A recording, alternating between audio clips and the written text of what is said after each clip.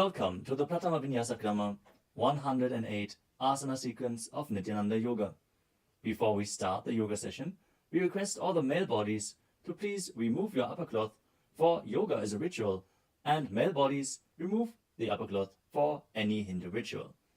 All the female bodies, please tie up your hair, and we request all the participants to please wear a black dress, apply vibhuti on your forehead. If you are a male body, apply it on the 16 places over your body. Apply kumkum and any aushadha from the Supreme Pontiff of Hinduism you have available. Wear your Rudraksha mala, the Abharanam, to intensify the energy which you can hold throughout the yoga practice. Also, make sure to keep a Shri Yantra, which is a sacred mandala, in your room where you practice the yoga. If you don't have a Shri Yantra available, don't worry, we are projecting it in the background of our acharyas. Now settle down on your yoga mat and get ready for the ritual of yoga. Sit straight with your head, neck and spine in a straight line. Join your hands in Namaskara Mudra in front of your heart center. Close your eyes. Visualize Swamiji in your inner space as we chant the Sadguru Vandanam. Nityanandam Paramasukadam Kevalam Jnanamurtim Dvandvatitam Gaganasadrasham Tattvamasyaadilaksham Ekam Nityam Vimalamachalam Sarvadhi Sakshibhutam Bhavatitam Trigunarahitam Sadgurum Tam Namami. Next, we are going to chant the Shiva Mula mantra. Om Ham Haum Shivaya Namaha 11 times. Please follow along internally. Om Ham Haum Shivaya Namaha. Om Ham Haum Shivaya Namaha. Om Ham Haum Shivaya Namaha. Om Ham Haum Shivaya Namaha. Om Ham Haum Shivaya Namaha. Om Ham Haum Shivaya Namaha. Om Ham Haum Shivaya Namaha. Om Ham Haum Shivaya Namaha.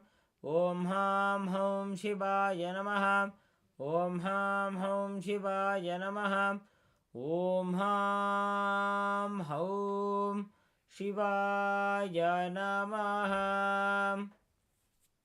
We will be performing the Tadvachamanam, the ritualistic cleansing.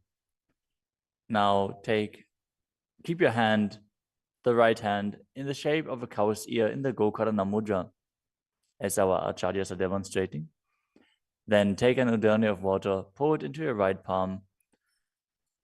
We're going to chant a mantra thrice. Each time, sip the water from the bottom of your palm whenever the word Swadha is chanted. Om Atmatattvam Shodhayami Swadham. Take another udani of water. Om Vidyatattvam Shodhayami Swadham. Pour another udani of water into your palm. Om Shivadattvam Shodhayami Swadham. Now wash your right hand with the water from the Panchapajam and wipe your lips twice with the bottom of your thumb as we chant. Om Ham Hridayaya Namaha. Now wash your hand again. With the index, middle and ring fingers joined together, touch above the upper lip and below the lower lip. Wash your hand again. With the index fingers and thumbs joined together, touch the right nostril, the left nostril. And with the ring finger and thumb joined together, touch the right eye, left eye, and the right ear and the left ear. Wash your hand again. With the little finger and thumb joined together, touch the navel, the right chest and the left chest. And with all fingertips joined together, touch on top of the head, the right shoulder, left shoulder, and your heart center. Now wash your hand again.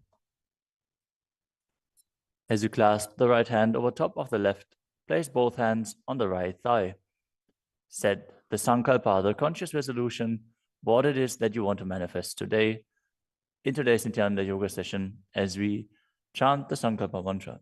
Om Mamopatta Samasta Duridakshayadvara Bhagavat Shri Nityananda Paramashiva Prityartham Shri Nityanandeshwari Paramashiva Shakti Sameta Shri Nityanandeshwara Paramashiva Prityartham Cha Adya Purvokta Evam Guna Visheshena Vishishtayam Asyam Shubhadito. पूर्ण आरोग्ययुक्त दृढगात्र यौगिक शरीर सिद्ध्यर्थम परमशिव शक्ति आविष्करणार्थम नित्यानंद योगाभ्यासं करिष्ये. Now wash your hand once more as we chant. Om अपौपस्पृश्य. Keep your Panchapatram and Udani out of harm's way as we are getting ready to start the yoga. Now sit in a comfortable cross-legged position with your head, neck, and spine in a straight line. Bring the index fingers and thumbs joined together on top of the knees in Bindu Mudra. Engage the three bandhas, the energy locks, which are contracting the perineal region and pulling it in and up. The Uddiyana Bandha, the stomach lock, contracting your stomach muscles and pulling your stomach in and up towards your spine. And the Jalandhara Bandha, the throat lock, tucking your chin to the chest and internally contracting your throat muscles. Together they form Mahamudra Bandha, which is a great secret of the yogic practice and will enhance your yoga practice manifold. Next up is the visualization. Hold the visualization for the right context of each of the asanas. The first visualization is Lord Shiva. You will always be able to see the visualization in the top right corner of the screen. So whenever you don't know how the visualization looks, you can just check the screen. Next up is Samana Kumbhaka. Now fill your stomach with prana as you meditate on a flame in your stomach, kindling the prana and raising up your spine. Chant the japa soham and visualize it rotating around your throat until the nectar oozes out into your body. Let us now perform the first asana, which is Sukhasana. तत्सुखासनमित्युक्तम् अशक्तस्तत्समाचरेत् आसनं विजितं येन जितं तेन जगत्त्रयम्. The next asana is Parvatasana. Now bring your legs into Padmasana with the feet on top of the opposite thighs. Then bring your palms together in Anjali Mudra and raise them up above your head, keeping your elbows straight. Engage all three bandhas, Mahamudra Bandha, as you visualize yourself as Mount Kailash. अथ वक्षे Mahadev पर्वतासनमङ्गलम्. The next asana is Halipavasana. Now bring the soles of your feet together in front of your body and hold the left hand by the right behind your back. As you lean forward and place your forehead on the ground behind your heels. Engage all three bandhas as you gaze to the nose and visualize Swamiji in your inner space. पूर्वविधियाहु मे जानो उभयपकतले सम्पुटठानो.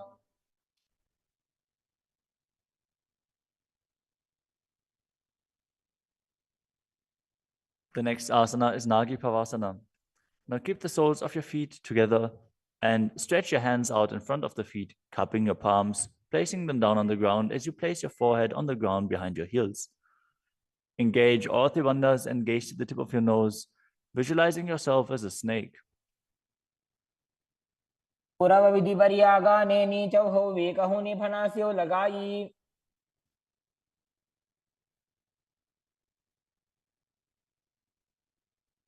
Next up is Kokilasana. Now hold the big toes with the index and middle fingers in Prana Mudra. Then raise the legs up straight and then cross them into Padmasana, leaning forward and down onto your elbows. Engage all three bandhas as you visualize yourself as a bird. स्थान्यदासनं वक्ष्ये yen Sidho भवेन्नरः. The next asana is Neti Asana. Now place one ankle on top of the opposite knee as you hold onto the opposite elbows. Engage all three bandhas, rotate your arms in a circle and gaze to the nose, visualizing Swamiji in your inner space, and after some time change the direction of the movement. घोड़ा बावां पादकी आशमाहिली सोये दक्षचरण को वार लोता परिकुल्फ समोय.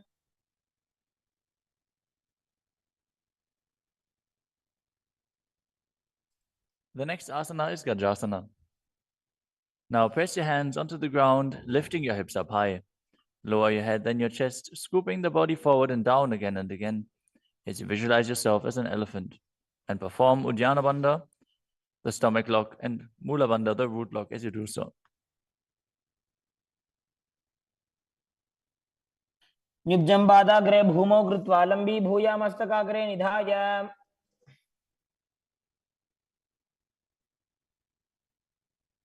The next asana is Rikshasana. From the same position, alternate pressing the heel of one foot into the ground while lifting the other heel up. Visualize yourself as a bear as you keep Uddiyana Bandha and Mula Bandha engaged. एकैकं पादमाकुञ्च्य गजासनं कुर्यात् वृक्षासनं भवति. The next asana is Vaishyasana. Now stand tall on the mat with the tips of the on the tips of the big toes, with all other toes raised off the ground. As you keep your head, neck, and spine in a straight line, and bring your index, middle, and ring fingers to the heart center in Hridaya Mudra. Visualize Swamiji in your inner space and perform Uddiyana Bandha and Mula Bandha. केशेन पादयुगलं बद्ध्वा तिष्ठेत अधोमुखः.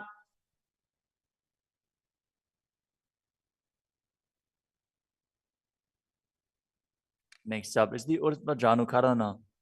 Stand with your heels touching, toes facing outwards at a 45-degree angle, and the knees bent in Adimandi. Now, bring both hands to the chest with the elbows parallel to the ground.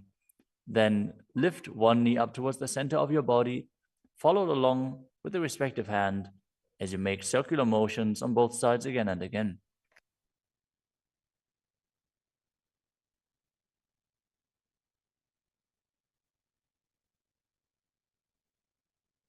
The next asana is Balalingasana. Now interlace your fingers from the outside in Sarpa Shankari Mudra and hold on to one knee, pulling it up towards your chest.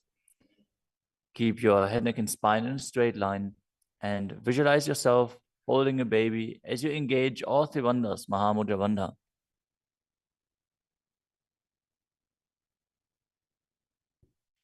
एकं जानूरसि आलिङ्ग्य स्थातव्यं बाललिङ्गनं भवति. You move on to Padapidanasana. Now take the foot and pull it behind towards your buttocks. Hold it with both hands. Be straight. Engage all three bandhas as you visualize Swamiji in your inner space. एकस्मिन् पादतले कराभ्यां वेष्टयेत्तनुम्. The next asana is Natarajasana.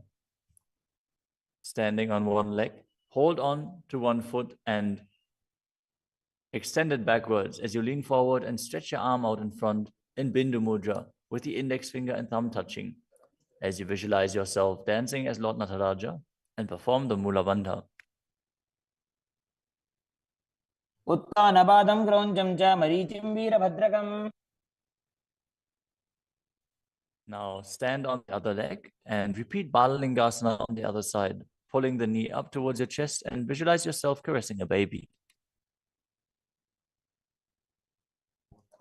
एकं जानूरसि आलिङ्ग्य स्थातव्यं बाललिङ्गनं भवति. Now repeat Padapidanasana on the other side. Pull the other foot towards your buttocks and visualize Swamiji in your inner space, engaging all three bandhas. स्थित्वैकस्मिन् पादतले कराभ्यां वेष्टयेत्तनुम्. Now repeat Natarajasana on the other side, visualizing yourself as Lord Nataraja. पादं क्रौञ्चं च मरीचिं वीरभद्रकम्.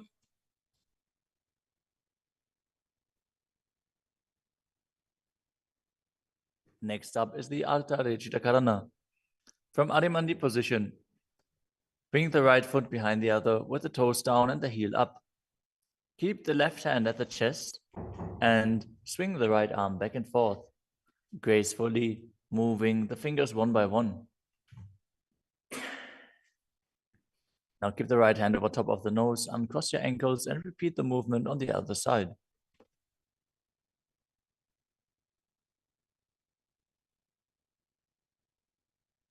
Next up is the skeleton dance. Now visualize yourself as a skeleton as you shake your body intensely.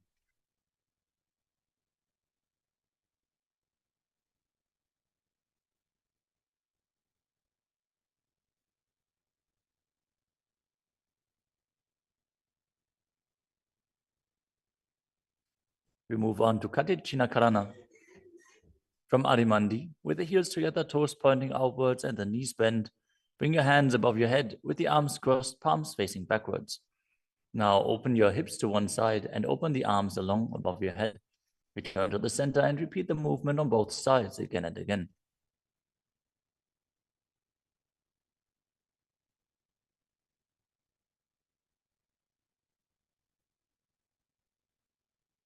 The next asana is Tadasana.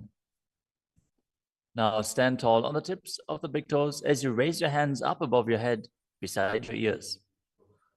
Engage all three bandhas. Visualize yourself as a palm tree as you internally chant the new japa Shivoham. महामुद्राबद्ध कोनो ताड़ासन विभेदकान्.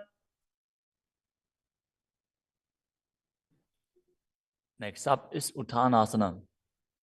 From a standing position, lean forward and down, bringing your hands flat to the ground.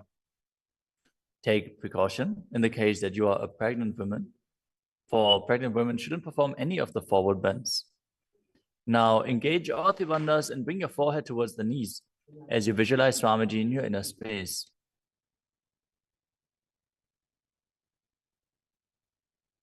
महामुद्राबद्ध कोनो ताड़ासन विभेदकान्. The next asana is Tadakshvasana, the plank position.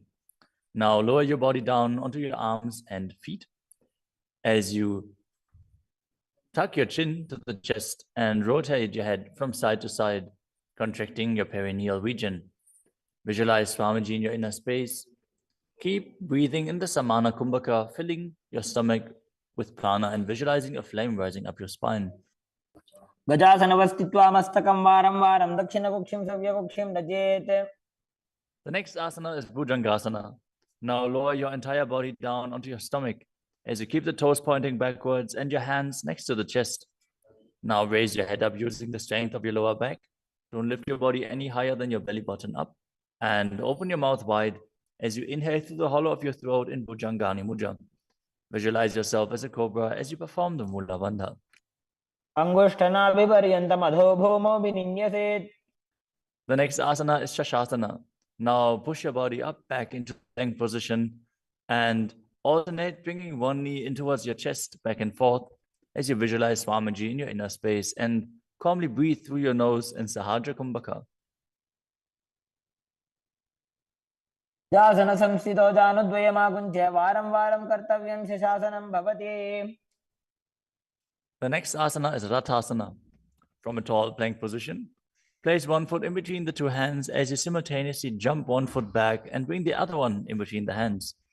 Alternate again and again as you visualize yourself as a chariot. गजासन संस्थितो एकैकं पादं पुरोमार्गेण भ्रामयित्वा कर्तव्यं रथासनं भवति. The next asana is Vidavajrasana. Now keep one foot flat on the ground with the toes pointing forwards and the knee bent at a 90-degree angle. Now extend the other leg back, keep the knee straight and the toes pointed outwards. Raise your arms up parallel, pull the stomach in and up and gaze to your third eye, visualizing yourself as Lord Vidavajra as you perform Uddiyana Bandha and Mula Bandha. आशिष्टमदकौण्डिन्यमूर्धकुक्कुटमेव च. Now exchange the position of your feet and repeat Viravatasana on the other side. मदकौण्डिन्यमूर्धकुक्कुटमेव च. The next asana is Vrikshasana, the tree posture. Now stand and bring one foot to the inner thigh as you bring your palms together in Anjali Mudra and raise them up above your head. Keep your elbows straight as you gaze forward and visualize yourself as a tree. अमोरमूलदेशे च जाम्यं पादं निधायतु. The next asana is Garudasana. Now bring the raised leg to the opposite hip. Join your hands in Namaskara Mudra in front of your heart center as you visualize yourself as Lord Garuda and engage the Mula Bandha. गरुडासनमावक्ष्ये येन ध्यानं स्थिरं भवेत्. Now stand on your other leg and repeat Vrikshasana on the other side. वामोरुमूलदेशे च जाम्यं पादं निधायतु। Now repeat Garudasana on the other side, keeping the standing leg as straight as a rod and visualizing yourself as Lord Garuda. गरुडासनमावक्ष्ये येन ध्यानं स्थिरं भवेत्। The next asana is Trikonasana.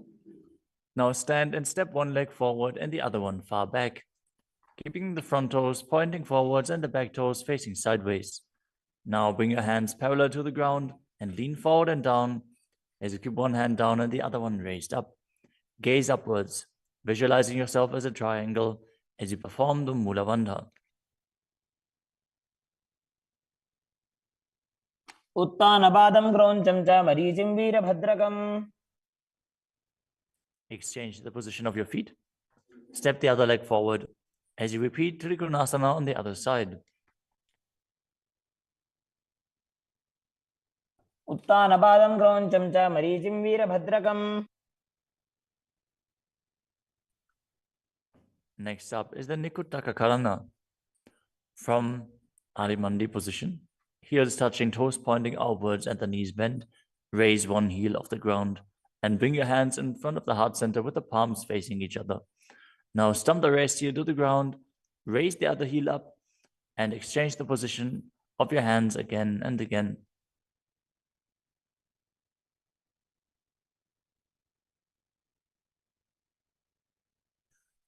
The next asana is Angushtasana.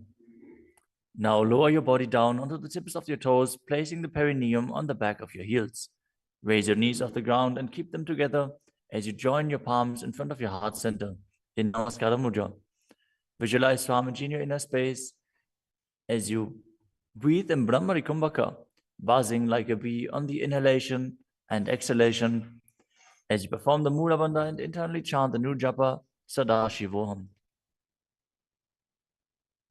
बन्धासनमित्याहुः गोरक्षासनमेव च।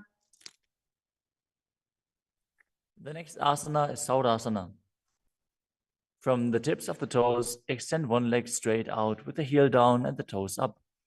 Keep your fingers down on the ground by the sides with the palms facing forward in Vara Mudra. Visualize Swamiji in your inner space as you perform the Mula Bandha.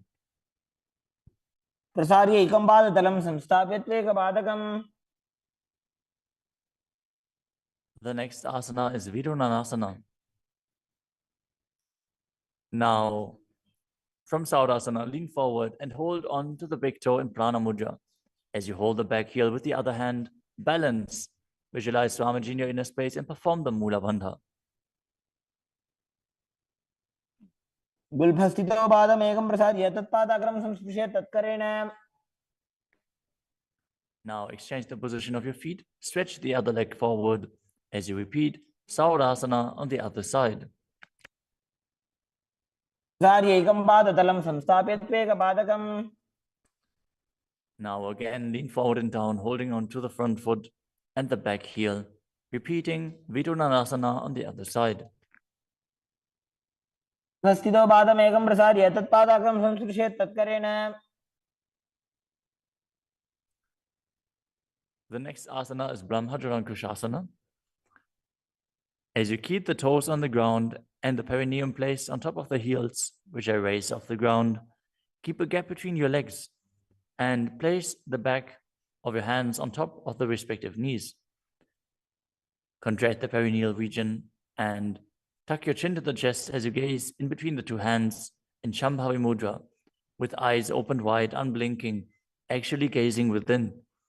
As you visualize Swamiji within and perform the Jalandhara Bandha and Mula Bandha. द्वौ भणापाणि होय वैसे एड़ी mail रघुदानि वैसे। The next asana is Kapilasana. Now drop your knees to the ground with the toes tucked behind, sitting your perineum on the heels. As you keep your hands on top of the respective thighs and pull your stomach in and up, contract the perineal region, gaze to the tip of the nose and visualize yourself as sage Kapila Muni. उभय पगदली समटारावे तिनकी Mahuli core मिलावे।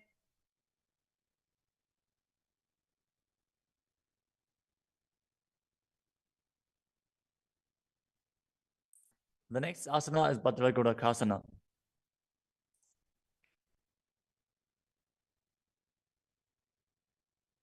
Maintain the same position as you shift your gaze up to the third eye. Visualize Swamiji in your inner space as you buzz like a bee in Brahmari Kumbhaka.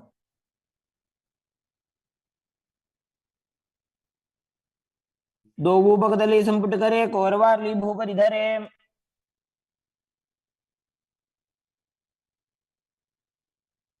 The next asana is Suryasana. Now sit with your toes tucked, perineum placed on top of the raised heels. As you bring your thumbs and little fingers together in Padma Mudra, opening up the palms resembling a lotus flower. Now raise your hands up above your head as you gaze up in between the gap between the palms, visualizing yourself as Lord Surya.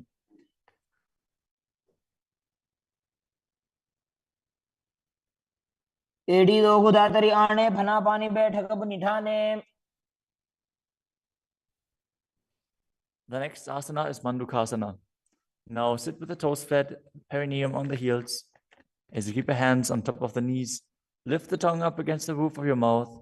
As you catch the nectar of immortality dripping from the Sahasrara chakra with your frog tongue, as you visualize yourself as a frog in Manduki Mudra.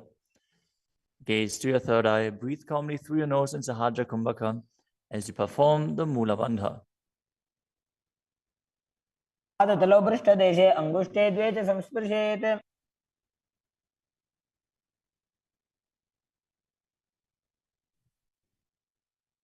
The next asana is Uttana Mandukasana. Maintain the same sitting posture, but bring your hands behind your back, holding onto the opposite shoulders. Gaze to your third eye, visualize yourself as a frog as you keep your tongue pressed against the palate of your mouth in Manduki Mudra. Perform Uddiyana Bandha and Mula Bandha as you do so.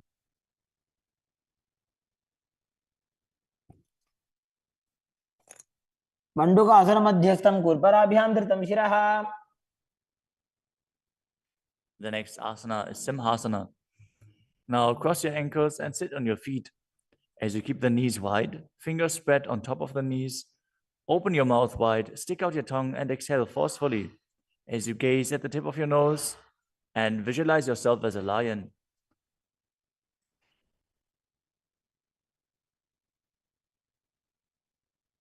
दक्षिणं सव्यगुल्फेन दक्षिणेन ततेतरम्.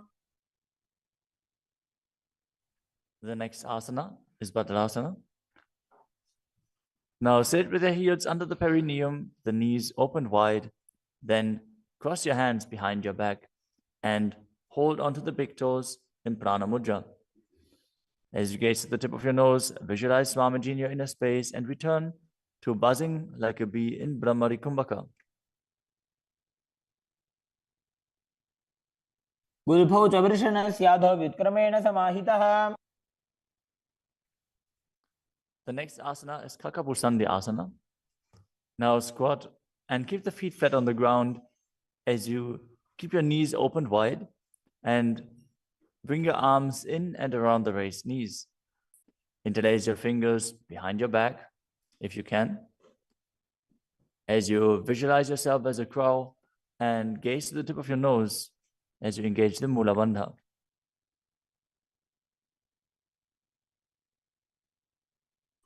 तमे वेशक उगठाने दो वो हाथ भगवी च आने. The next asana is Kanipavasana. Now keep the palms on the floor, shoulder width apart. Bring your knees onto the back of your arms towards your armpits. Lean forward, raise your feet off the ground as you visualize Swamiji in your inner space and balance on your arms. को गुण आशी दुष्टता होई तो आछी होई. The next asana is Kapali asana. Now place your hands on the ground, shoulder width apart. Bring the top of your head onto the ground. Please take precautions if you have any neck injuries or high blood pressure. Any of the inverted postures. Now bring your knees onto the elbows, your hips over the shoulders, and straighten your legs up as you gaze to the nose and visualize Swamiji in your inner space.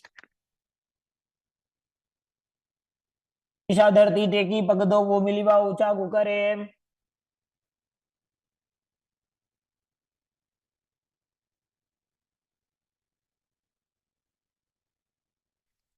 The next asana is Parashvamayurasana. Now squat on the toes with the legs together, twist your body and place both hands to the side as you align your elbows with the knee and hip and lean onto your arms, balance, extending your legs to the side. Gaze to your third eye as you visualize yourself as a peacock and exhale fully in Rechaka Kumbhaka as you hold your breath in the exhaled state. Perform the Mula Bandha as you do so. मयूरं दंडवत् कुर्यान् मायूरं दंडनामकम्. Now, twist your body in the other direction and repeat Parashvamayurasana on the other side. मयूरं दंडवत् कुर्यान् मायूरं दंडनामकम्. The next asana is Bhairaganathasana. Now place both hands on the ground, shoulder width apart. Stretch your legs back straight into Tadakshvasana, the plank position. As you step one foot outside the respective shoulder and bring it in between the two hands. Gaze to your third eye. Visualize yourself as Lord Kala Bhairava. As you breathe in your Rechaka Kumbhaka and perform the Mula Bandha. आसन की गुण पीती जागी. Now step the front foot back and step the other foot outside the shoulder in between the hands. Gaze to your third eye in Shambhavi Mudra with the eyes open wide, unblinking, as you visualize yourself as Lord Kala Bhairava.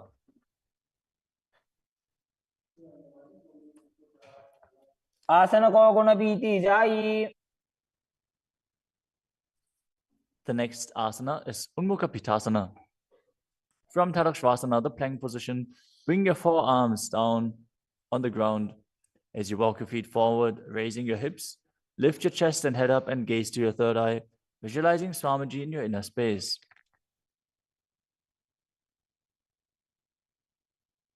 भून्यस्थो जानुनी हस्तो चतुष्पदम वाङ्मुखम्.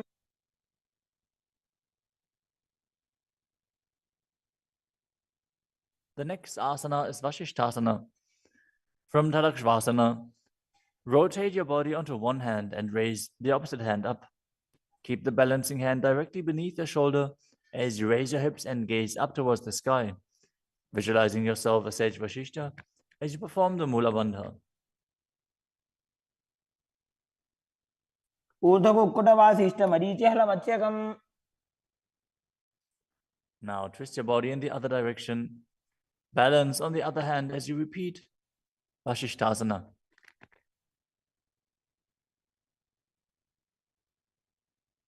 ऊर्ध्वकुक्कुटवासिष्ठ मरीचिहलमत्स्यकम्.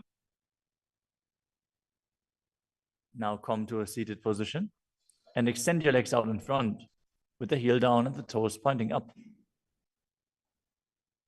Now bring your hands under the buttocks with the palms facing up. Keep your spine straight, elbows close to your body. Tuck your chin to the chest. Contract the perineal region. As you gaze to the nose, visualize yourself as Lord Hanuman and internally chant the new japa Mahasadaशिवोहम.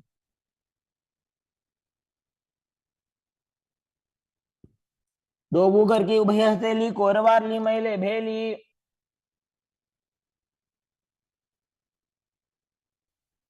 Next up is Paschimottanasana. Now visualize Swamiji in your inner space as you lean forward and down, holding onto the big toes in Prana Mudra. Perform Mahamudra Bandha, all three bandhas engaged, and exhale all the air from your lungs in Rechaka Kumbhaka. जानो Burrill लाटंतो पश्चिमं दानमुच्यते. The next asana is Ugrasana. With your legs straight, interlace your fingers behind your neck. Lean your chest forward and down, bringing your head to the knees by the strength of your core. Engage all three bandhas as you visualize Kali in your inner space. शुभानिभ्यां दृढं धृत्वा जानो परिशिरोऽन्यसेत्. The next asana is Marichi asana. Now, sit with the legs extended, bring one heel to the groin with the knee raised, and reach your arm in and around the raised knee as you clasp your hands behind your back. Bring your chest to the thighs, head to the knee, and visualize yourself as Sage Marichi. उत्तानपादं क्रौञ्चं च मरीचिं वीरभद्रकम्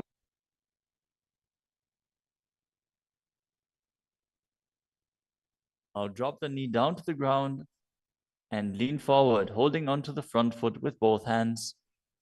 As you exhale all the air from your lungs, gaze to the nose, visualize Swamiji, and perform Mahamudra Bandha in Mahamudrasana. मुद्रां प्रवक्ष्यामि तन्त्रेऽस्मिन् मम वल्लभे. Now extend the other leg out.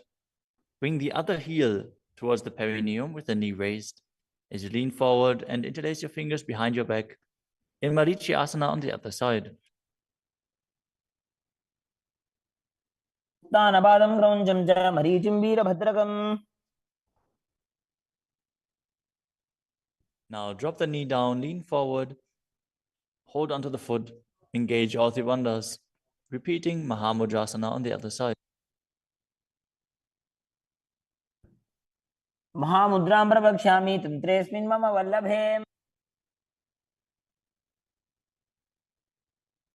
The next asana is Bhadrasana 2. As you sit and bring the soles of the feet together with your heels close to the perineum, keep your knees wide, hold your feet firmly with both hands, and maintain a straight spine as you gaze to the nose and visualize Swamiji in your inner space. कुल्भौ तु वृषणस्यादः सीवन्त्याः पार्श्वयोः क्षिपेत्.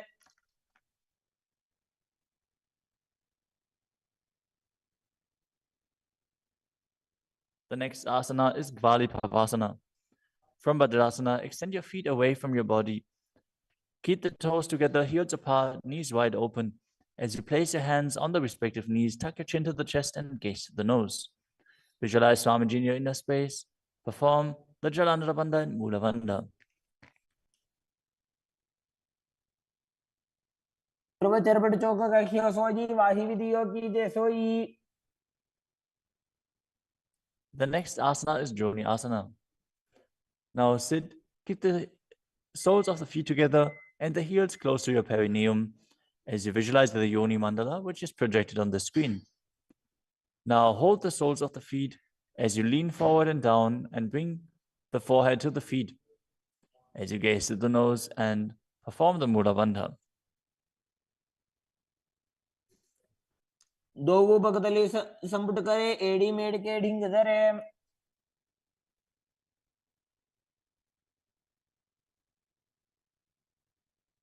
The next asana is Midaki Pavasana. As you sit and keep the heels together, toes apart and the knees wide, lean forward and down and extend your hands out to the side. Keep the palms facing down on the ground to the sides as you bring your forehead to the ground behind your heels. Gaze to your nose, visualize Swamiji and perform the Mula Bandha. पूर्व विधि परिभगतली संपुट शोल एड़ी मिली राशे. Next up is Siddha Samadhi Asana. Now sit and keep the toes together, heels apart. As you bring your arms below the shins, extend them out to the sides and keep the palms facing up. Bring your forehead to the ground above your feet as you bring your toes near your throat if you can. Gaze to the tip of your nose, visualize Lord Surya in your inner space and perform the Mula Bandha. दोवो भगतली संपुट करे शोले मेड़ आगा में धरे. Next up is Chinaki Pavasana.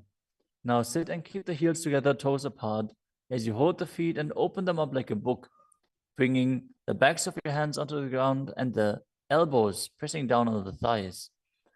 Gaze to the nose and visualize Swamiji in your inner space. दो बगांगी एड़ी धरती मगिवा मेड़ लगावे. The next asana is Chadapata Chukasana. Sit and bring the soles of the feet together with the heels at your perineum. Open the knees and place your hands on top of the knees as you gently press them down.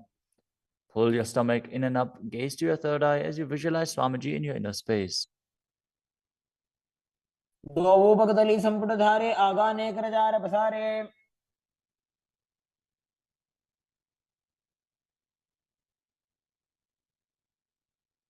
The next asana is Bhairavasana. Now sit and bring the soles of the feet together with your knees open wide. Lift the heels up and bring the toes down onto the ground. As you keep your knees on the ground, pull your stomach in and up and place your hands on the knees in Bindu Mudra. Gaze to your third eye as you visualize yourself as Lord Kala Bhairava. उल्भव संपीड्य चान्योन्यं व्युत्क्रमेणोत्थितं शनैः The next asana is Samanasana. Now sit with one heel at the perineum. Lift and hold the other foot, pulling the sole of the foot to your chest. Gaze to your third eye as you perform the Mula Bandha and visualize Swamiji in your inner space. समान आसनमावक्षे सिद्धमन्त्रादि साधनात्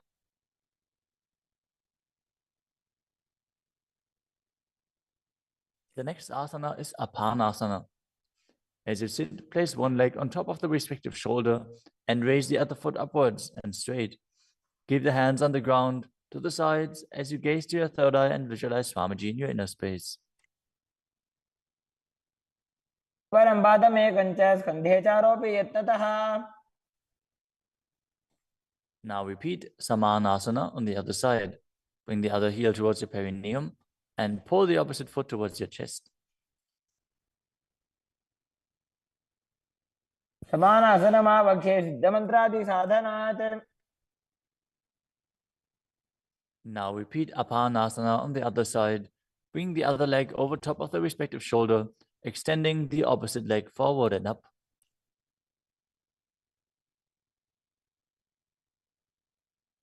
परं पादमेकं च स्कन्धे चारोपि यत्नतः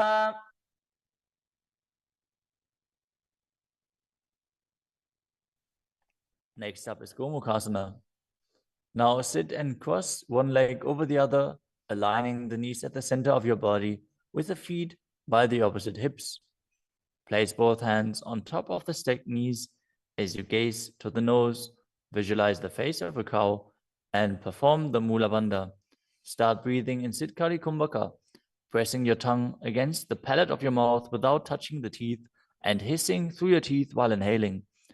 Internally chant the new japa Om Nityanandoham. सर्वे दक्षिणगुल्फं तु पृष्ठपार्श्वे नियोजयेत् The next asana is Anasuyasana. Now maintain the same posture. Hold on to the big toes of the feet in Prana Mudra as you gaze to the tip of your nose and visualize yourself as Rishika Anasuya. Engage Uddiyana Bandha and Mula Bandha. दक्षिण कोडो नीचो ठाने वावोता के ऊपर आने Maintain the same position. Interlace your fingers behind your back and lean forward and down as you bring your chin over the knees, the nose towards the ground, and visualize yourself as Rishika Anasuya in Anasuyasana too. जीमणा गोदा की संधि उपरिड़ा वागोड़ा की संधि The next asana is Garudasana too.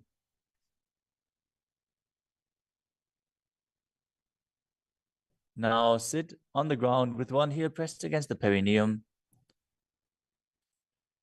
As you keep the opposite foot flat on the ground with the knee raised to your chest. Keep the hands on the respective knee.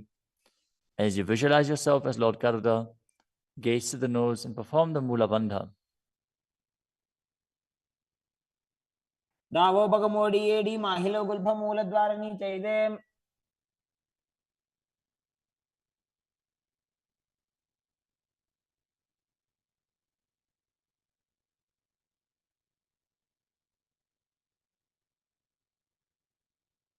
The next asana is Naradasana. Now sit and place your perineum on top of one heel as you interlace your fingers behind your neck. And twist your elbows outside of the raised knee. Gaze to your third eye and visualize yourself as Sajnadada as you perform the Mula Bandha. पिष्टिजवाम पगदली केरी भूपरिता हिलगा बेफेरी. Next up is Matsya Pitakasana. Now place one foot on top of the opposite thigh. Wrap the respective arm around the knee, holding onto the opposite shin as you hold the big toes with the other hand in Prana Mudra. Visualize yourself as Matsya, the fish avatar of Lord Vishnu, as you perform the Mula Bandha. नवामाङ्गुष्टन्तो गृहीतं मत्स्यपीठकम्.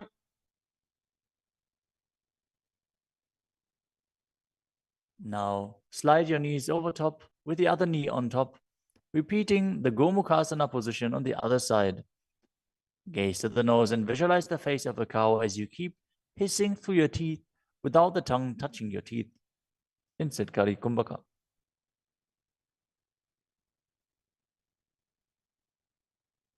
सव्ये दक्षिणगुल्फं तु पृष्ठपार्श्वे नियोजयेत्.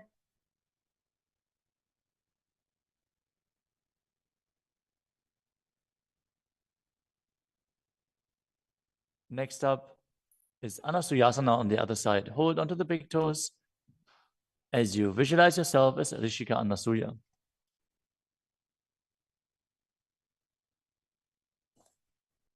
दक्षिण कोड़ो नीचे उठाने वावोता के ऊपर आने.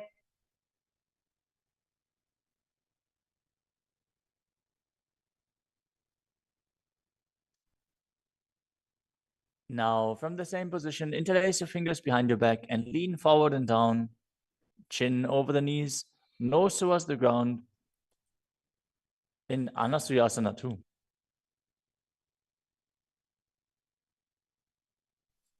जीमणा गोदा की संधि उपरिड़ा वा गोड़ा की संधि.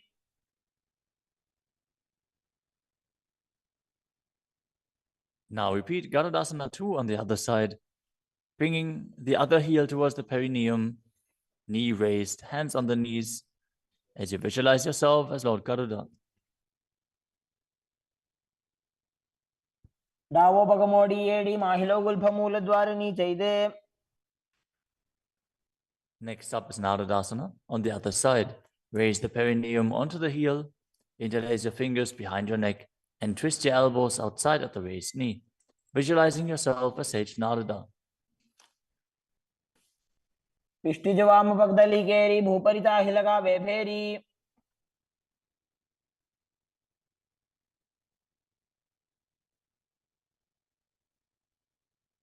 Next up is Matsya Pitakasana on the other side. Now place the other foot on top of the opposite thigh. Hold on to the shin and the big toe of that foot as you visualize Matsya, the fish avatar of Vishnu. वामेन वामाङ्गुष्टन्तो गृहीतं मत्स्यपीठकम्. Next up is Matsindrasana. Now place one foot on top of the opposite thighs as you place the opposite foot on the ground flat. Twist and bring the elbow outside of the raised knee. Keep your raised arm by the neck.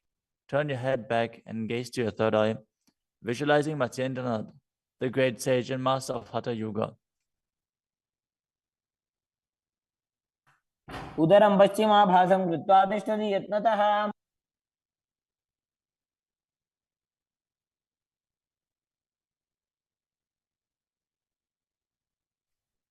The next asana is Kubhasana.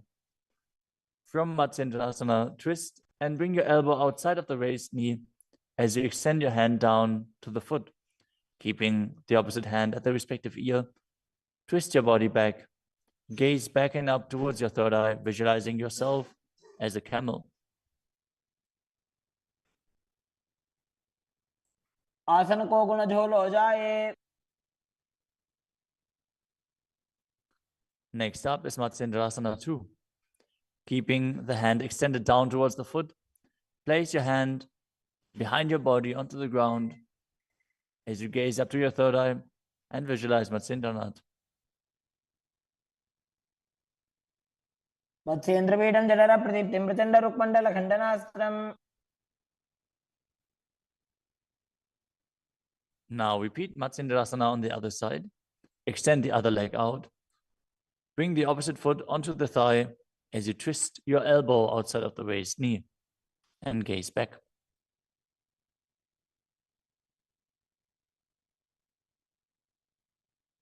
उदरं पश्चिमाभासं कृत्वा तिष्ठति यत्ततः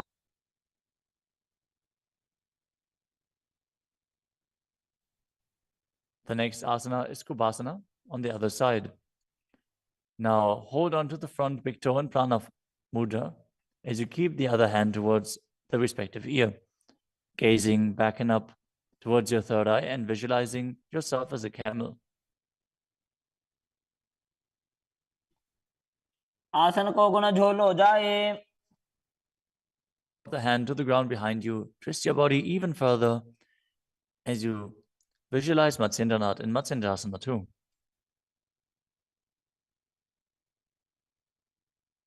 मत्स्येन्द्रपीडं जठर प्रदीप्तिं प्रचण्ड रुक्मण्डल खण्डनास्त्रम्. The next asana is Padmasana.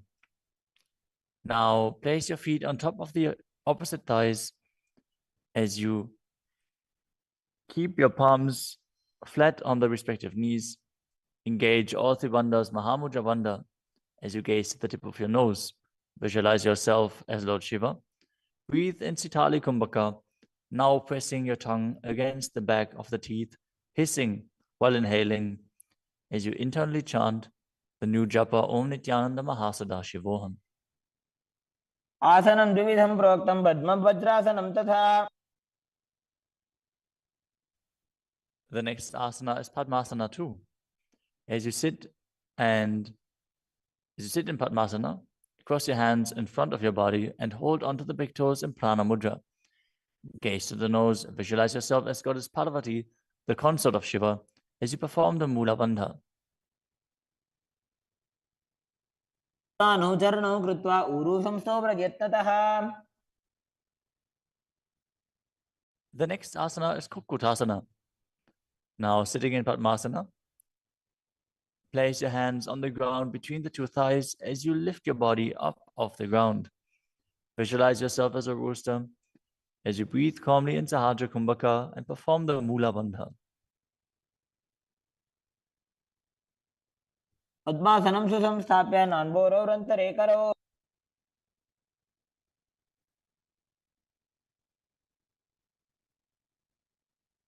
The next asana is Baddha Keki Asana.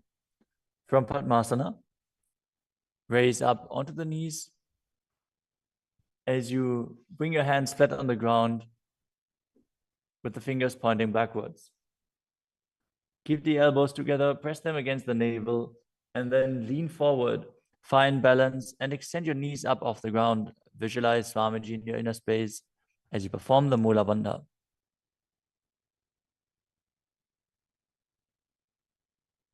धरामवष्टभ्यकरद्वयेन तत्कोर्परि स्थापिता नाभिपार्श्वः.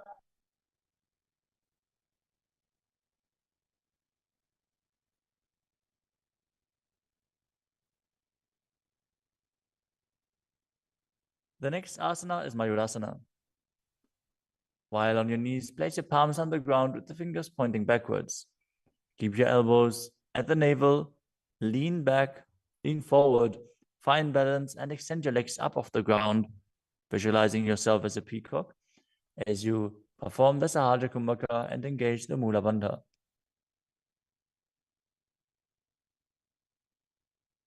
अथ वक्षे Mahadev मयूरासनमुत्तमम्.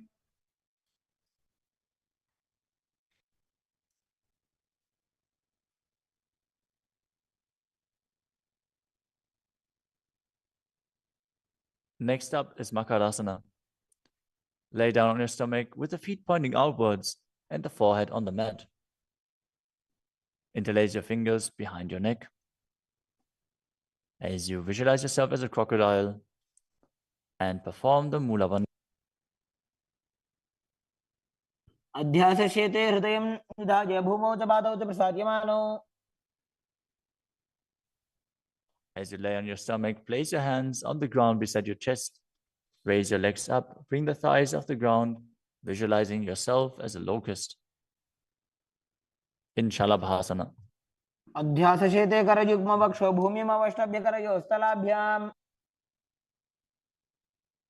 The next asana is Ushtrasana. As you lay on your stomach, bring your hands to the feet.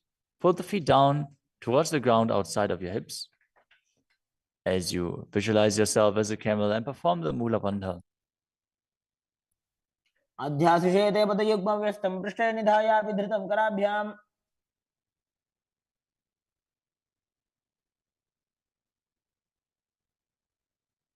The next asana is Dhanurasana.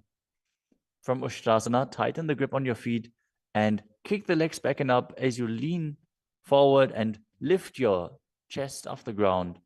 Gaze up to your third eye and visualize yourself as Pinaka, Lord Shiva's bow. Perform the Mula Bandha as you do so.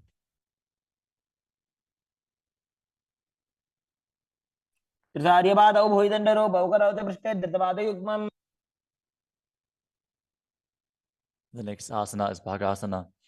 Now come to a kneeling position with your feet flat on the ground, sitting in between the two heels. Place your hands on top of the knees. Visualize Swamiji in your inner space. Breathe calmly through your nose in Sahasrara Kumbhaka. As you gaze to your third eye, contract the perineal region in Mula Bandha and internally chant Om Nityananda Paramashivoham. उल्टा मोड़ी पाओ तो वैसे बहुरो जगते करे कैसे. The next asana is Gohi Asana. From the kneeling position, place your elbows on the ground, shoulder width apart. As you interlace your fingers, bring your head towards the ground and hold it with your hands. Now raise your hips up. Walk your feet forward until your hips align with your shoulders. And then raise your legs up off the ground and pull the knees close to your chest. Try to touch your chin with the knees as you roll your body up in the inverted posture. Gaze to the nose and visualize Swamiji in your inner space. दो हाथ की कहुनी जोई पुनिह कलाजी जाने दोई. Now, from Gohi Asana, extend your legs up straight into Shirshasana. Gaze to the nose and visualize Swamiji in your inner space as you perform the Mula Bandha. विपरीतं मण्डलं च द्विधैव विदितं हिनः. Gently lower your body down and come to a seated posture. Now sit with your hands behind your calves and stretch your legs up. Bring your forehead to the knees as you come to a vertical position with your legs. Visualize Swamiji in your inner space and perform the Bhastrika Kumbhaka, rapidly exhaling from your diaphragm, pushing the air out without inhaling, like the bellows of a blacksmith. We're going to perform Bhastrika Kumbhaka for the next few asanas, so keep your core engaged and rapidly breathe through your nose. दो हाथ पग बाहर आने घोड़ा तरे काकसी ठाने. The next asana is Parighasana. Now sit and extend your legs out and up at a 45-degree angle. Bring your hands behind. Hold the opposite shoulders as you keep the chest upright, legs straight, toes pointed. Gaze to your third eye as you visualize yourself as a mace.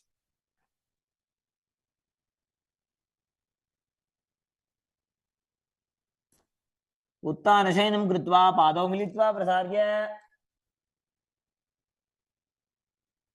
Keep breathing rapidly as you sit and extend your legs out and up at a 45-degree angle. Keep your arms parallel to the ground or bring them down to the ground as you gaze to your third eye and visualize yourself as a boat in Naukasana. तानशयनं कुर्पराभ्यां भूमिमवष्टभ्य. Next up is Rudrasana. Now sit and lift your feet up. Scoop your hands under the heels and pull the feet towards your chest. Keep your spine upright, gaze to the nose as you visualize yourself as Lord Rudra. Perform the Mula Bandha as you do so. पगदली संपुटक हाथस्योपक उचाई. The next asana is Unmukha Pitasana too. Now lay down on your back with the feet flat on the ground, the knees raised up. Bring your palms down to the ground with the fingers just touching the back of your heels. Lift your hips up high, press the feet into the ground As you tuck your chin to the chest, gaze to the nose and visualize Swamiji in your inner space.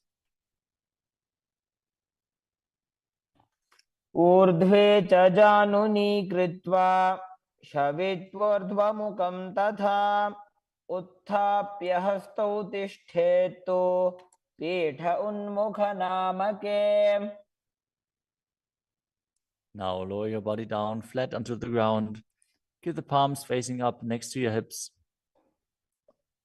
As you contract the perineal region and forcefully pull the Kundalini Shakti up along your spine towards your Sahasrara chakra in Shakti Chalan Mudra. Relax. Completely unclutch from any micro movements of the body and mind. As you visualize that your body is dead and the Supreme Pontiff of Hinduism, Swamiji, is liberating you. Internally chant the Mahavakya, Om Nityananda Paramashivoham.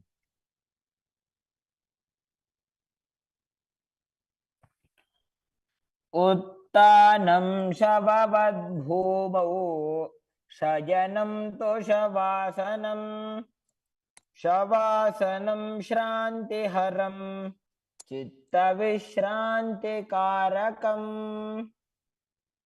ॐ नित्यानन्द परमशिवोऽहम् ॐ नित्यानन्द परमशिवोऽहम् ॐ नित्यानन्द परमशिवोऽहम् ॐ नित्यानन्द परमशिवोऽहम् ॐ नित्यानन्द परमशिवोऽहम् ॐ नित्यानन्द परमशिवोऽहम् ॐ नित्यानन्द परमशिवोऽहम् ॐ नित्यानन्द परमशिवोऽहम् ॐ नित्यानन्द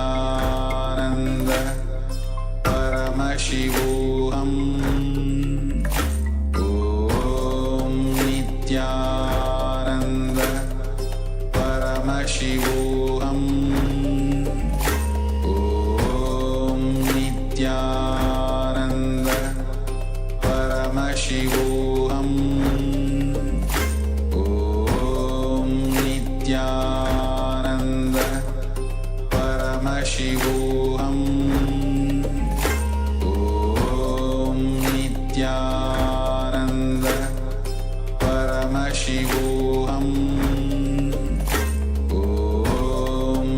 नित्यानन्द परमशिवोऽहम् ॐ नित्यानन्द परमशिवोऽहम् ॐ नित्यानन्द परमशिवोऽहम् ॐ नित्यानन्द परमशिवोऽहम् ॐ नित्यानन्द परमशिवोऽहम् ॐ नित्यानन्द परमशिवोऽहम्. Now slowly return to your physical body. Start to wiggle your fingers and toes, your wrists and your ankles, your elbows and your knees. Pull your knees up towards your chest and rock your body from side to side as you return to a comfortable seated position.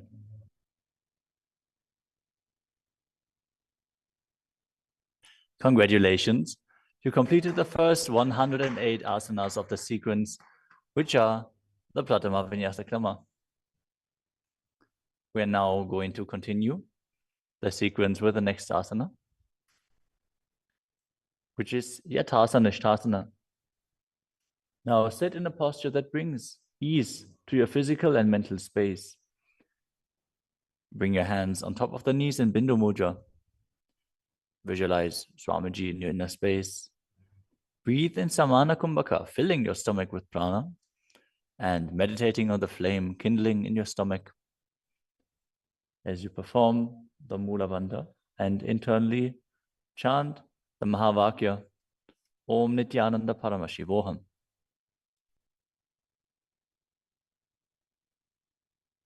पर्यङ्कं तत्समाख्यातं यथासंस्थं यथा स्थितिः. Next up is Samasana. Now sit in a cross-legged position. Keep your hands on the knees with the thumbs and index fingers touching. Take a long, deep inhalation and hold your breath. After exhaling, breathe deeply in and out, visualizing Swamiji and performing the Mula Bandha. इदानीं गर्भिणीनां योगाभ्यासो यथा लघो. Next up is Muktasana. Now place the left foot against the genital region and place the right foot over top of the left. Keep your hands facing down on top of the knees. Gaze to your nose as you visualize yourself as a sage liberated by the Supreme Pontiff of Hinduism in Muktasana. निबीड्यसीविनीं सूक्ष्मां दक्षिणेतरगुल्फतः. Next up is Siddhasana. Maintain the same position as Muktasana. As you switch your gaze to your third eye, visualize Swamiji in your inner space and perform the Mula Bandha. स्थानुसंयमितेन्द्रियो तलदृशा पश्यन् भ्रुवोरन्तरं चैतन्मोक्षकपातभेदजनकं सिद्धासनं प्रोच्यते. The next asana is Siddhi Asana. Now maintain the same position as in Siddhasana. Switch your gaze to the ground in front of you as you engage all Tribandhas and visualize Swamiji in your inner space. वामपादके इडीजानो सीवनिमधितासुकोठानो. The next asana is Rudrasana too. Keep your legs in the same position as Siddhi Asana. Rotate your hands on top of the knees into Bindu Mudra. Switch your gaze to the third eye. Visualize yourself as Lord Rudra as you perform the Mula Bandha. वामचरण परिदक्षिणे दाखे एकजुगति ऐसे विधि दाखे. Next up is Santadunasana. Now maintain the same position. Switch your gaze to the nose and embody tranquility and an unshakable nature. आसन की गुण मन की चंचलता मीटे. Next up is Siddhasana too. Maintain one heel on top of the other as you bring your hands to the navel, cupping your palms over the other, resembling a lotus flower in Samputa Mudra as you visualize Swamiji in your inner space and perform the Mula Bandha.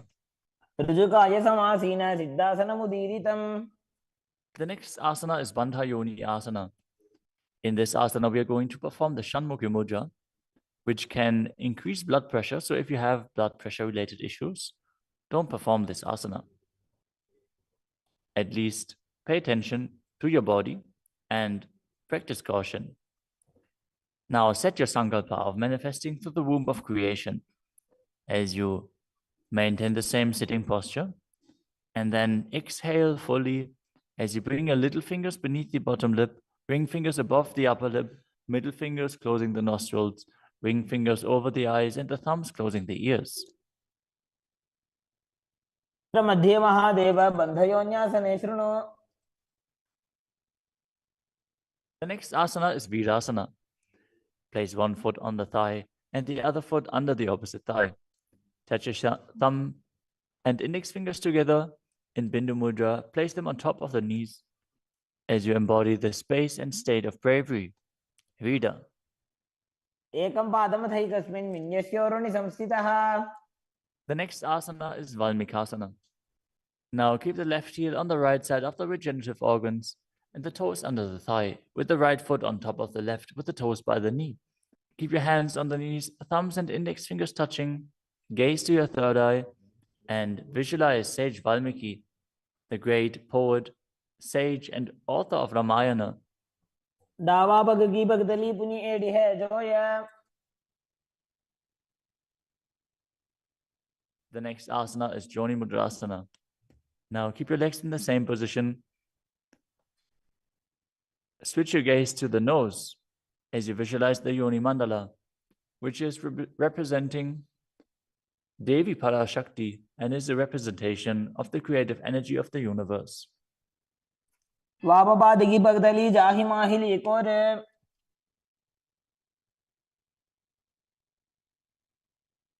Next up is Yoni Asana. Keep your feet and hands in the same position as you switch your gaze to the third eye and keep visualizing the Yoni Mandala, which is projected on the screen. योन्यासनं पर्वतेन योगं योगफलेनिलम्. The next asana is Bhadrasana 3. As you sit and bring the soles of the feet together, holding them with both hands, bring your knees down towards the ground, gazing to the tip of your nose, visualizing Lord Viravaja in your inner space as you perform Uddiyana Bandha and Mula Bandha. गुल्भौ च वृषणस्यादः सीवन्त्याः पार्श्वयोः क्षिपेत्.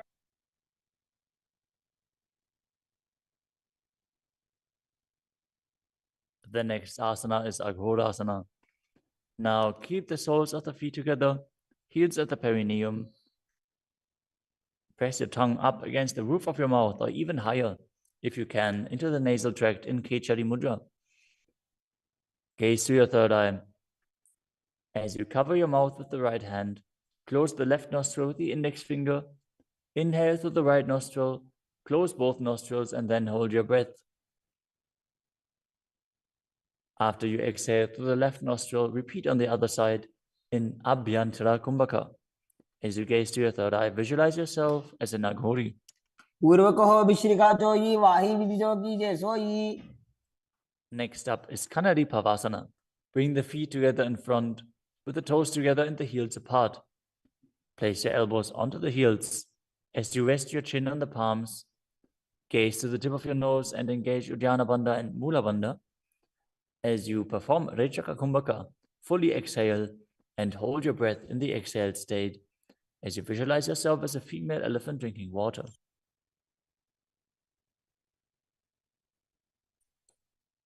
ग्वाली पाव आसन कख्यो है जैसे Yahoo में जाने विधि जैसे.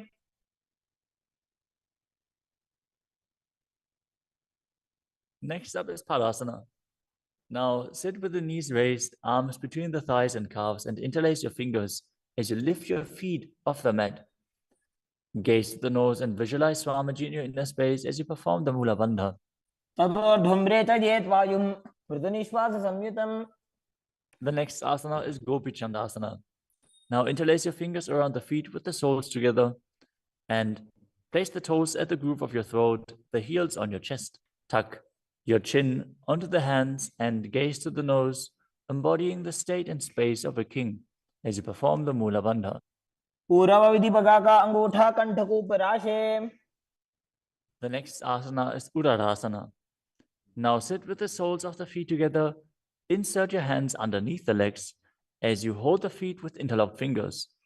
Bring your feet up to the chest.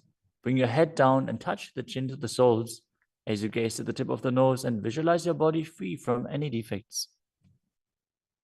दोवो बगदली संपुटटाने उभय हस्त करी उरद हिताने.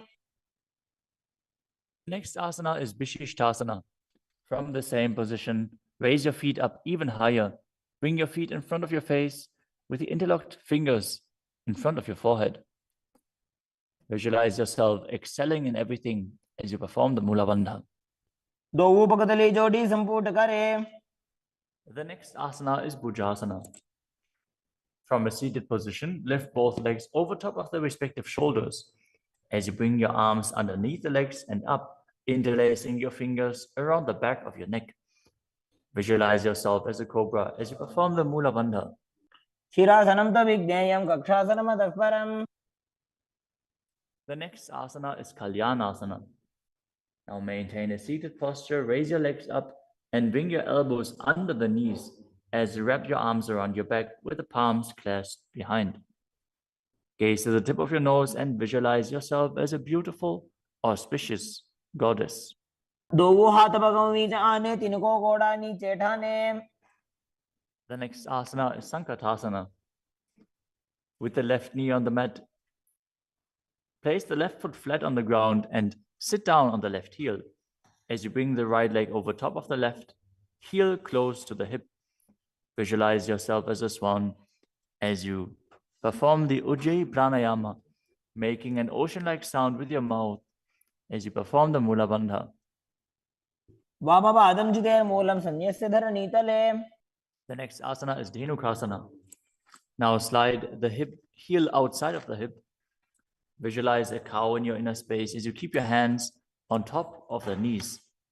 Perform Uddiyana Bandha and Mula Bandha. अनुषागीनगरपञ्चडं ऋषिरिन्दगल्यम्नि.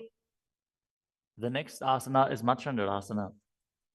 Now place the right foot on the left thigh and the left foot on the right knee. Bring the left hand behind your back and hold onto the right thigh. As you place the right hand on the left thigh, twist your body and gaze to your third eye, visualizing Swamiji in your inner space and performing the Mula Bandha. आमजङ्गभरतचिनटाने वामहस्तभिष्टिदिशाने. Next up is Machandrasana 2. From Machandrasana, untwist and hold onto the respective big toes in Prana Mudra.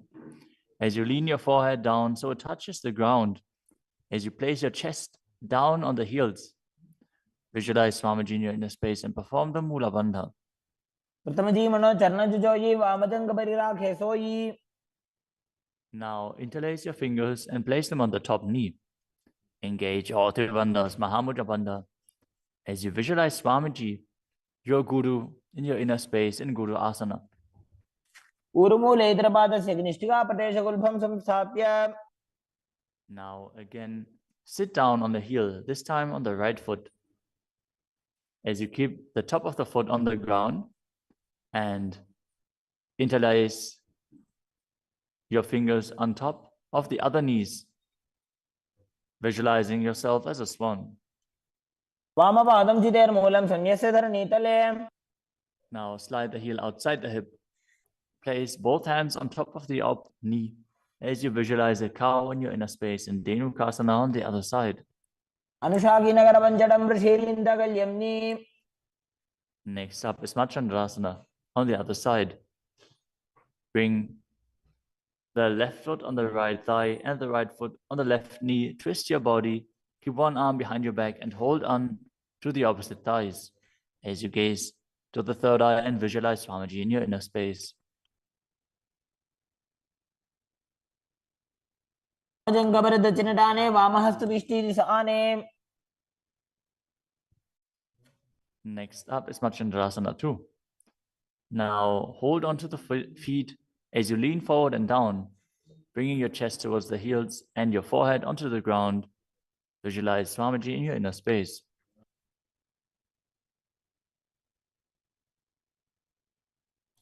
प्रथमजी मनो चरणजुजोयि वामजङ्गपरिराखे सोयि. Now place your hands interlaced on the top knee as you visualize Swamiji, your Guru, in Guru Asana, engaging all three bandhas.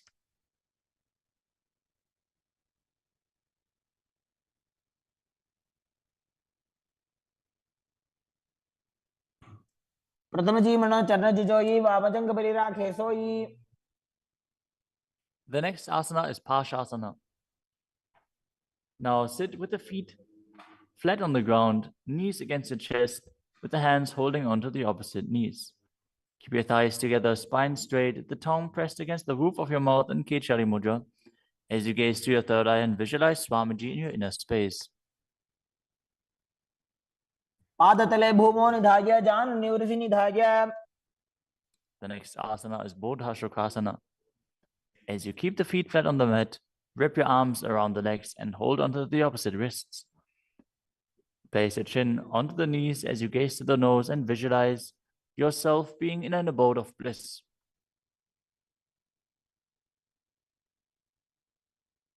तोबू भगतली भूपरिधरे korma हिरी ऐसे करे. The next asana is Kurakatasana. Maintain the same position, but place your arms under the knees and hold onto the opposite elbows. Gaze to your nose. Keep your tongue pressed up in Kechari Mudra, visualizing Swamiji in your inner space. दोवों हाथ पग बाहर ले आवे, गोड़ा नीचे ले टहरावे. Maintaining the same hold beneath the knees, bring the right foot over top of the left so the heels cross with the toes pointing up. Gaze to your nose and visualize the great sage and Maharishi Sumati in Sumati Asana. मूलद्वारी धरती परिठाने, डावा पग परिदच पद आने.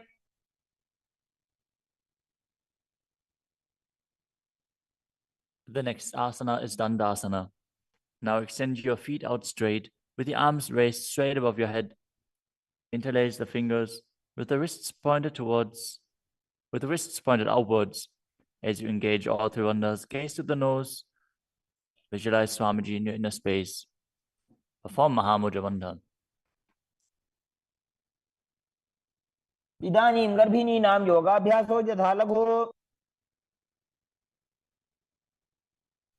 The next asana is Arambhasana. Now sit with your legs straight. Hold the big toes in Prana Mudra with index and middle fingers. As you lean your chest forward and down, bring your head to the knees. Inhale through the left nostril and exhale through the right. Perform Nadi Shodhana as you visualize Swamiji in your inner space.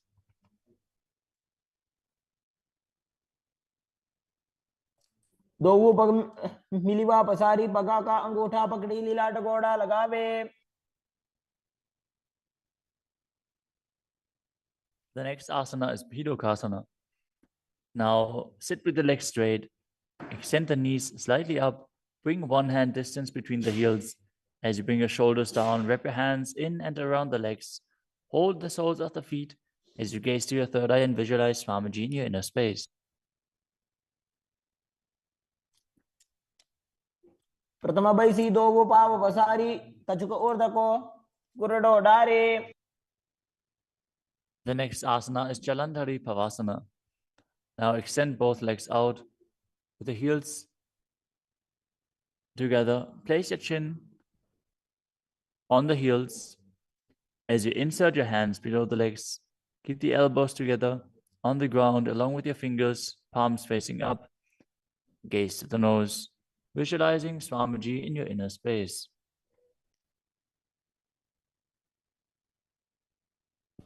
दोवों एड़ी मेली कह दीजिए, हाथ पसारी. The next asana is Urdhva Paschimottanasana. As you sit with the legs extended, lift one foot behind the neck. Lean forward and down as in Paschimottanasana. As you visualize Swamiji in your inner space. If you can't, bring your leg behind your neck.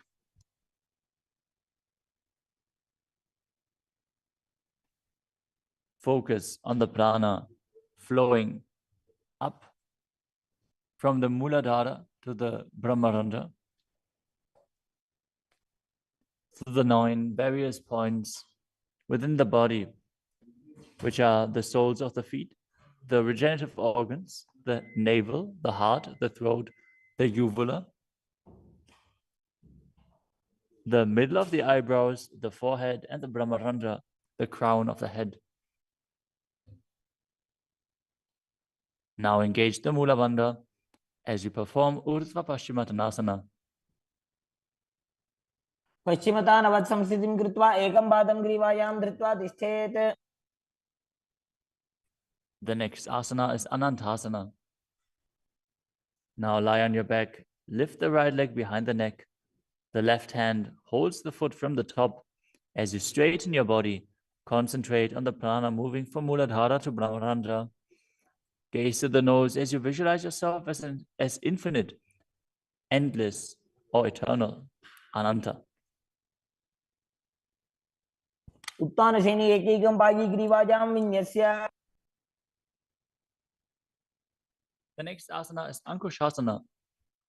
From Anantasana, rest on the elbow of the hand holding the foot. Concentrate on the prana flowing up as you gaze to the nose and feel in complete control.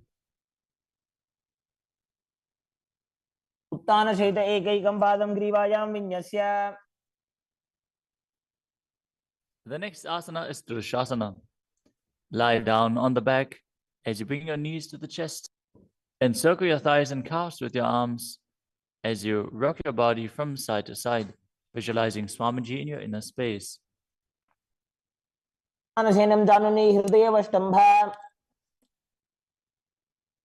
Now bring the other leg behind your neck. Repeat Urdhva Paschimottanasana on the other side. Again, if you can't bring your leg behind your neck, just pull it up as high as you can and then lean forward. Hold on to the foot.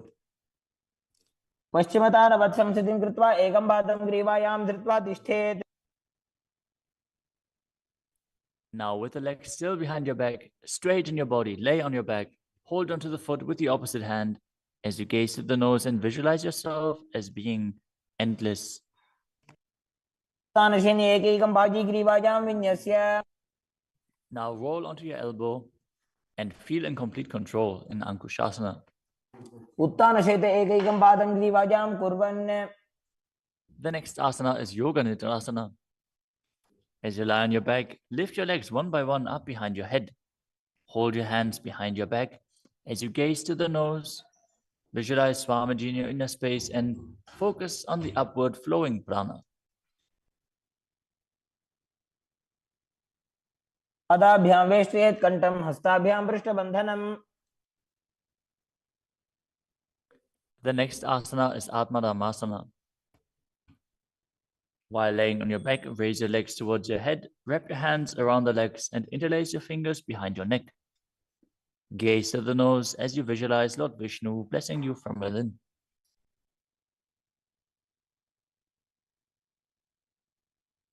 आत्मा राम आसन प्रथम सुधो सोवे.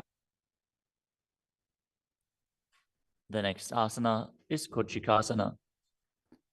As you lay on your back, bring your knees to the chest with the soles facing up and extend your arms out sideways. Gaze to your third eye as you visualize Swamiji in your inner space.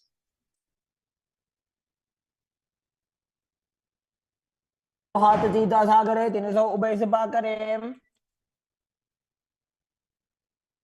Next up is the Jatara Parivritti. This asana consists of 3 steps.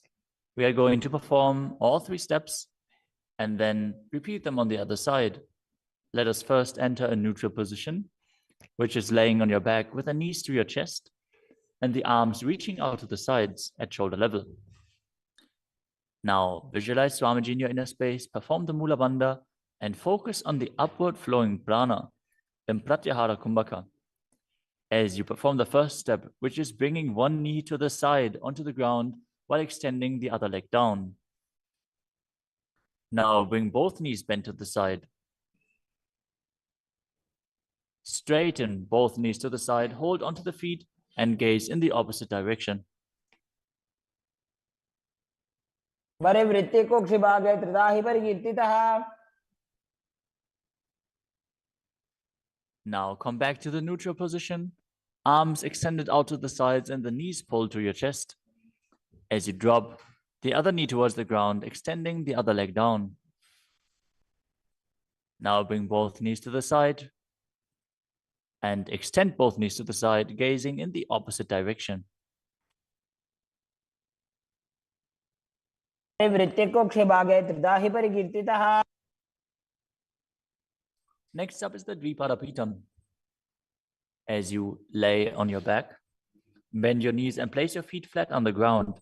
Hold onto your ankles and lift your hips up, gazing to the nose and visualizing yourself as sturdy as a bridge. As you start breathing in the Mocha Kumbhaka, as you keep the Jalandhara Bandha engaged while exhaling, force the air out through the throat lock gently. This will bring about a state of swooning in the yogi. Perform the Mula Bandha as you do so. प्रतिक्रियायुतं द्वन्द्वपीठः सर्वबलप्रदम्.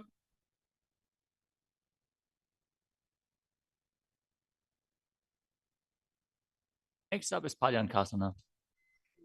Laying on your back with the feet flat on the mat, bring your arms over your head and place your hands flat on the mat as well, with the fingers pointing towards your feet. Lift your entire body up off the ground as you visualize yourself as sturdy as stone furniture. Breathe through your nose in Sahajra Kumbhaka as you perform the Mula Bandha. उत्तानशयनं हस्ततलाभ्यां भूमिमवष्टभ्य. The next asana is Shvatanasana. Lay on your back with the knees to your chest. With the hands on the respective shoulders, move your hips in a circular motion and visualize that you're a dog playfully laying on its back. Perform the Mula Bandha as you do so.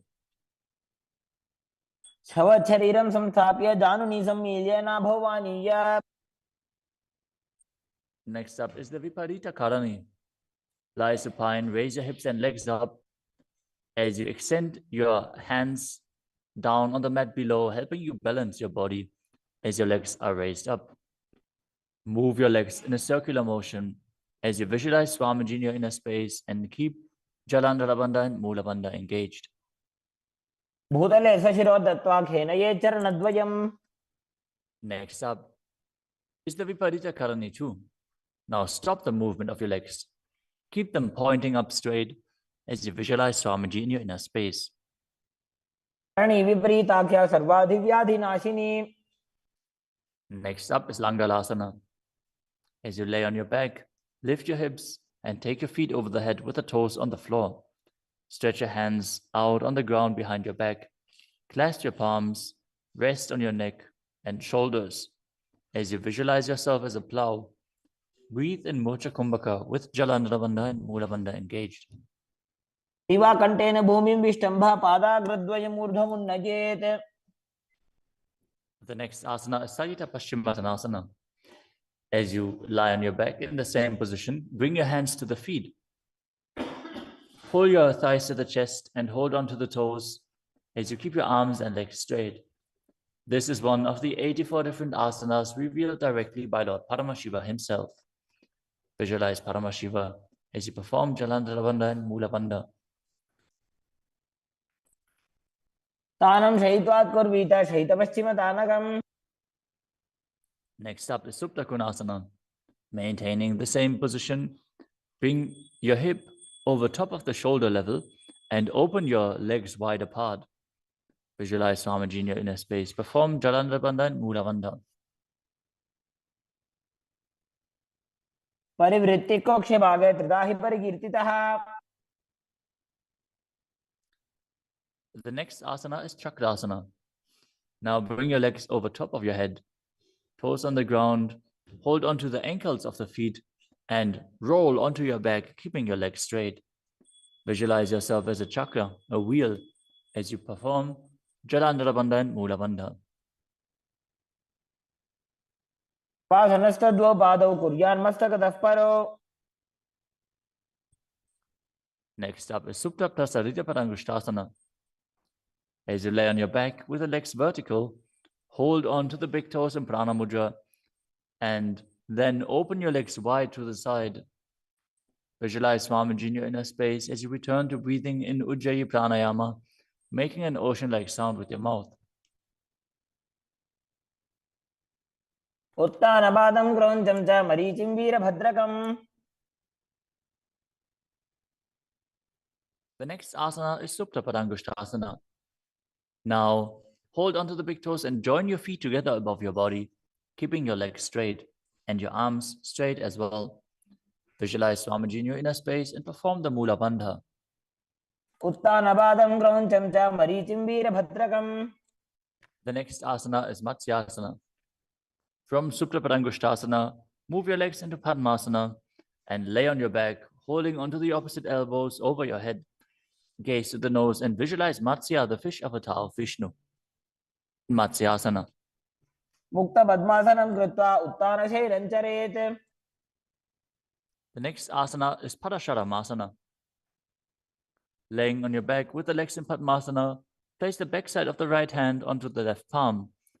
Gaze to the nose and visualize Rama in your inner space as you perform the Mula Bandha. प्रथमकरे पद्मासन आचे सुदोषो वे भूपरिपाचे. The next asana is Sarvangasana. While laying on your back, legs in Padmasana, lift your hips and legs up. Bring your hands to the hips, supporting you with the elbows on the floor. As you tuck your chin to the chest in Jalandhara Bandha, contract the perineal region in Mula Bandha. Gaze to the nose and visualize Swamiji in your inner space. अथवा क्षेत्र संक्षेपात् सर्वांगासनम् उत्तमम्. Next up is Vrishchikasana. As you lay on your back, one foot on the opposite thigh, lift the other knee towards your head, extend both arms up above your head, and hook the fingers forward, gazing to your third eye and visualizing yourself as a scorpion. प्रथमशेन सूधो शीशिकेशिकी संधि सुदाखे.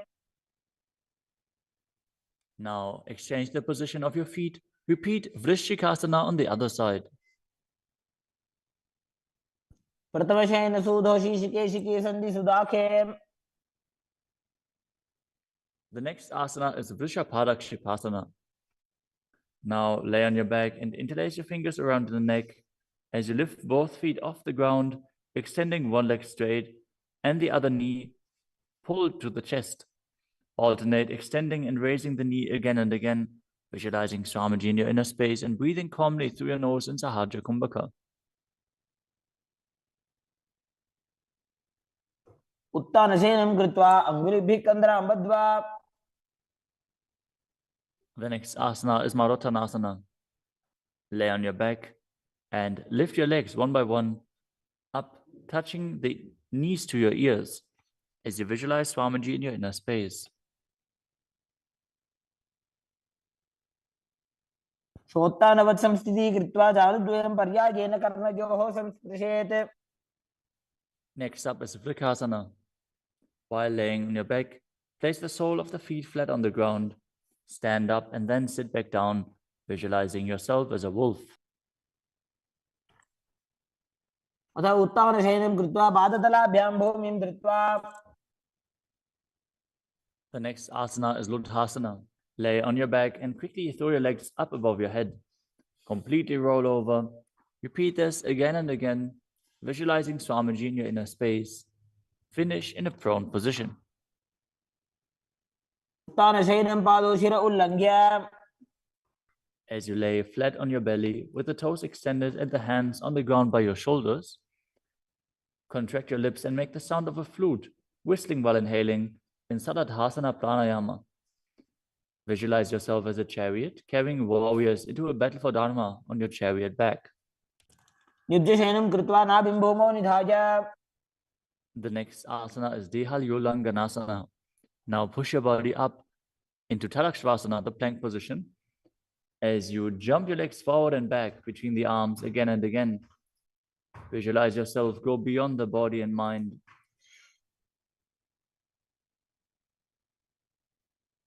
हस्तद्वयं बद्ध्वा तन्मध्यचरणद्वयम् उड्डानैव बहिरानीय. The next asana is Jatyasana.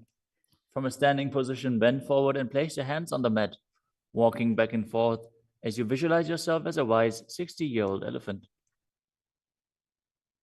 अथ जात्यासनं वक्ष्ये येन जातिस्मरो भवेत्. Next up is the Luritika Karana. Stand with your knees bent, feet pointing outwards, and bend your elbows. Keep your hands at the chest level. Swiftly move your arms across your body and then bring them back to the center. Tilt your head back, open up your chest towards the sky, and move your head in all directions. The next asana is Sarapasana. As you tie your feet with a rope, stand erect like a rod. Keep your arms at the side of your body with the hands touching your thighs. Visualize that your Kundalini, Devi, is raising and curling upwards around your body. As you breathe calmly through your nose in Sahaja Kumbhaka, leading the prana along your spine, contract the perineal region. Force the Kundalini Shakti up. As you internally chant Om Nityananda Paramashivoham. अथ सर्पासनं वक्ष्ये वायुपाणाय केवलम्. The next asana is Ushtrasadhanasana. While standing, place all fingers on the mat and then stand on your hands. Keep your feet on the fists as you begin to move and walk like a camel. Visualize yourself as a camel as you walk around on the mat.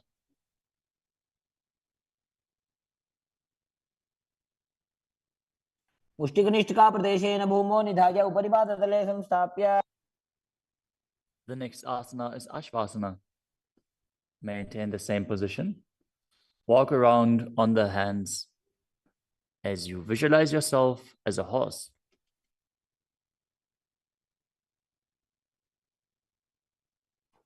मुष्टिनिष्ठिका प्रदेशेन भूमौ निधाय. The next asana is Kapota Nitakasana. As you stand straight with the feet together, interlace your hands behind your back in Padusha Mudra. Pull them down towards your calves as you open up your chest widely. Visualize yourself as a soaring bird diving. पादतले भूमौ निधाय. Next up is the Tala Pushpa Putam Karana. Stand tall with the palms together in Namaskara Mudra as you gently bend your knees and keep the toes pointing outwards.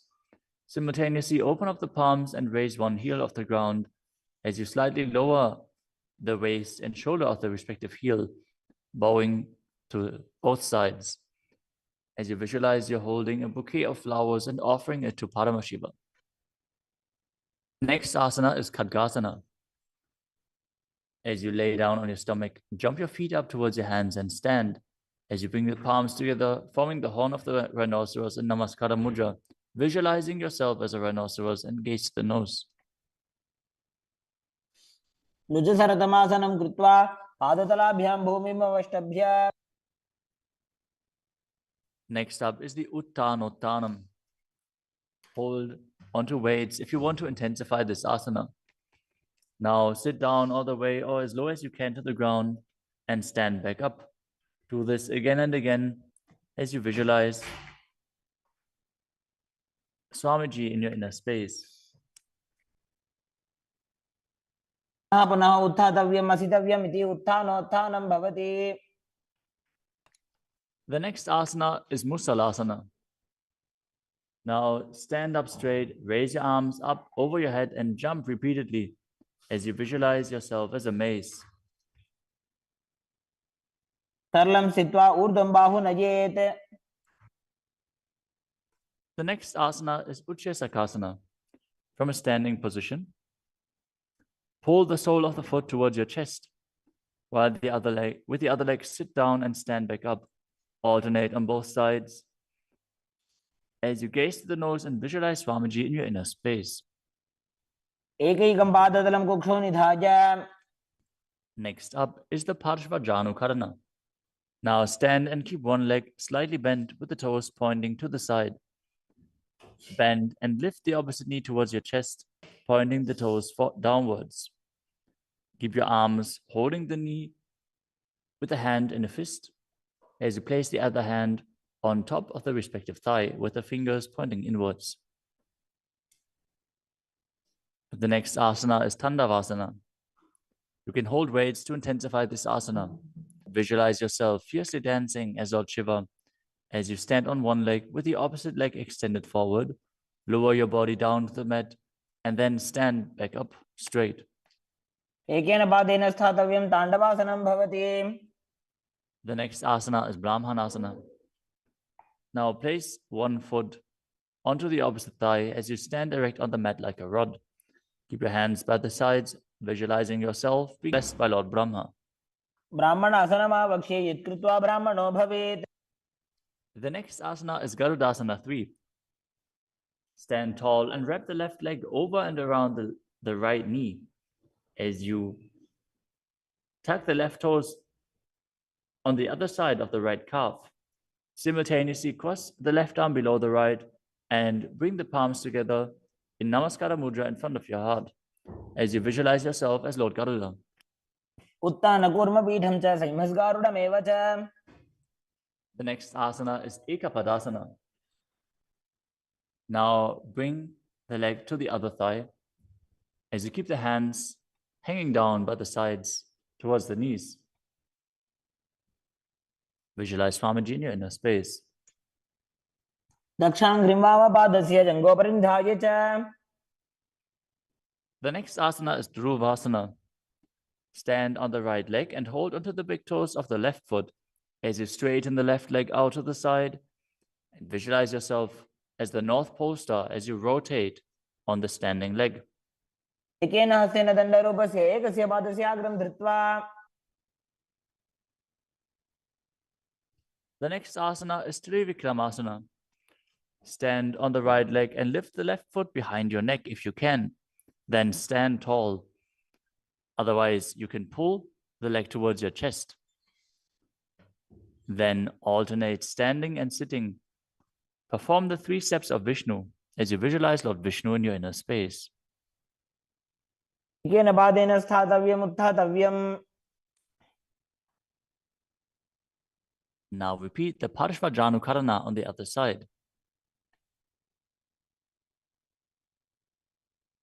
Now visualize yourself fiercely dancing as Lord Shiva as you repeat Tandavasana on the other side. पादेन स्थातव्यं ताण्डवासनं भवति. Now repeat Brahmanasana on the other side. ब्राह्मणासनम् आवक्ष्ये यत्कृत्वा ब्राह्मणो भवेत्. And repeat Garudasana 3 on the other side. नगुर्मपीठं च सिंहस्गारुडमेव च. Now bring your foot to the opposite hip with the hands hanging down as you repeat Ekapadasana on the other side. दक्षाङ्घ्रिं वामपादस्य जङ्घोपरि निधाय च. Now hold on to the opposite foot, holding the big toe in Prana Mudra as you rotate your body on the mat, visualizing yourself as the North Pole star in Dhruvasana. एकेन हस्तेन दण्डरूपस्य एकस्य पादस्य अग्रं धृत्वा. Now repeat Trivikramasana on the other side. Bring the other leg behind your neck if you can. Sit down and stand back up while visualizing Lord Vishnu blessing you from within. ग्रीवायां पादं संस्थाप्य स्थातव्यम् उत्थातव्यं त्रिविक्रमासनं भवति. Next up is the Samanaka Karana. Stand with the feet close together, toes pointed slightly out. Keep both hands to the sides of your body as you stand straight on the mat and relax. After this intense asana practice, this intense sequence, breathe deeply as we enter into the final 100 asanas of the sequence. The next asana is Ugora Kajali Asana. Stand erect and then bend forward. Bring both hands underneath the knees and make a finger lock in Padusha Mudra as you sit in a squatting posture, and then let the finger lock touch your navel. Visualize Sage Goraknath, the founder of the Nata Yoga Hindu Sampradaya, as you perform the Jivachala Kumbhaka, forcefully moving the retained prana up and down within your body and throughout your limbs, along with the mind. Perform the Mula Bandha as you do so and internally chant Om Nityananda Paramashivoham. प्रथम ही उभं होय बाहुरी नीचो पुनि होवे. The next asana is Kanchidasana. Now insert your hands between the thighs and calves and then wrap them around behind your butt, interlacing your fingers behind your back. Keep your chest upright. Visualize Swamiji in your inner space. ऊर्ध्वमध्यात् हस्तौ निवेशय नितम्बं धृत्वा. The next asana is Bhairu Asana. Now bring your feet together and sit in a squatting posture with the heels touching the perineum. Hold the hands at the back.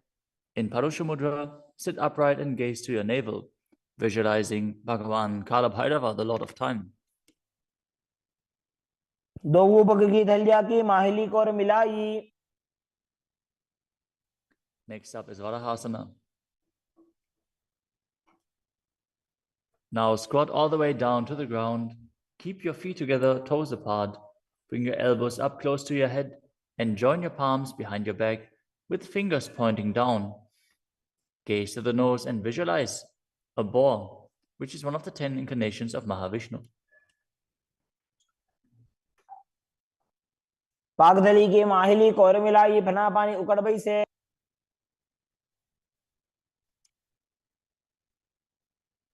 The next asana is Pripitasana. With the heels touching, bring your hips to the same level as your knees. Let your hands hang down. Hold on to the big toes in Prana Mudra as you visualize Swamiji in your inner space and perform the Mula Bandha. पार्श्वद्वयं मील्य स्थित्वा नितम्बं जानुप्रदेश आनीय. Next up is Bakasana. Now place your hands on the mat, fingers wide, and place your knees onto the back of your arms with the eyes forward. Lean forward and down, lifting your feet off the ground as you visualize yourself as a crow.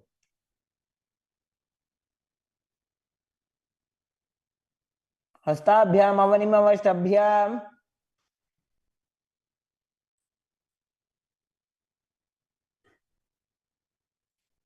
The next asana is Sushtanga Kapali Asana. Now kneel down, head on the ground with the palms spread for support. Raise your body on your head and place your legs into Padmasana as you gaze to the nose and visualize Swamiji in your inner space. आसन को गुण कपाल आछो होई. The next asana is Guptasana. Lower your body down onto the mat and sit in a kneeling position.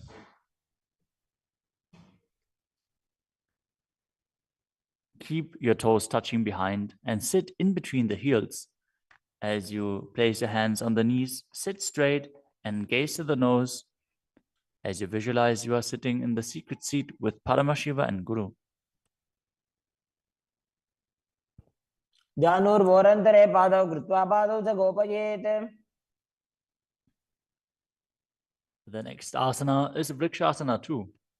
This is another inverted posture. So if you have any blood pressure related issues, please take precautions. If you need aid in support performing this asana, if you have a partner available, they can aid you. Otherwise, you can use a wall for support.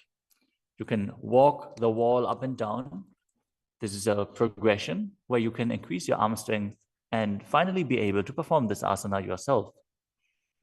Now, place your hands on the ground, shoulder width apart, and lift your body up straight into a handstand. Visualize you're a tree with deep roots into the ground as you breathe calmly in Sahaja Kumbhaka.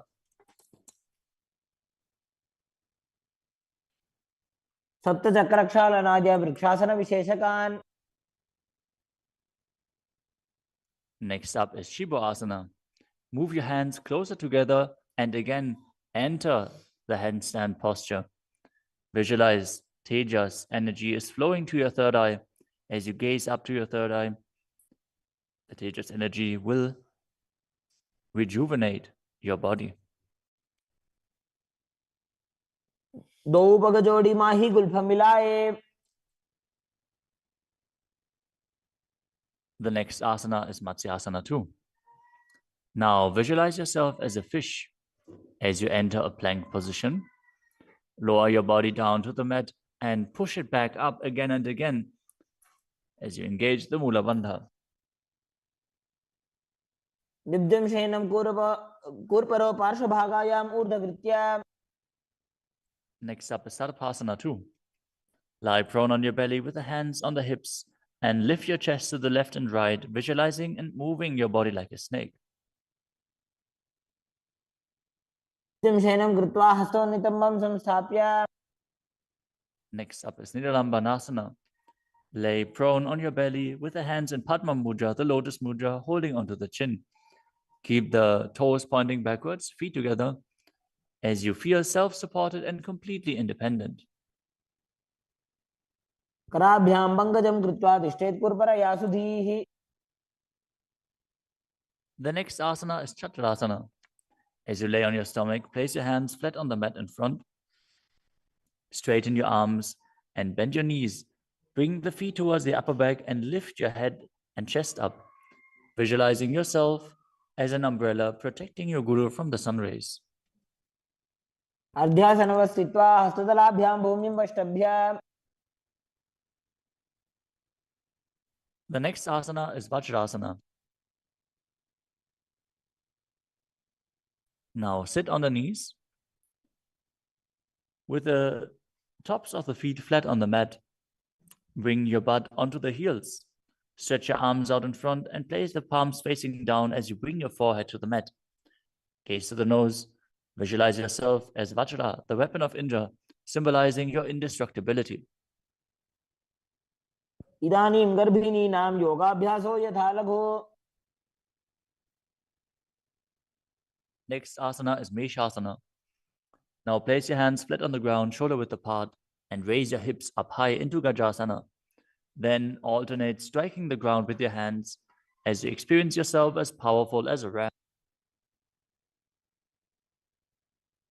गजासन संस्थितो एकैकं बाहुं भूमौ ताडयेत्.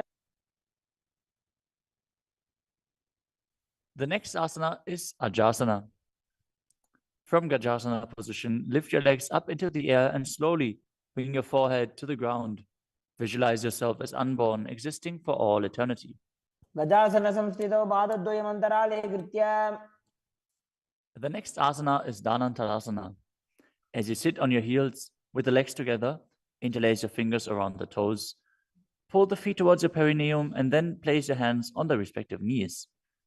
Keep your spine straight, gaze to the nose as you visualize Swamiji in your inner space, and return to breathing in Ujjayi Pranayama, making an ocean-like sound with your mouth. पूर्व विधि परिहाता की काकसीस्यो भणा शरामोडी.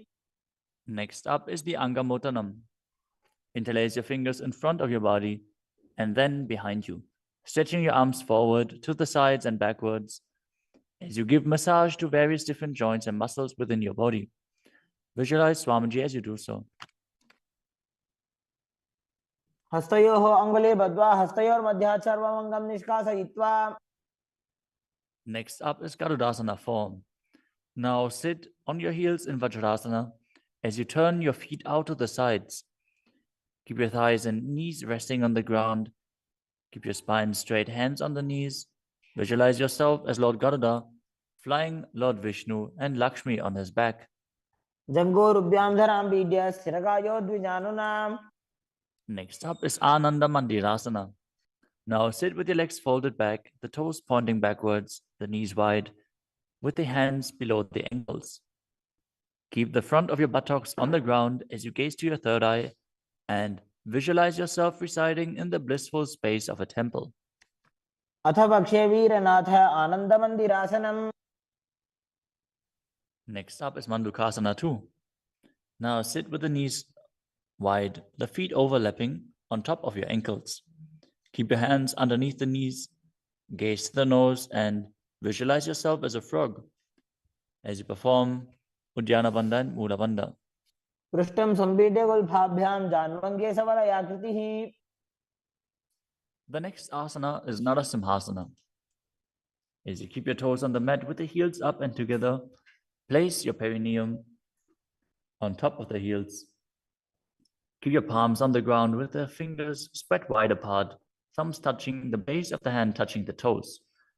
Gaze to your nose, stick your tongue out and exhale forcefully. Visualize Narasimha, one of the 10 avatars of Vishnu, as you perform the Mula Bandha.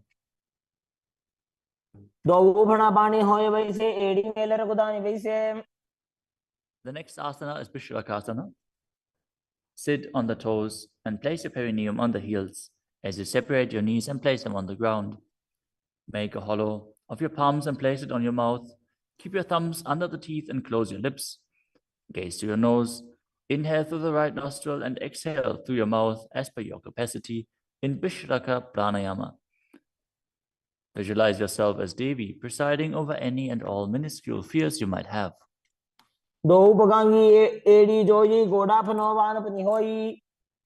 The next asana is Makadasana.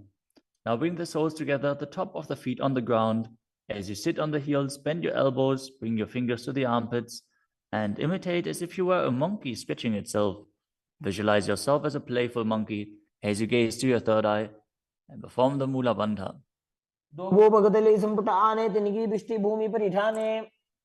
The next asana is Vajrasangarasana. Stand on the toes with the soles of the feet together. Sit on the heels, keep your knees wide and off the floor. Hold your elbows behind your back as you gaze to the nose. Embody a diamond-like strength for yourself and your Sangha, your spiritual community. The next asana is Kanjanasana. Now keep the toes down, ankles crossed behind, and sit on the heels. Place your palms on the mat to the sides as you gaze to the nose and visualize perfect health beyond any and all physical or mental ailments. Anjanasana yadkritva sustiro bhavet. The next asana is Kurmasana, the turtle posture. With your toes flat, cross your feet and place your perineum onto the back of the heels. Keep your knees wide and on the floor. Rest your hands on the knees. Gaze to the nose and visualize a turtle with a stable body and mind to live for hundreds of years. Gulphau chavrshana syadho vitkramena samahito. The next asana is Yogasana. With the toes flat, cross your feet and place your perineum onto the back of the heels. Gaze to your nose and visualize Swamiji in your inner space. Gudam niyamya gulphabhyam janvangya savalayakritihi. The next asana is Vijogasana. Now stand on your knees. Cross your ankles behind with the feet near the opposite knee. Hold the calves with the fingers inside and the thumbs outside as you gaze to your third eye and visualize a space of eternal oneness, Advaita, with your Guru. Goda vamo ubhai hoi, goda adara khedoi. The next asana is Ushtrasana 2. In a kneeling position, bend backwards, hold your ankles with your hands and keep your arms straight. Push your hips forward and tilt your head back as you visualize yourself as a camel. Merudandagranthi dadya samvipadai shishpuman. Next up is Jatyasana 2. With the heels together and the hands on the soles of the feet, slowly lean back. Bring the elbows down to the mat, followed by the back of your head. Gaze to the nose and experience yourself as a lotus blooming.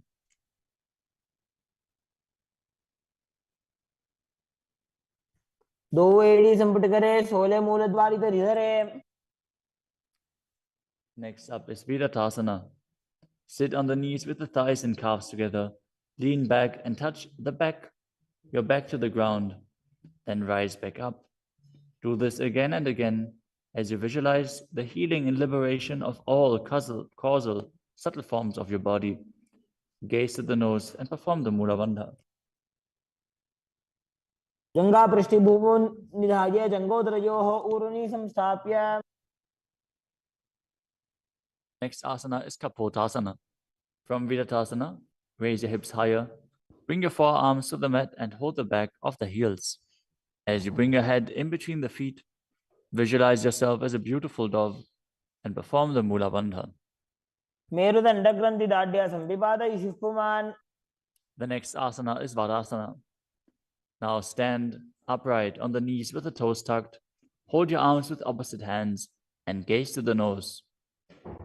This is the boon-fulfilling posture. Receive your boon from Paramashiva. जानुनि भूमौ संस्थाप्य हस्ताभ्यां बाहु परस्परं धृत्वा.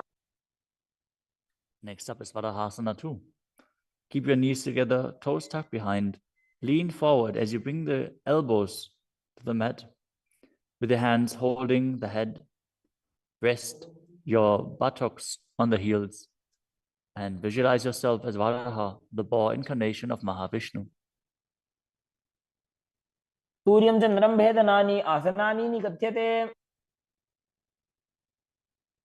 The next asana is Mundasana. This is another inverted posture. Use a wall for support if needed. Now kneel down, place your elbows on the mat, shoulder width apart. Interlace your fingers and place your head onto the mat, supporting it with both hands. Walk your feet forward until your hips align with the shoulders and then raise your legs straight up. Be stable. Gaze to the nose.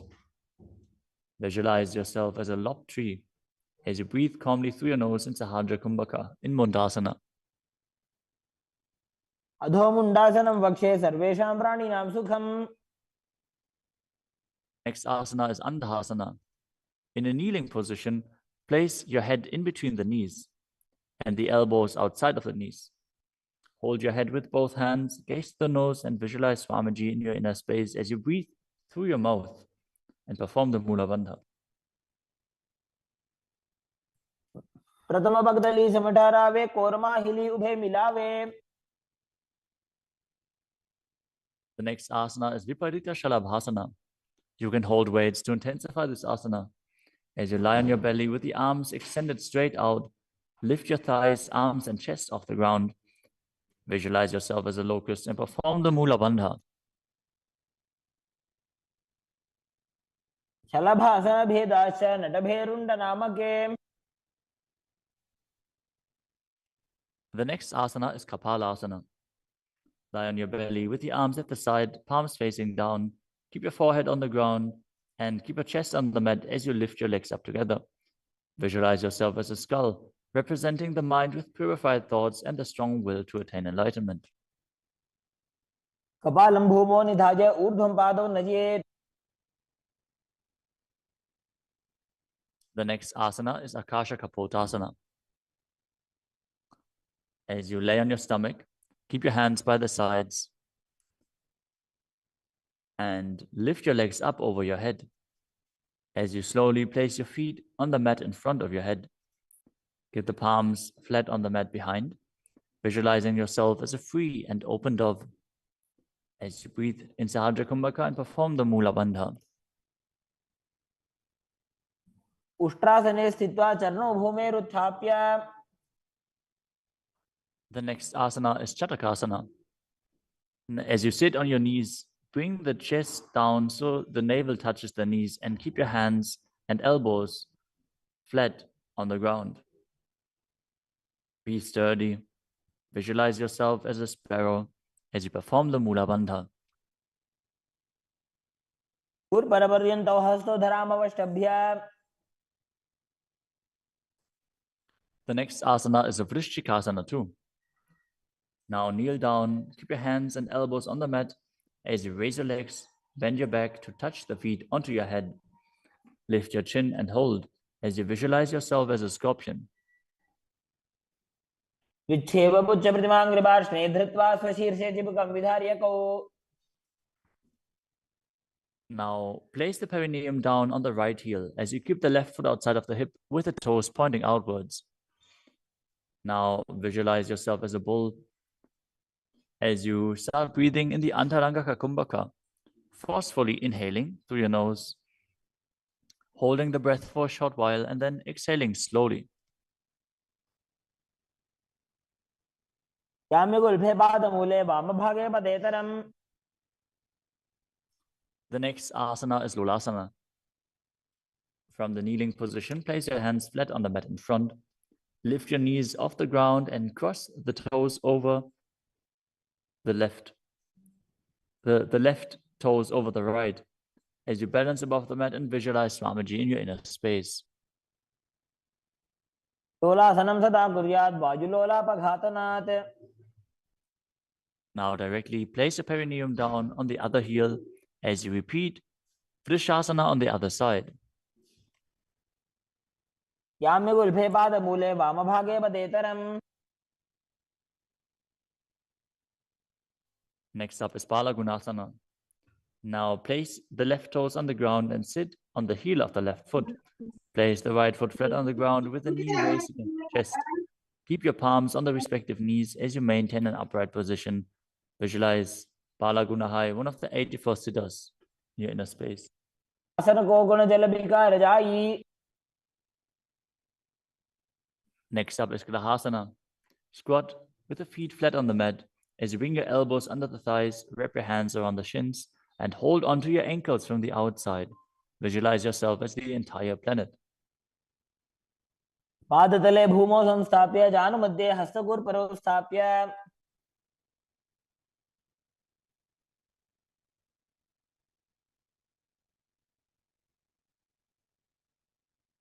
Next up is Balagunasana on the other side. Visualize Balagunahai, one of the 84 siddhas in your inner space. आसन को गुण जल विकार जाई. Next up is Utkatasana. You can use weights to intensify this asana. As you squat on your toes with the heels up, the knees off the mat, place your perineum onto the heels and your hands on the respective knees. Keep your spine upright. Visualize Swamiji in your inner space and perform the Mula Bandha. Pijosi yad urvajanu yatrasane padataladvayopari. Next up is Vajrasangarasana 2. Now sit on the toes with the perineum on the heels, the soles of the feet together. Keep the knees wide and off the ground as you hold the opposite elbows behind your back. Gaze forward as you visualize Swamiji in your inner space.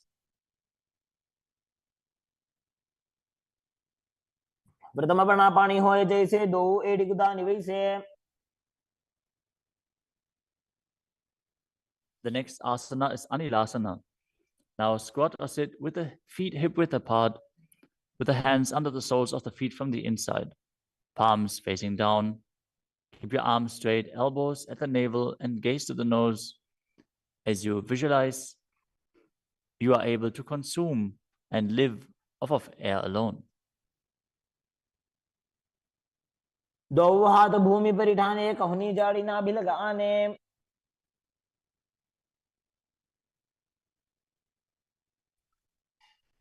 Next up is Padukasana. Now place the back of your hands on the mat with the fingers facing towards your body. Step the feet on top of the hands with your hands wrapped around the feet like a shoe. Start walking around on your mat as you visualize you're wearing padukas walking across India. हस्ततलयोः पादतले कृत्वा.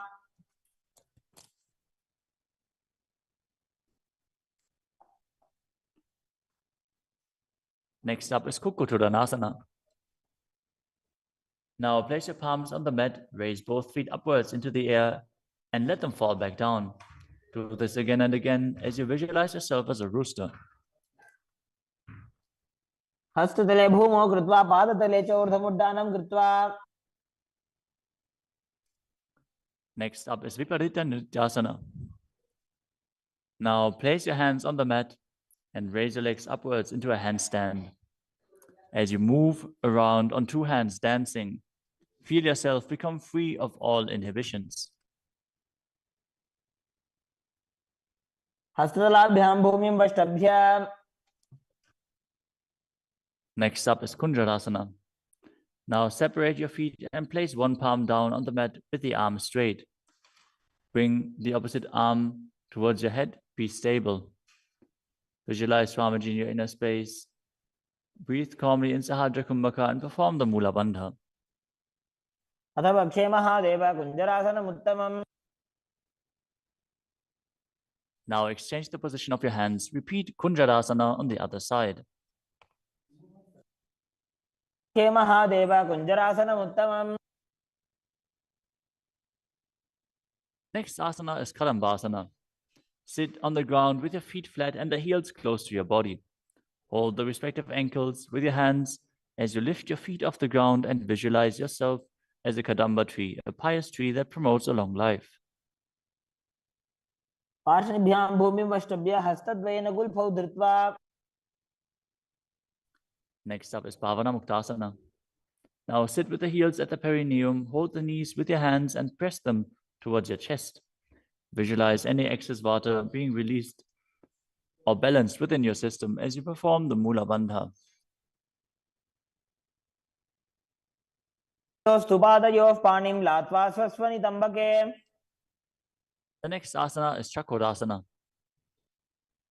Now sit and lift one leg behind your head as you place both hands flat on the mat. Extend the opposite leg up with the knee straight as you lift your entire body up off the ground. Keep your chin up, gaze to your third eye, and visualize yourself as a powerful source of energy. पूर्वदानं च दुष्पादपीठं वज्रासनं तथा. The next asana is Dhanurasana 2. As you sit on the ground, hold the respective big toes in Prana Mudra. As you keep one leg straight and pull the other foot towards your ear, visualizing yourself as a ball. पादाङ्गुष्ठौ तु पाणिभ्यां गृहीत्वा श्रवणावधि. The next asana is Ashtavakrasana. Now lift the left leg over top of the left shoulder and bring the right foot across. Hook it over the left foot. Lean forward and down while extending the legs out to the side. Lift up your head and chest, find balance and visualize yourself as a flying crane. पासिष्ठमदकौण्डिन्यम् ऊर्ध्वकुक्कुटमेव च. The next asana is Pranasana. Now place the right foot on the left thigh and bring the left foot flat on the ground as you have the left shoulder underneath the raised left leg and place your hands flat on the ground. Press the right knee down with the right hand as you gaze to your third eye and visualize you're immortal and able to exist solely from prana. एतत् प्रभेदं वक्ष्यामि करोति यस्य चामरः. Next up is Parshvamatyendrasana. Now keep one leg bent on the ground with a foot at the opposite hip and bring the other leg over top as you twist your body around the raised knee and interlace your hands below the raised knee. Gaze to your third eye and visualize the great sage and yogi Matsyendranath, the master of Hatha Yoga. वामोरुमूलार्पितदक्षपादो जान्वो बहिर्वेष्टितदक्षदोष्णा. Now repeat Chakodasana on the other side. Now sit and lift the other leg behind your neck, keeping your hands at the side and raising your whole body up with the other leg extended, gazing to your third eye and visualizing yourself as a powerful source of energy. पूर्वतानं चतुष्पादपीठं वज्रासनं तथा. Now repeat Dhanurasana 2 on the other side, holding the big toes of both feet in Prana Mudra as you pull the opposite foot towards your ear, visualizing yourself as a bow. पादाङ्गुष्ठोदपाणिभ्यां गृहीत्वा श्रवणावधि. Now repeat Ashtavakrasana on the other side. Now lift the right leg over top of the right shoulder, cross the left foot over the right, and extend the legs out to the side, balancing as you visualize yourself as a flying crane. पासिष्ठमदकौण्डिन्यम् ऊर्ध्वकुक्कुटमेव च. Now repeat Pranasana on the other side. Bring the other foot over top, shoulder underneath, push the knee down and place the other one on the ground as you visualize yourself being immortal and able to exist solely from prana. एतत् प्रभेदं वक्ष्यामि करोति यस्य चामरः. Now repeat Parshvamatyendrasana on the other side, bringing one heel to the opposite hip, the other leg over top of the knee as you twist your body around and bring your hands underneath and interlace the fingers behind your back, twisting your body even further, gazing up to your third eye and visualizing Matsyendranath. वामोरुमूलार्पितदक्षपादो जान्वो बहिर्वेष्टितदक्षदोष्णा. Next up is Ardha Paschimottanasana. As you keep one leg straight and press the perineum with one heel, lean your chest forward and down, hold onto the front foot and bring your head towards the knee. Visualize Swamiji in your inner space. एकं पादं प्रसार्य एकं पादस्य पार्श्वना Seoni सम्पीड्य. Next up is Kraunchasana. Now place your left ankle outside of the hip, hold the sole of the right foot and lift the leg up towards your forehead. Keep the knees straight, visualize yourself as a crane as you engage the Mula Bandha. उत्थानपादं क्रौञ्चं च मरीचिं वीरभद्रकम्. Now repeat Ardha Paschimottanasana on the other side, keeping the opposite heel against the perineum, leaning forward and down. Perform the Jivachala Kumbhaka, moving the prana up and down within your body. एकं पादं प्रसार्य एकं पादस्य पार्श्वना Seoni सम्पीड्य. Now repeat Kraunchasana on the other side. As you bring the other heel outside of the hip, extend the opposite leg up, holding the foot with the knee straight, visualizing yourself as a crane. उत्थानपादं क्रौञ्चं च मरीचिं वीरभद्रकम्. Next asana is Swastikasana. Now sit with the soles between the thighs and calves. Keep your spine straight, the palms resting on the knees. Gaze to the tip of the nose and embody peace, well-being, good fortune, and prosperity as you visualize a swastika. तानूर्भोरन्तरे सम्यक् कृत्वा पादतले उभे. Next up is Gorakshasana. As you keep your feet in the same position, cover your heels with the respective hands. Tuck your chin to the chest and gaze to the tip of your nose, visualizing the great sage Goraknath as you perform Jalandhara Bandha and Mula Bandha. तानूर्भोरन्तरे पादौ उत्तानो व्यक्तसंस्थितौ. Next up is Pakasana 2. Now bring the left heel to the perineum and the right foot on the left thigh. Visualize Swamiji in your inner space. Meditate on Arihanta, the Enlightened One. As you gaze to your third eye, perform the Mula Bandha and re-enter the Shanmukhi Mudra once more. As you exhale, close your eyes with the index fingers, nose with the middle fingers, mouth with ring and little fingers, the ears with your thumbs. वामपार्श्वं गुदौ संस्थाप्य दक्षाङ्घ्रिवामजगने.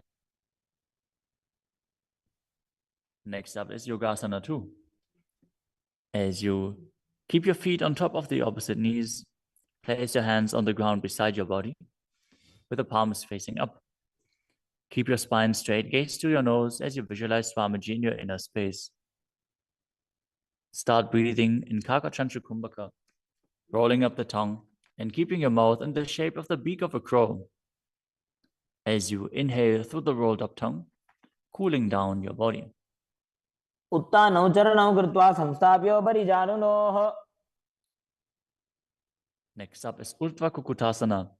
Now rotate your hands next to your body and push your body off the mat, visualizing yourself as a rooster.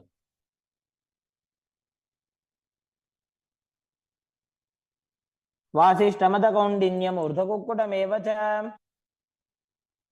Next up is Siddha Haratali Asana. From Padmasana, insert both hands through the knees and place them on the mat. Avoid lifting your body up. Stay seated in this position as you gaze to the nose and visualize Swamiji in your inner space.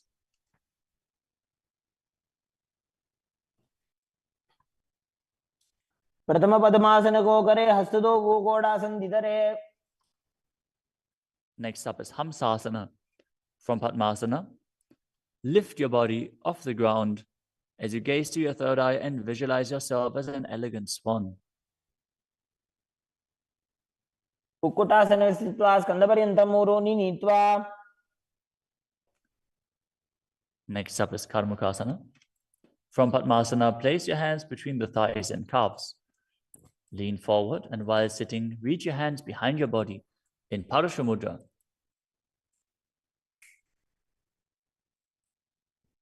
As you bring your forehead to the floor, gaze to the nose, visualize yourself as Lord Shiva's bow. प्रथम पद्मासन को करे गोडासन दिमाहि करि धरे. The next asana is Kurmasana 2. Sitting in Padmasana, lift your knees and insert both hands through the thighs and calves.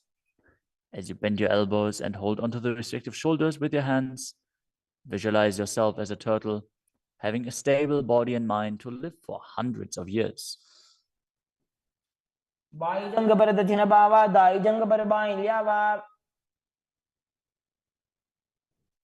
The next asana is Granthi Bedasana.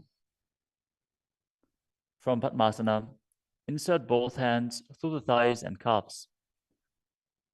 Bend your elbows, hold the respective shoulders, tuck your chin to the chest. Gaze at the nose and rejoice, knowing you're in Shiva's secret knot posture. अथ वक्षे नीलकण्ठा ग्रन्थिभेदासनं शुभम्.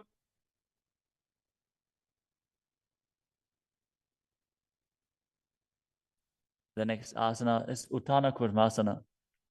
From Padmasana, insert both hands through the thighs and calves. As you roll onto your back, hold onto the respective shoulders with your hands and gaze to the nose, embodying a turtle laying on its back.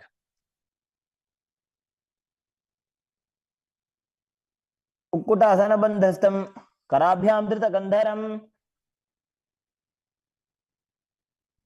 Next up is Pangukukutasana. From Padmasana, place both hands through the gap of the thighs and calves. Place one hand flat on the mat and hold its wrist with the other hand. Lift your body up off the mat, balancing on one arm as you visualize yourself as a rooster and perform the Mula Bandha. कुक्कुटासने स्थित्वा एकेन हस्तेन अन्यस्य प्रतिबन्धं धृत्वा. Now exchange the position of your hands. Lift your body up onto the other hand as you repeat Pangukukutasana on the other side. कुक्कुटासने स्थित्वा एकेन हस्तेन अन्यस्य प्रतिबन्धं धृत्वा. The next asana is Gridrasana. From Padmasana, place your elbows on the toes, interlace your fingers, and rest your chin on the knuckles. Keep your thumbs pressed to the throat as you visualize you have gone beyond all greed and covetous.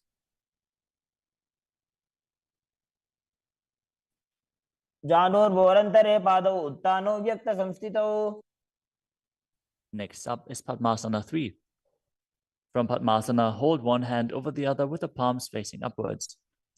Keep your spine straight, gaze to the nose, and visualize Swamiji in your inner space as you perform Mahamudra Bandha. All three bandhas engaged.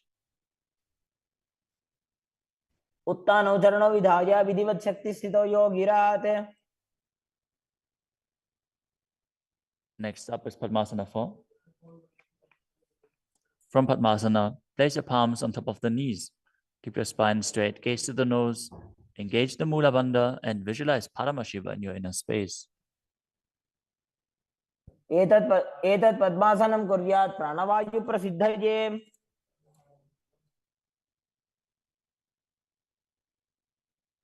Next up is Karmakasana 2.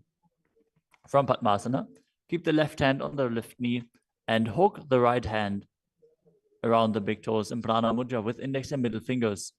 As you pull your elbow back as if you're pulling a bowstring, moving the big toe in a circular motion. Visualize yourself as Pinaka, Lord Shiva's bow, as you repeat the movement on the other side as well. वक्षे योगपूरकरक्षणात्. Next up is Karmakasana 3. From Padmasana, cross your arms behind your back and hold onto the big toes in Prana Mudra as you gaze to the nose and visualize yourself as Paramashiva's bow.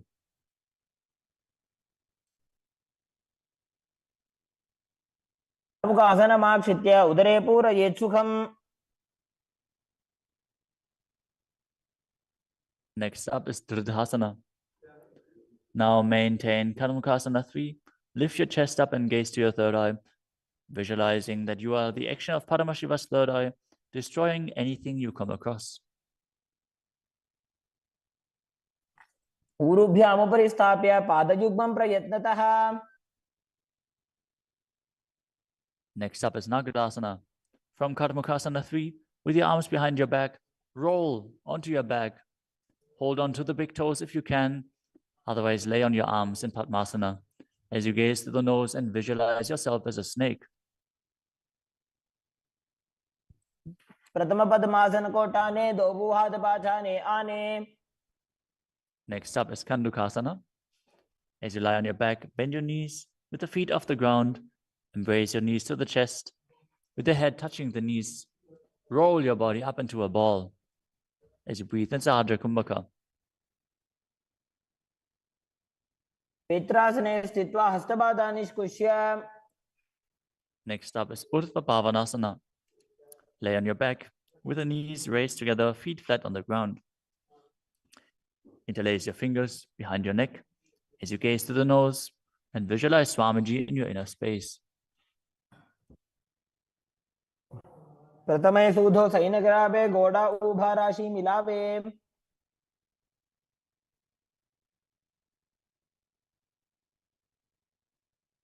Next up is Marakata Pitasana. Lie on your back and bend your knees as you keep your feet flat on the mat and place the upturned palms underneath your heels. Lift your hips up as you visualize yourself as a powerful alpha ape. Perform the Murcha Kumbhaka with Jalandhara Bandha and Mula Bandha engaged. उत्तानशयनं पादतले उत्तानहस्तयोः स्थापयेत्. Next up is Uttana Shikipittakasana. Lie supine and raise your hips up. Support your hips with your hands, placed at the waist.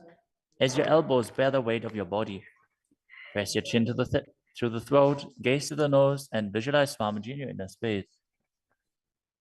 जङ्घोरुबलहीनश्चेत् उत्तानशीपीठकम्. Next up is Nadakasana. As you lie supine, raise your hips and legs up. Bring your hands to the lower back for support if needed, but then place your elbows and hands flat on the mat below. Balance as you visualize traversing Naraka, hell unscathed. ग्रीवाकण्ठेन भूमिं विष्टम्भ. Next up is Tiryanokasana. From Nadakasana, bring your hands to the lower back and keep your elbows on the mat. Raise your legs up vertically and slowly lower and angle them down, keeping your core engaged. Visualize your abode crossing the ocean of samsara. नौकावत् स्थित्वा ऊर्ध्वं पादाग्रद्वयं नजेत्. The next asana is Dvajasana. Now bring your arms back flat on the mat. Keep your legs straight as a flagpole as you visualize yourself as the Kailasa flag, respected across all nations. तियन् नौकावत् ग्रीवापृष्ठकूर्परैः भूमिं वष्टभ्य. Now gently lower your body down to the mat as you lie supine. Contract the perineal region and pull the Kundalini Shakti up your spine, performing the Shakti Chalan Mudra. Bring it up to the Brahmarandha.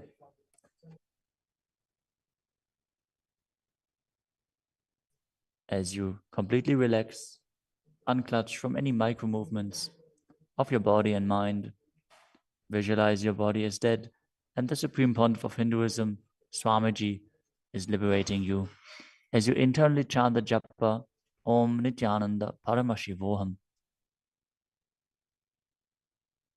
उत्तानं शववद्भूमौ शयनं तोषवासनं शवासनं श्रमहरं चित्तविश्रान्तिकारणम्.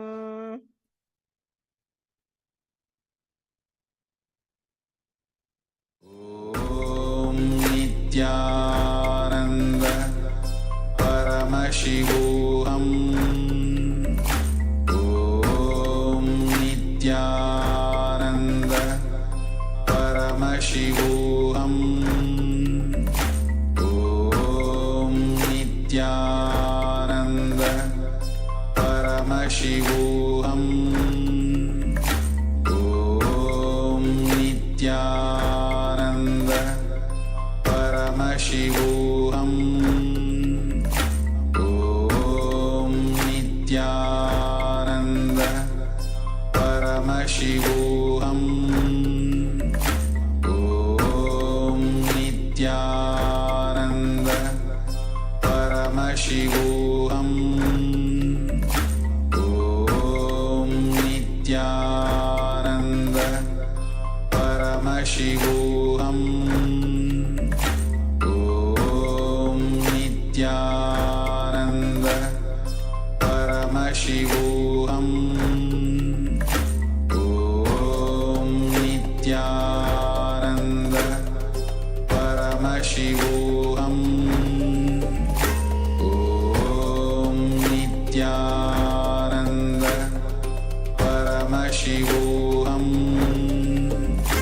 ॐ नित्यानन्द परमशिवोऽहम्. ॐ नित्यानन्द परमशिवोऽहम्. ॐ नित्यानन्द परमशिवोऽहम्. ॐ नित्यानन्द परमशिवोऽहम्. ॐ नित्यानन्द परमशिवोऽहम्. ॐ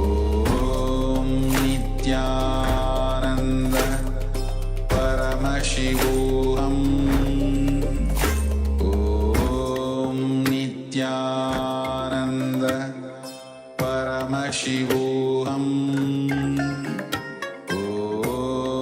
नित्यानन्द परमशिवोऽहम् ॐ नित्यानन्द परमशिवोऽहम्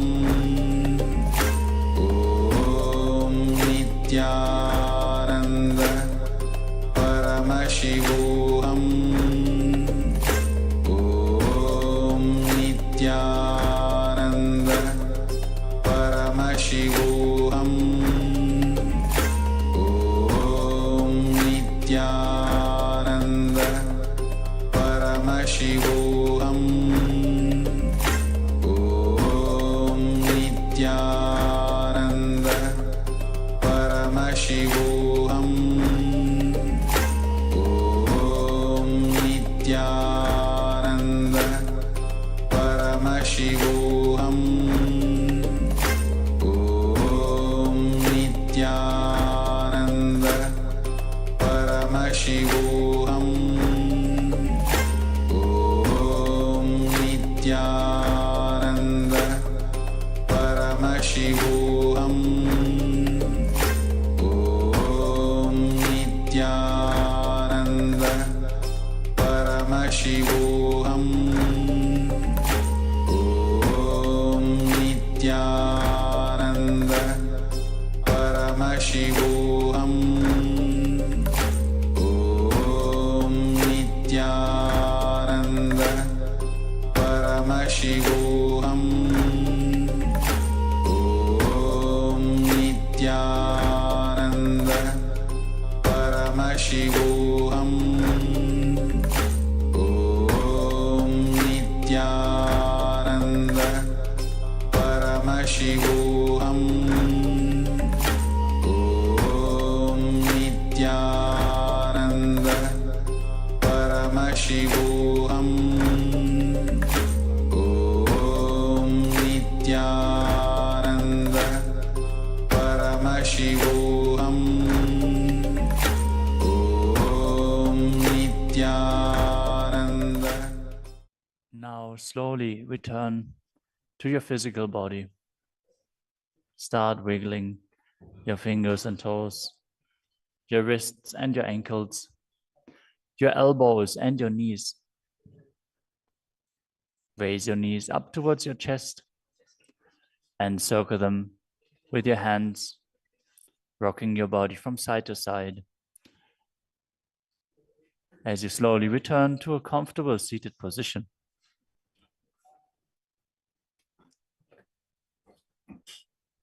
Congratulations for completing the Dvitiya Vinyasa Krama 308 asana sequence as revealed by the Supreme Pontiff of Hinduism.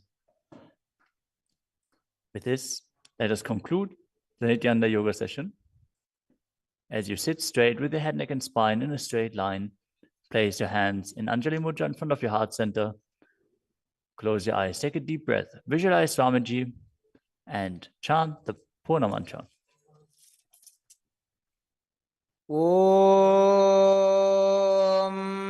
पूर्णमदः पूर्णमिदं पूर्णात् पूर्णमुदच्यते पूर्णस्य पूर्णमादाय पूर्णमेवावशिष्यते ॐ शान्ति शान्ति शान्तिः हरिः ॐ तत्सत् सर्वं भगवत् श्रीनित्यानन्द परमशिवपादुकार्पणमस्तु ॐ नित्यानन्दम् Nityanandam, thank you for watching, and if you found the video enlightening, please give it a like, share it with your loved ones, and subscribe to stay connected with us. don't forget to click the bell icon to receive the notifications.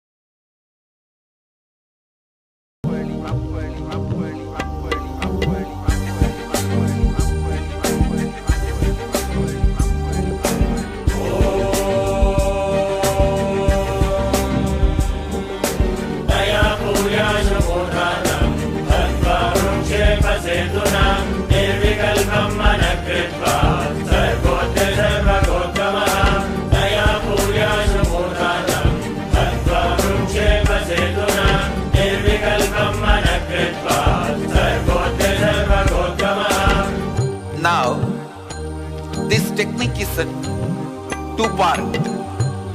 First part, with your open eyes, start visualizing the center of your forehead, means where I have the kumkum, the red dot.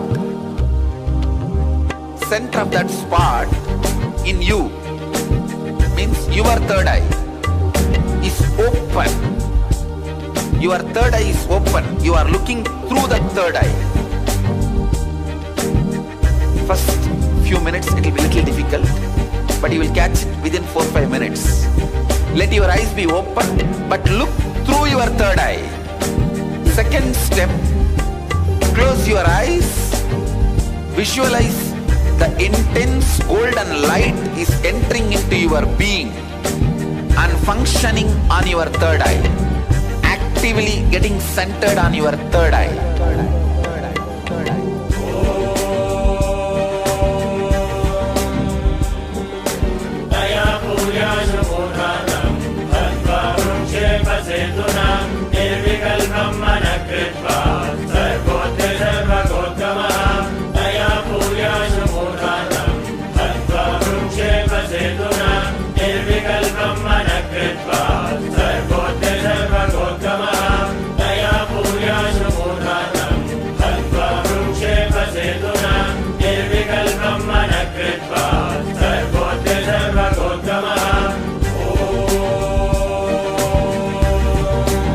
Please understand, the first step is visualizing. You are looking through your third eye and look through your third eye to my third eye. Second step, close your eyes and visualize intense light. Golden light is entering into your body from above, the sky, entering into your head and getting centered, functioning, active on your third eye. Now, close your eyes. Visualize the heavy white light, golden light is landing on your head from the cosmos and getting activated and centered on your third eye. Close your eyes and visualize the energy entering through your head and getting activated and centered on your third eye. Look through your third eye to my third eye. Shake. This technique which I initiated you now, you can practice this every day. This is the first step to awaken your third eye. Practice this every day, at least for next 21 days. You will experience awakening of the third eye and Kundalini Shakti in the third eye.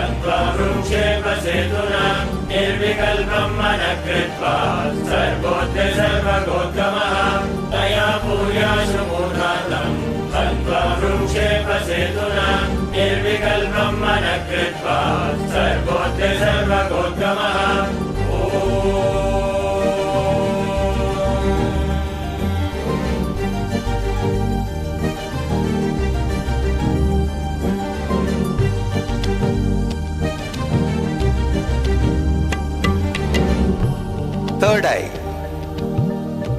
The techniques I have designed are most safe. To tell you honestly, I have not even designed this technique. I took it from Shaivagamas, Mahadeva's teachings to Devi. I took it from that and organized it. Only the permutation combination is my contribution. Otherwise, the original technique is from Shaivagamas. I have taken this techniques, organized it, It is time-tested, foolproof. No wrong, bad, ill side effects. The only side effect is bliss, knowledge and enlightenment. I'll initiate all of you into that process.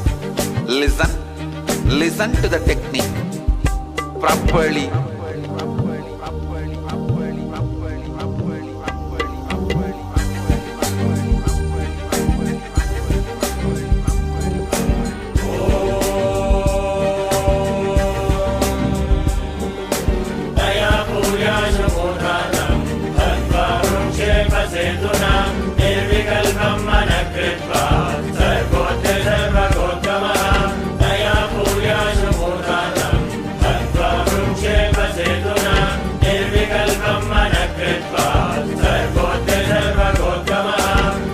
Now, this technique is a two-part.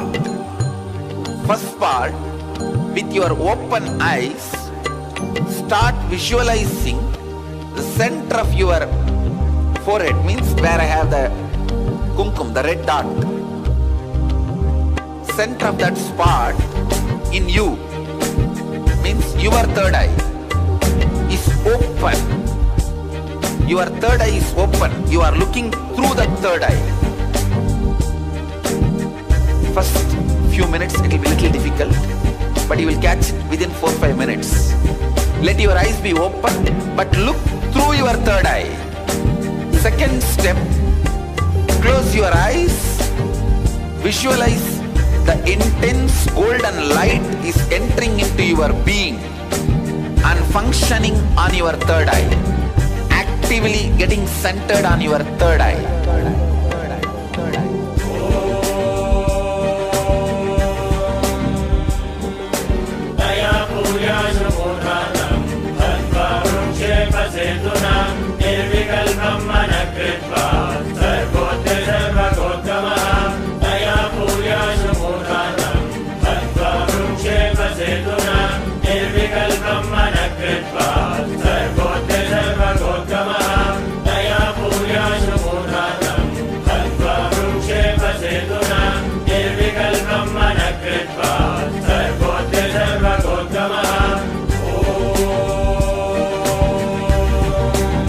Please understand, the first step is visualizing. You are looking through your third eye and look through your third eye to my third eye.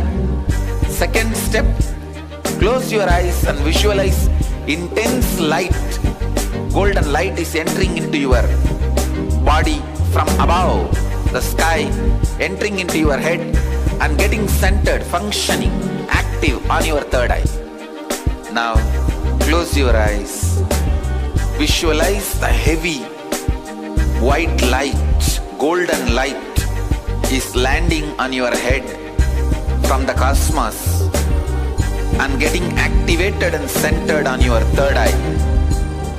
Close your eyes and visualize the energy entering through your head and getting activated and centered on your third eye. Look through your third eye to my third eye. Shake. This technique which I initiated you now, you can practice this every day. This is the first step to awaken your third eye. Practice this every day, at least for next 21 days. You will experience awakening of the third eye and Kundalini Shakti in the third eye.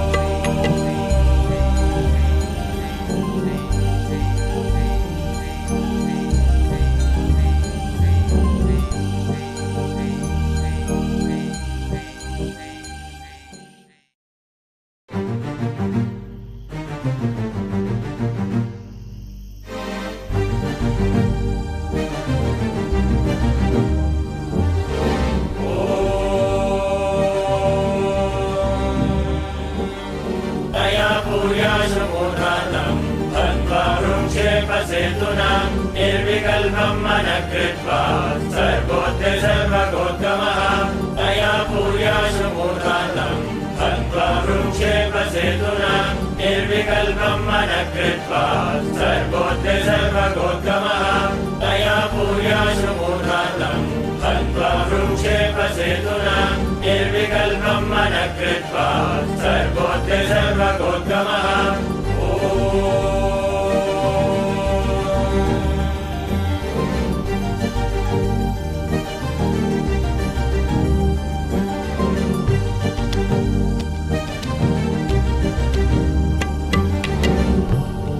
third eye. The techniques I have designed are most safe. To tell you honestly, I have not even designed this technique. I took it from Shaivagamas, Mahadeva's teachings to Devi. I took it from that and organized it. Only the permutation combination is my contribution. Otherwise, the original technique is from Shaivagamas. I have taken this techniques, organized it.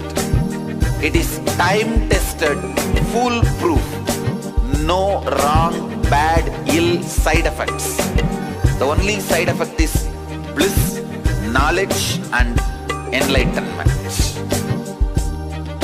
I'll initiate all of you into that process. Listen to the technique properly.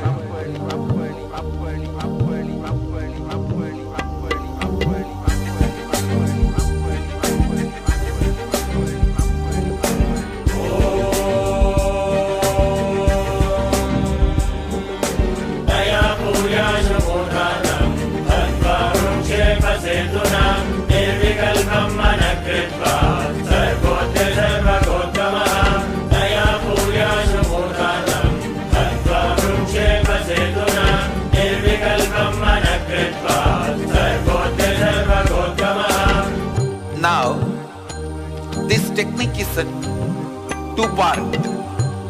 First part, with your open eyes, start visualizing the center of your forehead, means where I have the kumkum, the red dot.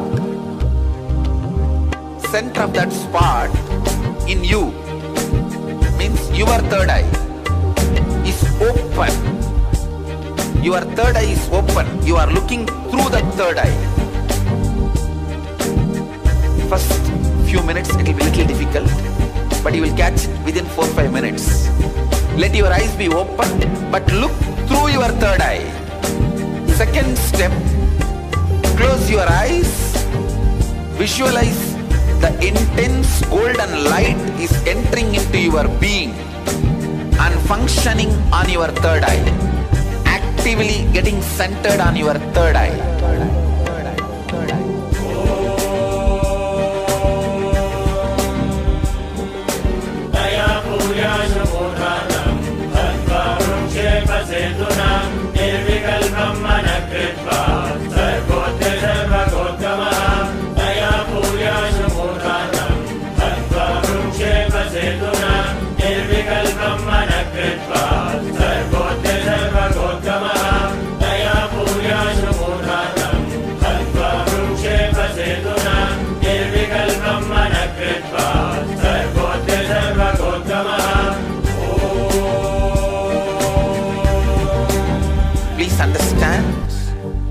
The first step is visualizing. You are looking through your third eye and look through your third eye to my third eye. Second step, close your eyes and visualize intense light. Golden light is entering into your body from above, the sky, entering into your head and getting centered, functioning, active on your third eye. Now, close your eyes. Visualize the heavy white light, golden light is landing on your head from the cosmos and getting activated and centered on your third eye. Close your eyes and visualize the energy entering through your head and getting activated and centered on your third eye. Look through your third eye to my third eye. This technique which I initiated you now, you can practice this every day. This is the first step to awaken your third eye. Practice this every day, at least for next 21 days. You will experience awakening of the third eye and Kundalini Shakti in the third eye.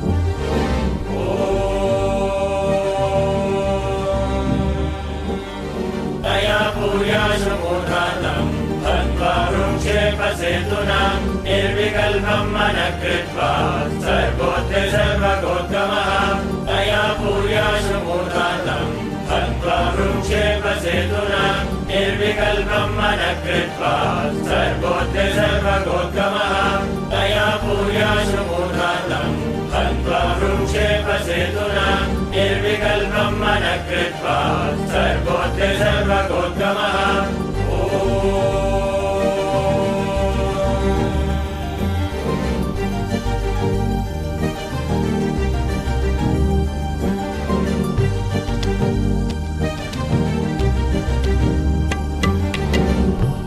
Third eye.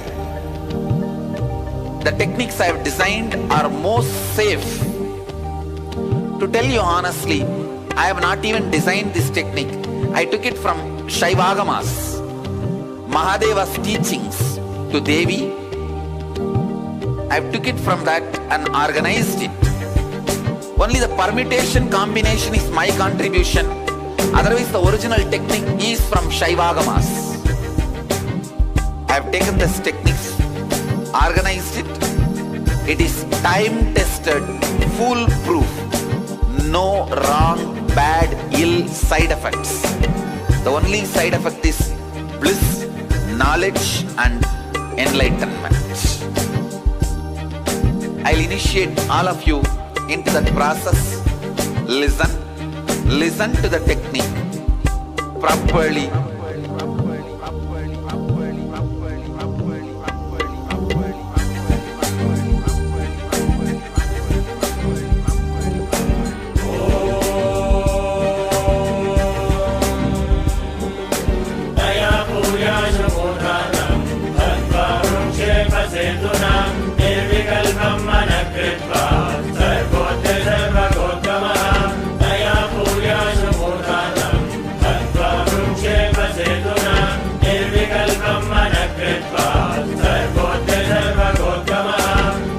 Now, this technique is a two-part. First part, with and welcome to all the Paramashivoham Level 2 participants. Nityanandam, sorry for the long break, and let us now start with the first session. We have all just completed the 308 asana sequence, the Dvitiya Vinyasa Krama. So let us now manifest the powers of Paramashiva. We are going to be manifesting the power of third eye reading once again. So I request all the participants to have your blindfolds and be seated in a comfortable position. Make sure you have your notebook if you're using one, or you can type digitally whatever you see during the manifestation. And make sure you're hydrated, you have some water, and you're seated in a awake state. So let us now first listen to the Shastra Pramana. So before we manifest any power, always we first invoke the presence of Paramashiva, and then we begin the manifestation so that we have the presence of Paramashiva in the manifestation. So let us now listen to the Shastra Pramana and then move into the power manifestation. Kapalantarmanonyasya tishtanmilitalochanaha kramena manaso dadyat lakshayet lakshyamuttamam. Paramashiva beautifully says, by fixing the mind on the inner space within the crown center, sitting stably without any movement, having the eyes closed in succession. By that stability of the mind and inner space through the power of the third eye, one directly sees the ultimate goal, Lakshyam, having the vision beyond the sight that reveals any place or object, attaining the space of oneness with the source, Paramashiva. So just like yesterday, how we manifested the powers, using the steps that Paramashiva has given in the Shastra Pramana, we'll be doing the same. And just a recap for all the new participants watching us on the social media. So the power of third eye manifests in a very simple way. It is just connecting with Swamiji, as he is the one who initiated us.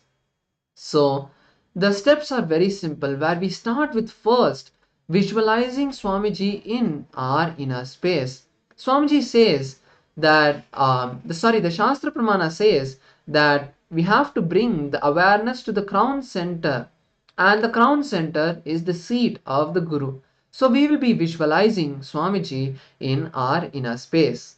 Then Paramashiva says, bring stability to the mind and inner space. To do that, we'll be chanting the Mahavakya intensely. You can listen to the Mahavakya. Make sure you be in the space of listening, just hearing that same intense vibrations of the Mahavakya. Or if you know the Mahavakya, you can chant along. And then Paramashiva says, when you enter that space, you will, when you do this, you will enter that space of the restful awareness, where you will experience that oneness with Paramashiva, oneness with your Guru, and you will be able to manifest the powers of Paramashiva. So, using these steps that Paramashiva has given, let us now enter the power manifestation. I request all the participants to please blindfold your eyes.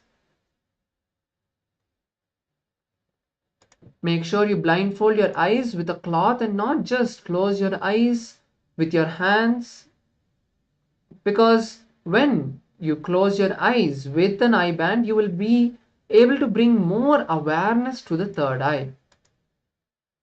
So close your eyes and be seated and start visualizing Swamiji in your inner space. Take a moment now to bring that beautiful form of Swamiji into your inner space. Now let us start chanting the Mahavakya. Om Nityananda Paramashivoham. The image is being projected for all of you to see. You can all start chanting the Mahavakya and requesting Swamiji to manifest through you. Let's begin. Om Nityananda Paramashivoham. Om Nityananda Paramashivoham.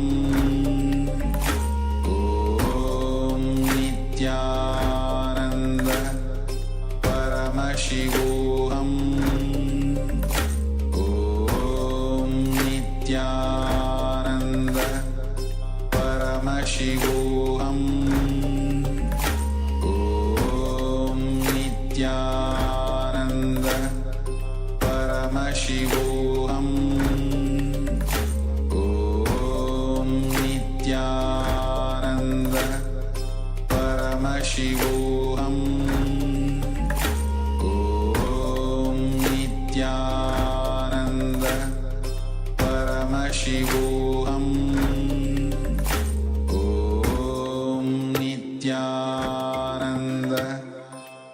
Paramashivoham. Nityananda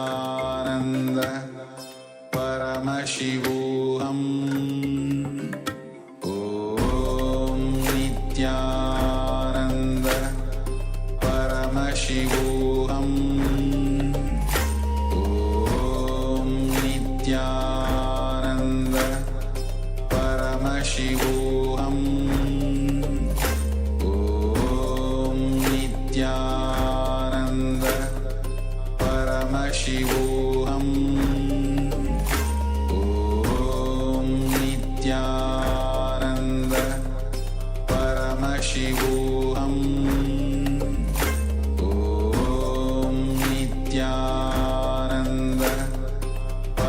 Paramashivoham.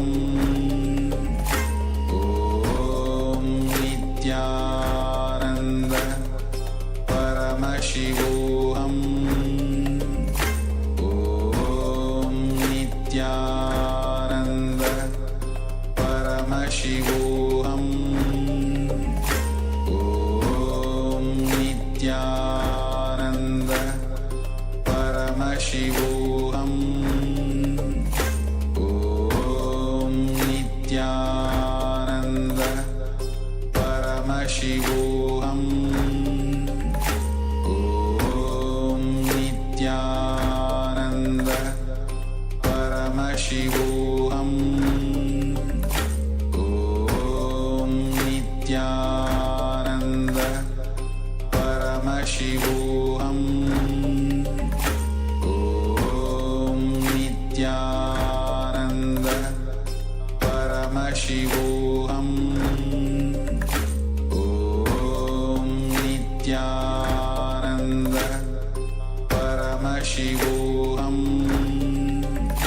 Om Nityananda Paramashivoham Om Nityananda Paramashivoham Om Nityananda Paramashivoham Om Nityananda Paramashivoham Om Nityananda Paramashivoham Om Nityananda Paramashivoham Om Nityananda Paramashivoham Om Nityananda Paramashivoham Om Nityananda Paramashivoham Om Nityananda Paramashivoham Om Nityananda Paramashivoham Om Nityananda Paramashivoham Om Nityananda Paramashivoham. Yes. So you can now open your eyes, remove the blindfold, and you can start writing whatever you have been revealed in this round of the power manifestation. You can post it in the Zoom chat and let us know what you have seen, and we will be verifying and looking at the actual image and seeing if we have been successful in manifesting this power. Participants in the Zoom saying that we're able to see a round and a triangle. Okay, that's good. Also, we request all the participants who are sitting with us in Zoom to please turn on your camera and be seated. As we have heard before during the previous sessions about the power of the quantum entanglement, where when we connect with you as we are the initiated acharyas for the session, when we sit and that connection between both of us, when we are able to see you and you are also able to see us, when that connection happens, the quantum entanglement, that space of consciousness transfers, and you will also be able to be in that high space of consciousness wherever you are. This is how Swamiji has structured this entire program based on his blessings. So we request all the participants to please keep your cameras turned on in the Zoom. So yes, let us now move to the verification. So you can see on the left side a heart shape, and when participants who saw a triangle, it is very much a part of the heart is in the shape of a triangle. And on the right side, you can see kind of an oval shape with which length is flat. So that's also the round shape is very much there in both of these shapes. So congratulations, Ma, for once again seeing. I think you are very successful day by day manifesting this power of the third eye. That's very great to see. And for all the other participants who are still yet to manifest this power, just keep in mind that the more you practice, surely you will have the breakthrough. Keep in mind that it's all about experiencing oneness. Whenever we manifest this power, don't have too much of expectation about the results. Keep your focus on experiencing oneness with Swamiji, as it is from this space of oneness that Swamiji manifests the power through us. So throughout this power manifestation, whatever happens in your inner space, either expectations, the desire to see, or any doubt, whatever happens, continuously surrender it, continuously drop everything that goes on inside you at Swamiji's feet, remembering Swamiji in your inner space and keeping your awareness on the third eye. Continuously hold this space, and you will see that Swamiji will manifest the power through you. So with that, let's get ready for a second round. I request participants to once again tie the blindfold, and as we are going to be showing the picture for the second round on the screen in just a few moments, so please tie the blindfold and get ready for the second round. Yes. Start chanting the Mahavakya in your inner space. Now, intensely visualize Swamiji in your inner space once again. Bring that beautiful form of Swamiji, the Supreme Pontiff of Hinduism, into your inner space. And also welcome all the new participants who have joined us just now. I request you also to please close your eyes and be seated. We are now manifesting the power of third eye reading, so you can also join us in the manifestation by just closing your eyes. Now, start chanting the Mahavakya.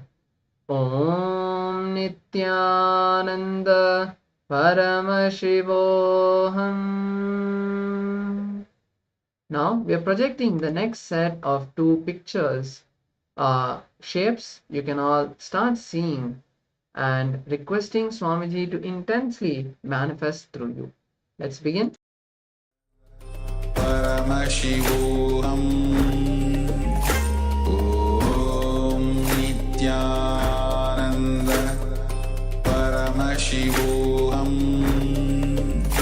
Om Nityananda Paramashivoham Om Nityananda Paramashivoham Om Nityananda Paramashivoham Om Nityananda Paramashivoham Om Nityananda Paramashivoham Om Nityananda Paramashivoham Om Nityananda Paramashivoham Om Nityananda Paramashivoham Om Nityananda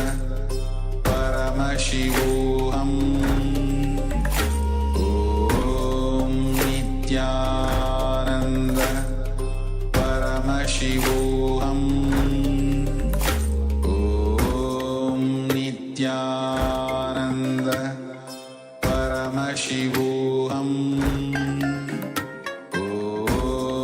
Nityananda Paramashivoham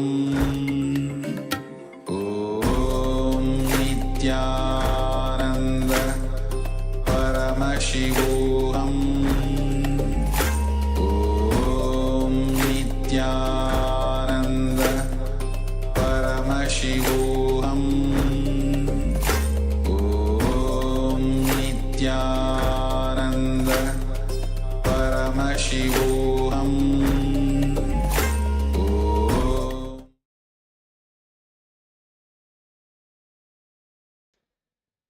Yes. So you can open your eyes and remove the blindfold and share what you have been able to see. Don't edit or omit anything. whatever Swamiji has shown you in this round, please share that, and we will be putting the picture on the screen and verifying if you have been successful.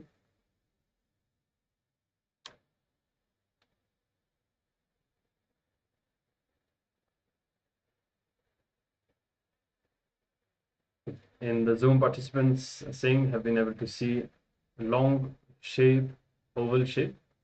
All right. So let's now have a look at the image and see. So you can see on the left side a hexagon with 6 corners, 6 sides, and on the right side you can see a cross. All right. So congratulations for all of you who are able to see, and for all of you who participated in this round. Keep in mind that the more we manifest these powers, the more powerful cognitions will naturally just happen inside us, and all our patterns one by one will drop. That is why after each session in this Paramashivoham, we are going to be having power manifestation sessions, so that we can intensify our experience of oneness and our how much of a connection that we have with Swamiji. And we will see that this itself will make everything that we learn today as an experience and not just as mere knowledge. So we request all of you to persistently continue to practice this power manifestation, and we will be there to guide you throughout the day as we discover different powers and play with them, and we will make sure that you are having a breakthrough in this power manifestation. Yes. So ultimately, the power manifestation is just for us to experience Swamiji in our inner space. The ultimate goal, you should see, have I manifested a good round of power manifestation? The scale with which you measure that is not just the words you're able to see, the pictures you're able to see, what you're able to see. It's not about that. It is more about how you're able to experience Swamiji. The more thoughtless you were, the more blissful you felt. That is the scale to measure the power manifestation. So with this, we come to the end of this round of power manifestation, and now we'll be moving into the next session, where we are going to be learning about today's powerful cognition. The topic for today's Paramashivoham is health, the health as per Hinduism. So all of us have so many incompletions, perceptions, cognitions about health, where we think that I have a particular disease, it's there in my genes, I cannot get rid of it, it is going to be affecting me because my father had it. All of those conceptions that we have about health, breaking all of that to have the right cognition and the powerful cognition about health, so that you can build your body the way you want. Yes, Swamiji says and has also proven that you can build muscles just by doing various pranayamas. Obviously, that will require some advanced meditation techniques and initiation by Swamiji, but he has done it and shown us. So the myth that we need to do bodybuilding, we need to go to the gym every day and work out hard just to get muscles is wrong. So many of these kind of myths, whether they are positive or negative, making sure that we have the right reality cognitions, the right powerful cognitions about health is what we are going to be learning in today's Paramashivoham program, with starting with a beautiful video where Swamiji in a series of satsangs is going to be explaining to us about the signs of health. So I request all the participants now to be in the space of listening and imbibe these truths by writing them down in your book of hearts, your notebook, or your device. Write down these powerful cognitions so that any day you feel that you're low, you want to heal yourself, you want the right powerful cognitions, You don't need to watch the entire satsang, but that will also be powerful. But the clicks, the powerful cognitions that have clicked with you, which you feel, yes, I do feel that this makes sense and I can manifest that. That clicks, when you read them, will intensely help you with experiencing the health and coming back to the right space. And it will also be helpful for others where you can share with them these powerful cognitions from Swamiji. So with this, let us enter the video. I request all the participants to be in the space of listening.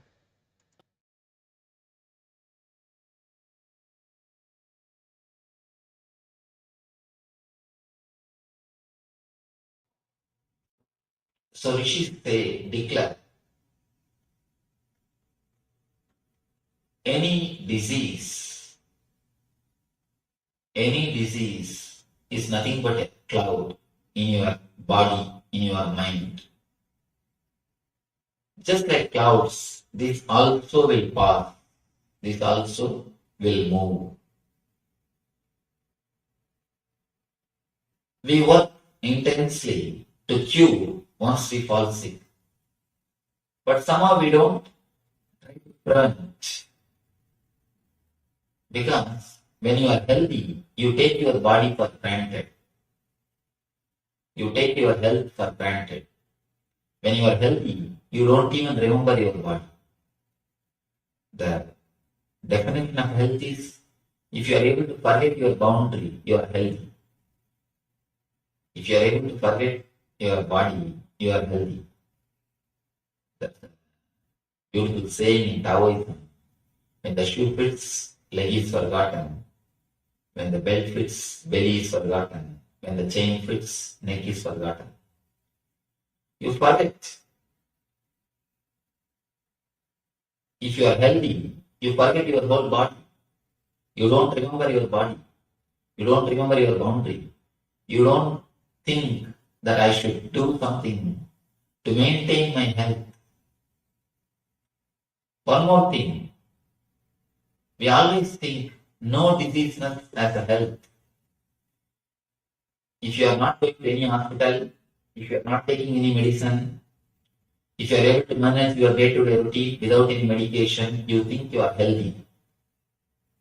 But according to me, the definition for health is a positive well-beingness. It is not only no diseaseness. No diseaseness is only one part of health. There is something more to health than simple no diseaseness. The positive well-being,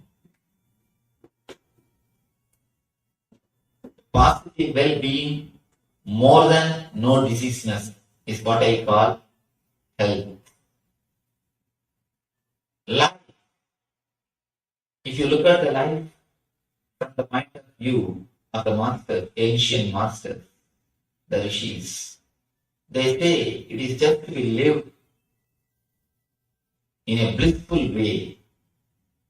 They say Anandam Brahma Navyajanat. That's the quotation in Sanskrit. It means existence is bliss. Don't waste it by missing it. Existence is the very existence. Your very life, your very breathing, your very living in this body is bliss.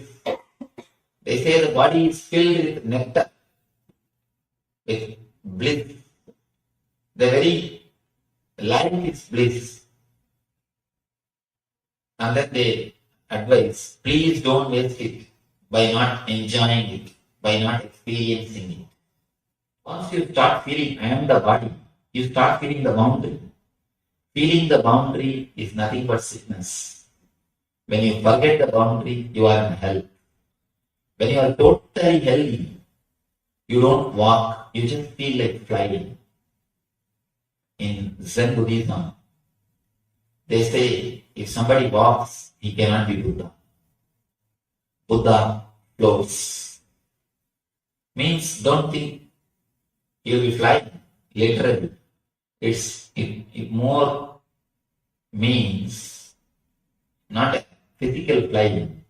It's a being which flows. When you are really healthy, when you are really blissful, when you are in ecstasy, you don't walk, you just float.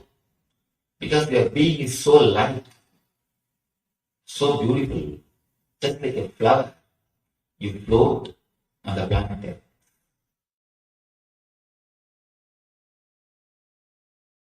Few basic truths,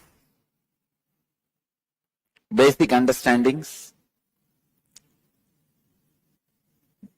1. Health is not just absence of illness. If you are not in the hospital, if you are in the house, don't think you are healthy. Health is not just absence of illness. It is something more than that. It is well-being. Just because you are not in the hospital, absence of disease does not mean you are healthy. First truth. I want you to internalize these few truths so that we will further work on some homeworks. Second, health is a state of physical, psychological, emotional and spiritual well-being where you feel life is good. Rarely, sometimes when you wake up in the morning, maybe for 10 minutes or less than 10 minutes, you will feel life is good. Wow. But very rarely you feel that. Those are the moments you are healthy. But in the modern day, especially city life, the stress level is so high, you forgot like this. Sometimes you even feel life is good. Health is a state of physical, psychological, emotional and spiritual well-being. I wanted you to understand not only your patterns or engram, even the way you feel about you is very important for your health. Even if you don't have any external stress, but if you have a wrong idea about you, that itself can destroy your health. I have seen many villages. They don't have any stress. They are not in corporate companies. They don't need to get up and just eat their breakfast while driving and land in the corporate office and whole day get kicked by the boss, and the evening come back and just sit in front of TV for 1 hour and fall asleep. No, they don't live that life. Many Indian villages still retain their innocent life. Morning slowly they will wake up around 9 o'clock, come and sit in the village tea shop and drink the tea and talk the whole politics and story, everything till 12 o'clock. Then slowly 1 o'clock take bath and go around and see the land, the agriculture happening, come back 7 o'clock and sit in front of TV till 10 in the night, fall asleep. There are people, even they fall sick and they also don't live long because the concepts they carry about themselves, the ideas they carry about themselves. Not only the active pattern, the passive beliefs you have also affects your system, also affects your health. I can define health. Physical health means the stomach which can digest anything.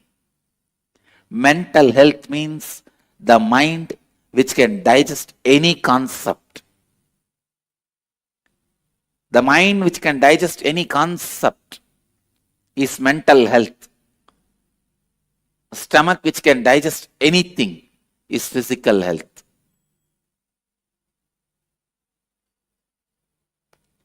Consciousness which can digest anything happening in life is spiritual health.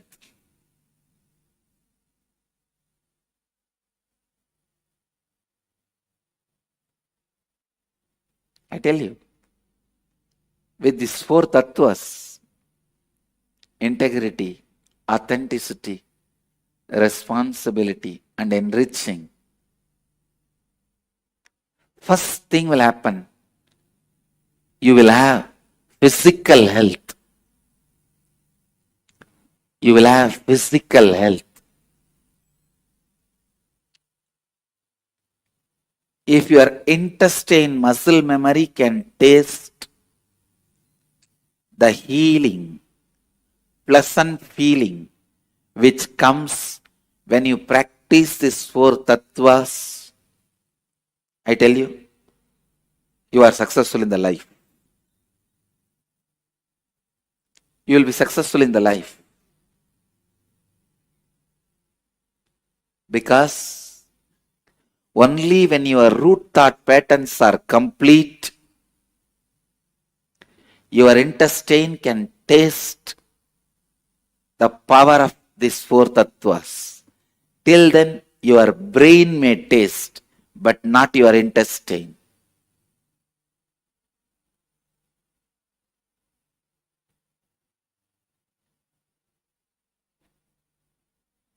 Only when you are in completion, your stomach can sit in a relaxed way.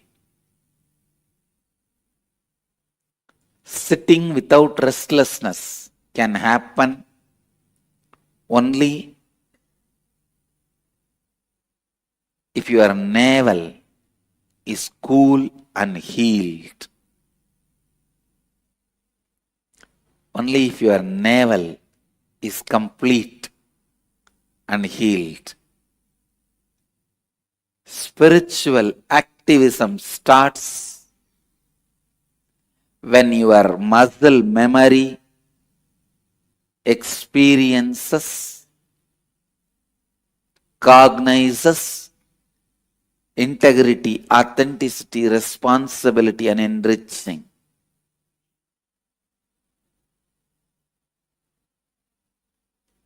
I tell you,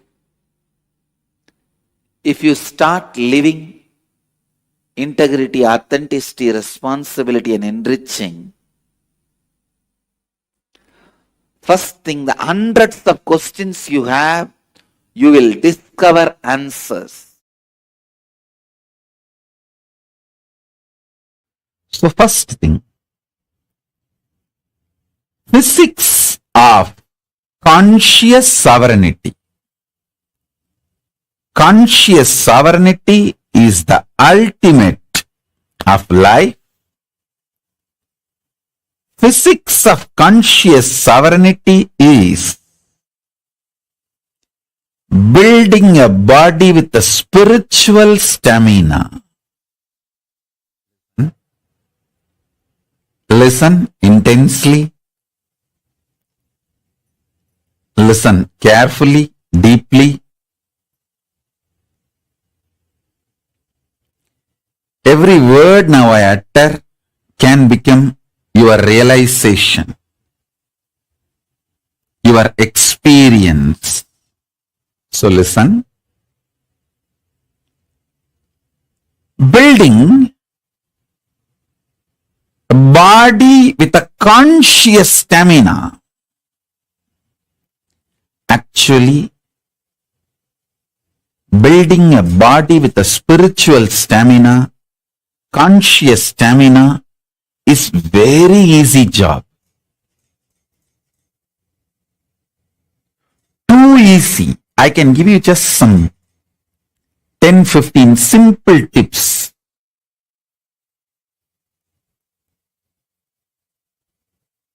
If you start following for few days, automatically you will build a body with a conscious stamina which can manifest Paramashivatva.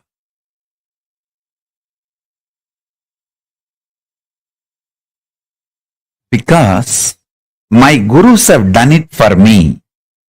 I know the precise methodology.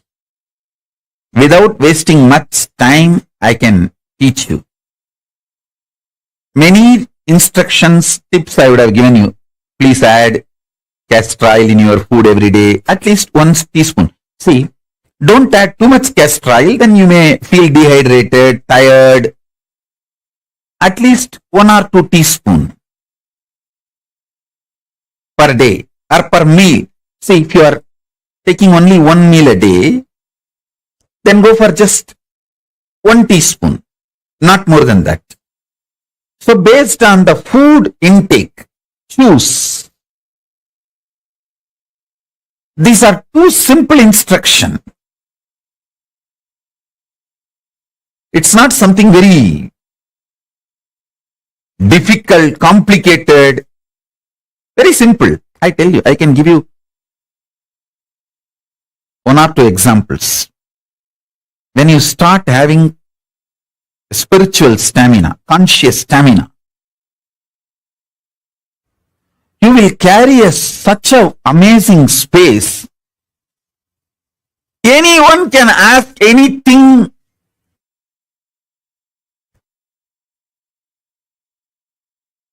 You will never feel irritated. You just know you are so happy they asked you. You will never feel demanded. You are so happy. The people come into your space.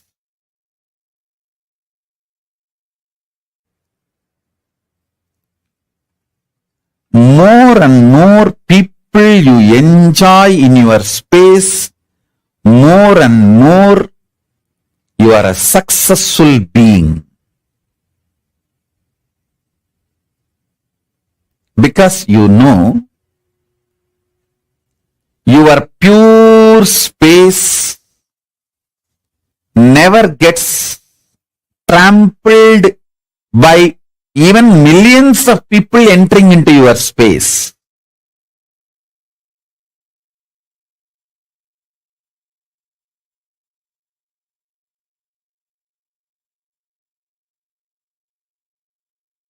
The conscious stamina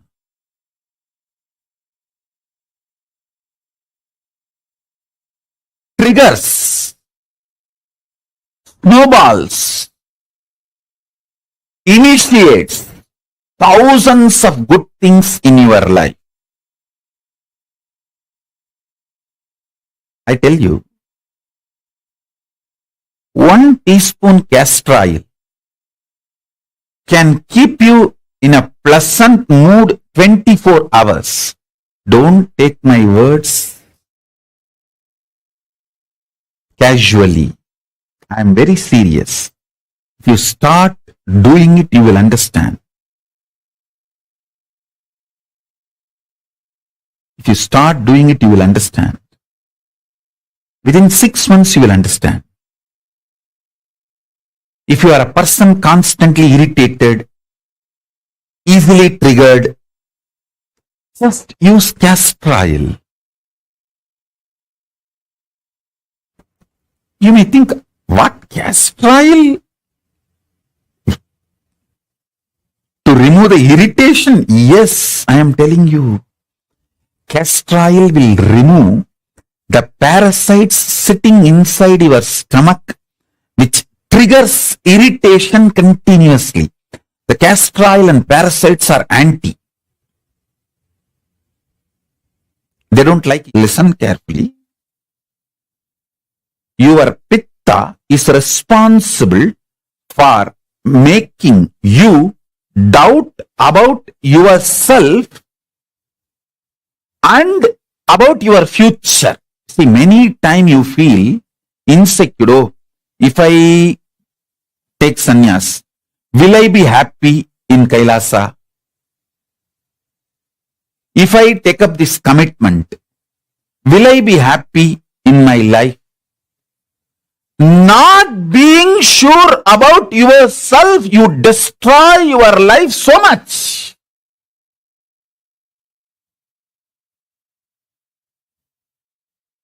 So many wonderful things in your life is lost because you don't feel sure about yourself. Especially spiritually, consciously. I've seen so many people have this problem. Will I be happy if I take sannyas? Will I be able to be peaceful and happy if I choose to be with Swamiji? Will I be happy if I choose to be in Kailasa? All you need is just this Karsalangani powder, Karsalangani leaf, and every day apply on your upper palate and clean the whole pitta and kapha. Make your body samatva body, samatva sarira.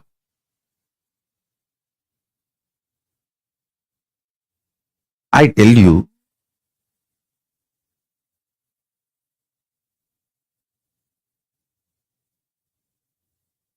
not only my guru gave me 5 gulfi ice cream, he gave me something, the greatest, which is useful in my life till today.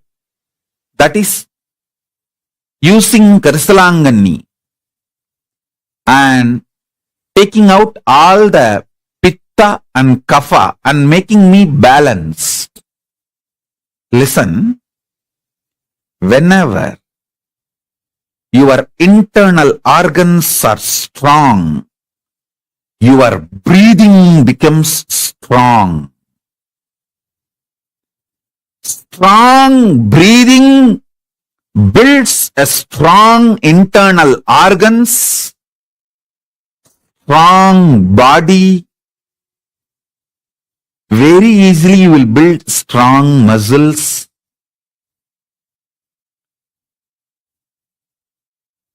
Karsalangani powder, taking it in your thumb, applying on the upper palate and cleaning all the kapha and pitta is such a simple act. It's not at all difficult. Karsalangani is available even in Amazon nowadays. That powder. And it's available in every village home in India. In every village, you will see Karsalangani, Ponnangani, Murungakkira. Add all this stuff in your life every day. Karsalangani, Ponnangani, Tooduvala, Murungakkira. Just the simple instruction. I tell you, strong internal organs. When the kapha is cleansed, you get the stamina in your breathing, strong breathing. When pitta is cleansed, you get the strong visualization. You will not have doubt about yourself. When sometimes people tell me, Swamiji, I can't handle, I don't know how to care about how to carry on with my life. I feel like I may have a mental breakdown. This problem is because of the pitta. If you ever had the feeling, oh, I may have a mental breakdown, I cannot handle this, I'm feeling suffocated. If you had this problem, your problem is simply pitta, nothing else. Apply Karsalangani on your upper palate. Clean your pitta. You will have so much confidence about you.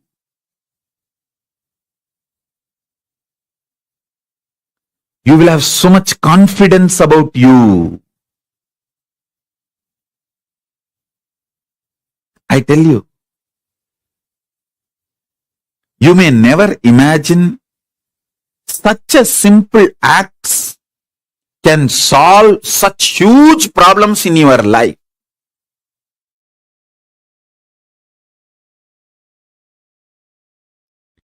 First, I will reveal what Paramashiva reveals.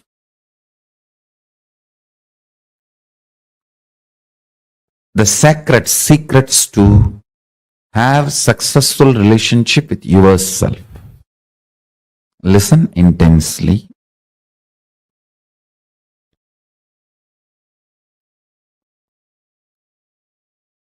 Your body evolved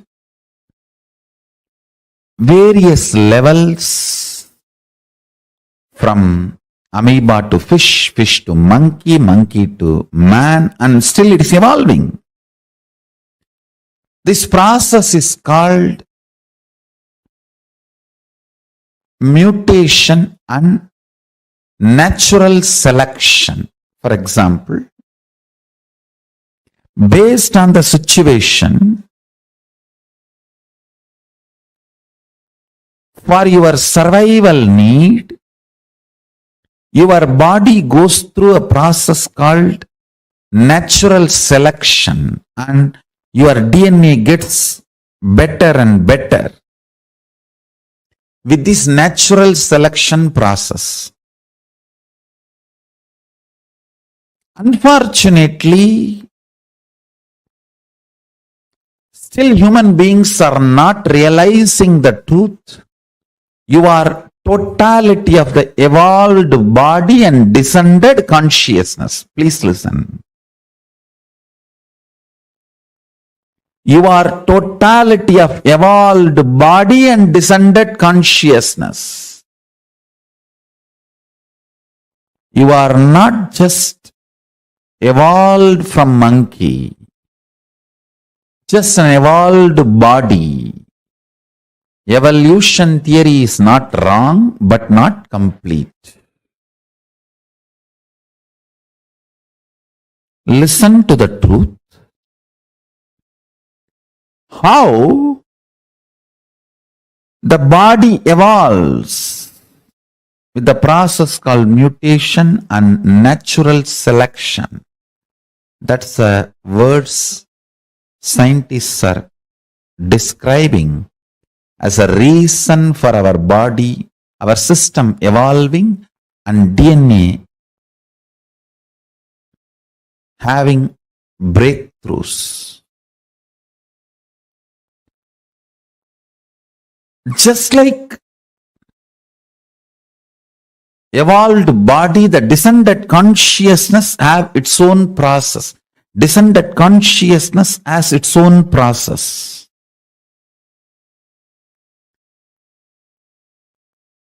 In the body, it's called natural selection. In the level of consciousness, I'll give this process, the equivalent of the natural selection process happening in the level of superconscious descending.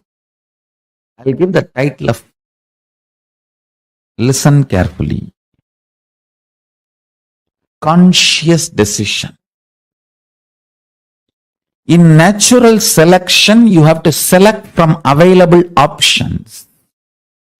In conscious decision, everything is possible for you. There is no limited options presented in front of you. There is no such thing as here there are million options, choose from this. No. Only in the body level, physical level, million options are presented and you are asked to choose anyone. That is what is called natural selection, based on the situation, survival of the fittest, and multiple reasons you do natural selection. But the descendants of the superconsciousness, it's a conscious decision. The good news is this moment you can decide to be liberated. There is no step by step. This moment consciously you can declare, I am unclutched. Then the pure superconsciousness will just blast your whole body and DNA and alter it to the level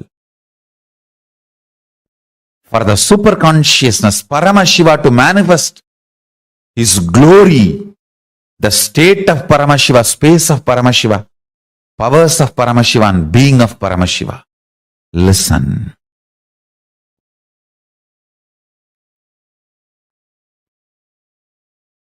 Natural selection and conscious decision, if you understand these two,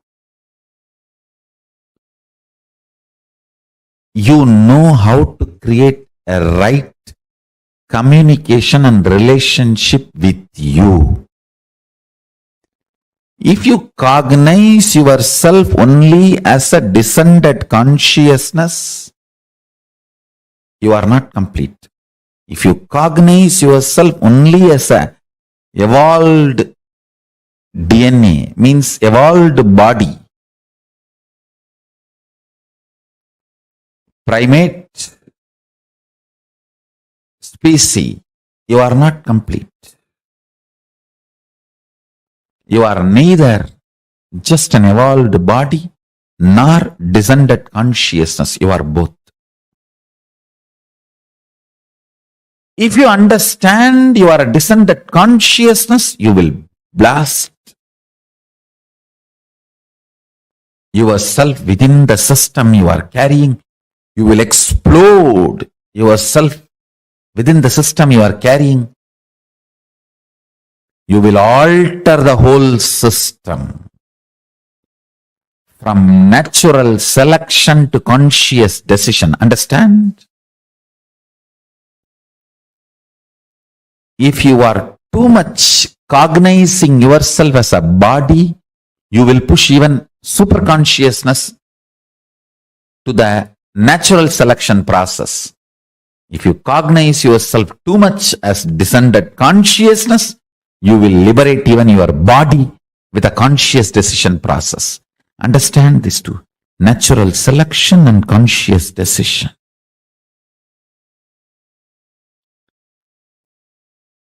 See every day in your life how your life is flowing. Is it more natural selection based or conscious decision based? In reality, you are consciousness and body together. Even after liberation, as long as your body is functioning, you are together.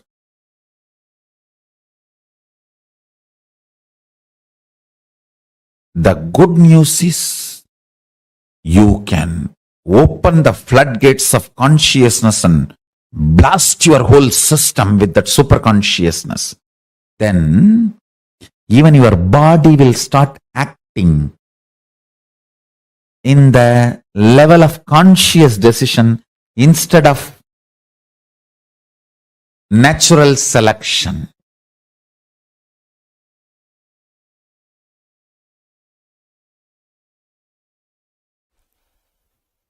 Actually, I feel that whole thing, all of you in front of me, and this whole hall, this mic, everything, this throne, everything, kind of a liquid, semi-solid, where the bhava freezes into matter, where the ideas becoming idols. In that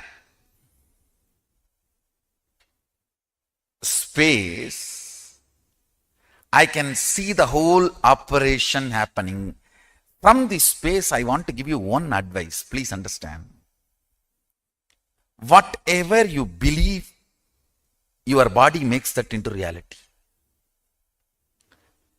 I can see from this space, if somebody believes sannyas is too easy, just body builds its structure, its DNA,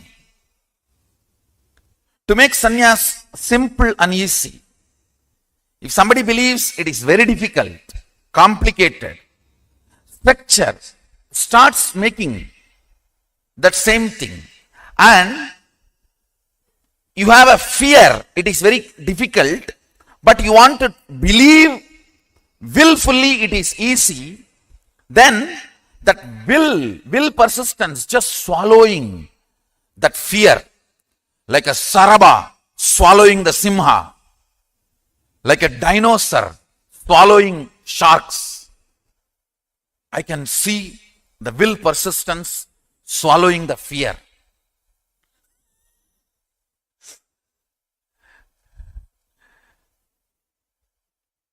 If you feel living in this place is the best, I am seeing you manifest that.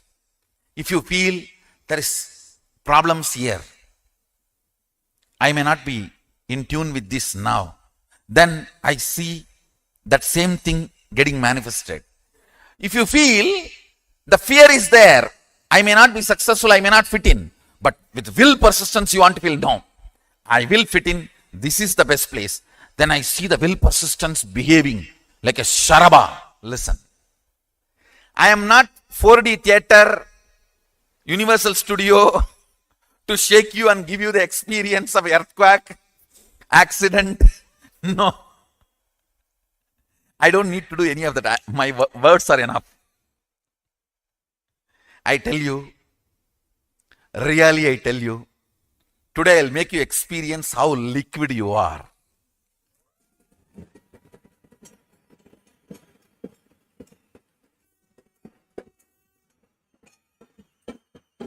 You can touch and feel everything is in a mercury state. The way you want it to become solid, it becomes solid.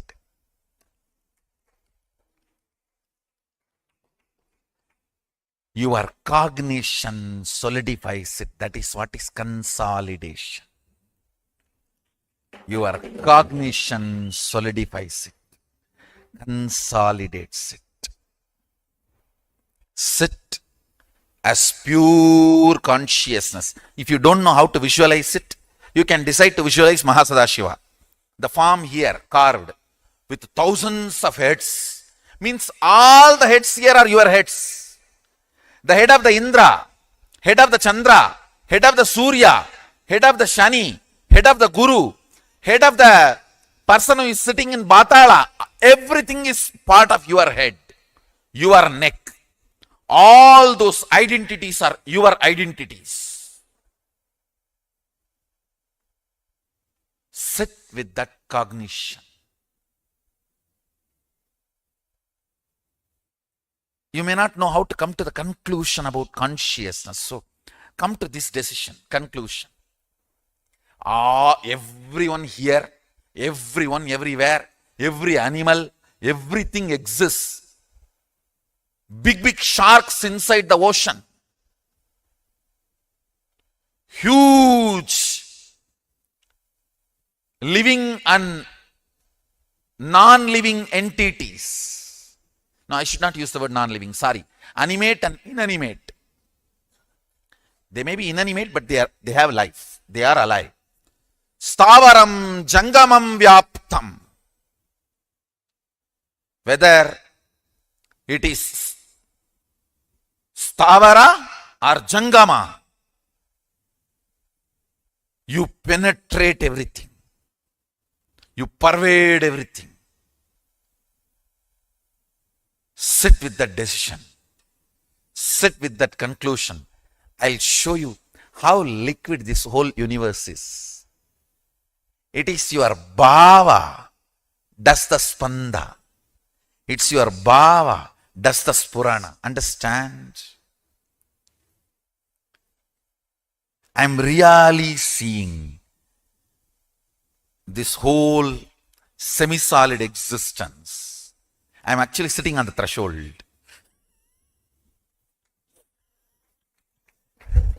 Because I have to be with the reality and I have to relate with your reality.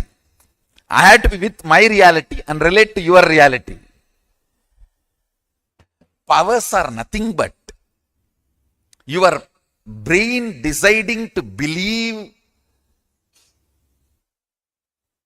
the magical existence of you against the logical existence of you, which is taught to you by your society. See, your society taught to you only the logical existence.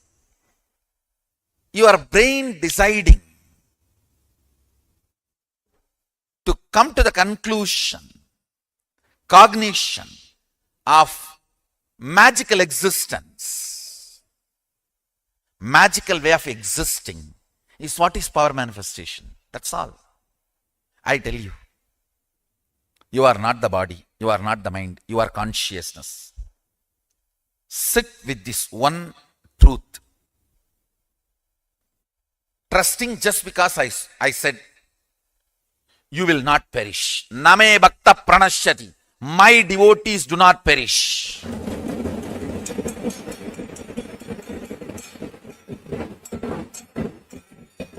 When you come to the conclusion, your consciousness, your pleasures will change. Your purpose of existence will change. Why you want to exist will change. I tell you, whatever you feel as you, whatever you concluded as you, whether you like it or not, just by your breathing, you spread that. If you are joyful, by your breathing, you spread that.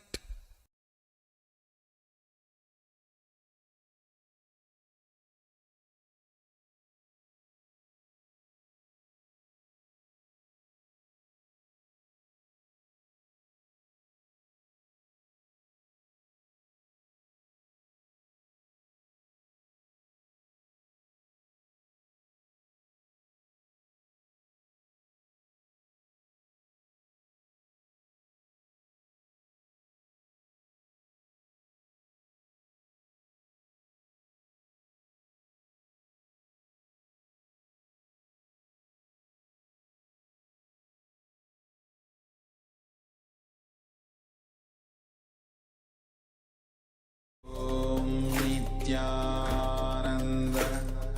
Paramashivoham Om Nityananda. Yes, so that was another powerful satsang where Swamiji shared about the various techniques to complete with our health and experience the ultimate space of completion with our body. So let us now understand the essence of this session and the powerful cognitions that Swamiji wants to have, and then move into a small internalization exercise. So Swamiji first says that in Ayurveda, health is defined as the dynamic state of balance between the mind, body, and environment. So there are 5 steps to experience this permanent health inside us. First is write down the earliest memory and idea you developed about health. For example, when you are in school, when you learned about how the genetic diseases happen, you thought, my father has diabetes, so I will also get that. Or you thought that if my mother has this particular disease, so I will get that disease as well. Some of these wrong thought currents that you built when you're small, or even some of the other conditionings that you were taught by your parents. For example, if I play in the rain, I will get sick, I will get the flu. So you stopped playing in the rain because of that. So these kind of conditionings and wrong cognitions that you built, you can start writing down. That is the first step.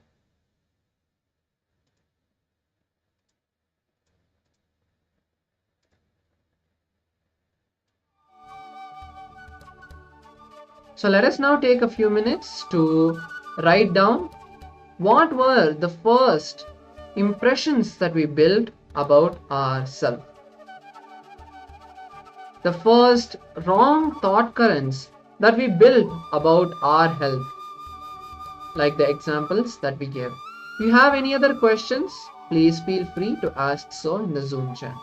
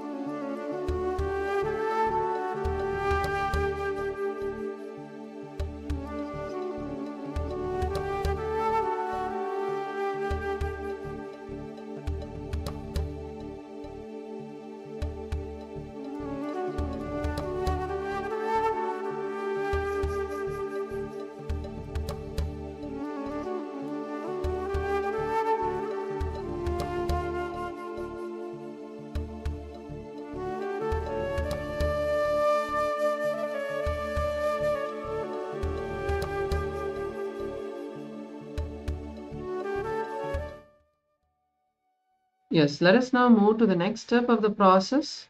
Now recollect and write down the incidents where you experience the illness or disease for the first time. For example, my friend was ill after working late, long hours. I think something happened to me, a huge headache, a pain in the shoulder, and a lack of attention. Meaning, like when you were small, or any time that where you first time you fell ill and you felt that kind of emptiness where you're not feeling that you're not able to heal yourself. Maybe when you were small where you got flu and or you got some chicken pox or something where you felt that illness is taking over you, that kind of fear about the illness, the first time you experienced that. Let us take a few minutes to write this down.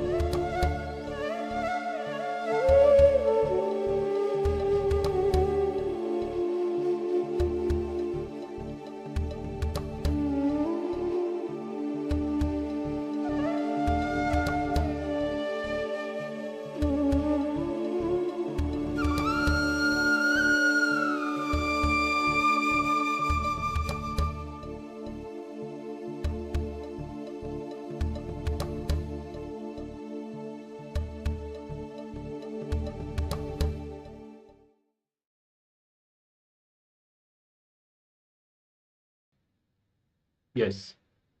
Now, the next step, recollect and write down the incident and your experience of the first time when your near and dear ones fell ill. So, for example, it could be at 4 years old, seeing your mother lying on the bed, and um, what all was happening around that. For example, your grandmother is upset for the work that she has to do because your mother is not able to do that, and so the grandmother has to pitch in, and the father seems tensed, and your sister or brother is not playing with you anymore. So seeing the other person sick, and also the whole situation that happens around it, because that is very important, because you directly associate the whole incident and what all is happening around that with the sickness of that person. So your whole cognition is influenced by everything that happens when you see somebody else, in this case, in the case of that example, seeing your mother, and how it negatively impacts the whole family. So that's very important in shaping the cognition that you have about disease. Okay, so please now looking next few minutes, 5 minutes, recollect and write down the incident and your experience of the first time when you saw a near and dear one falling ill.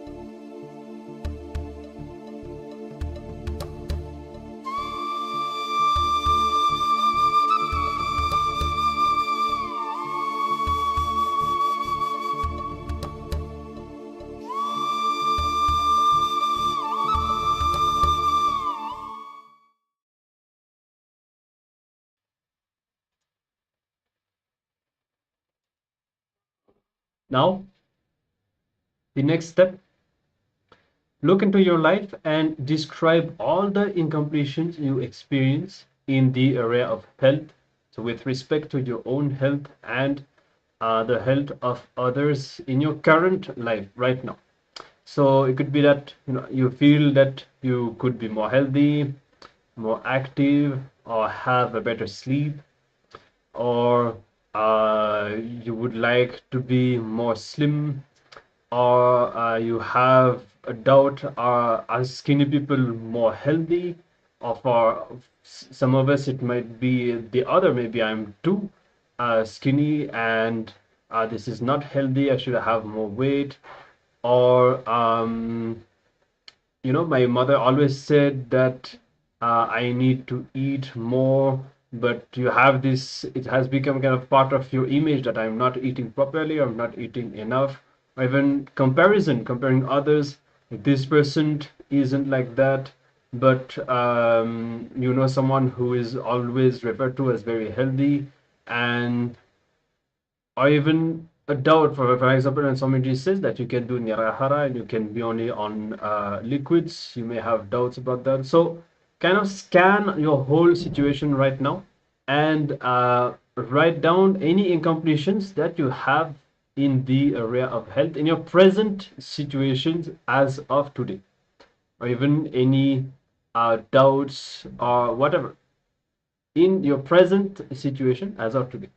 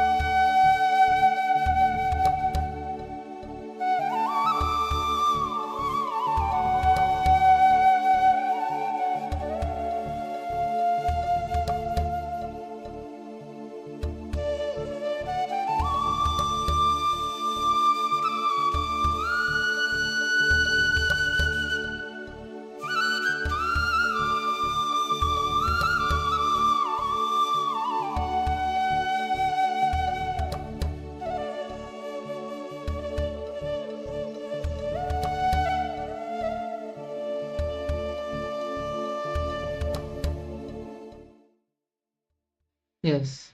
Now let us write down the next step of this process, which is now write down all your current health benefits that you're having, or whatever you think about your health. For example, I am not healthy, my BP is too high, I am giddy, I can't work long, I need to sleep and eat at the right time, I need a vacation to unclutch. All of these, write down your what you exactly feel about your health currently. Let's take a few minutes to write down.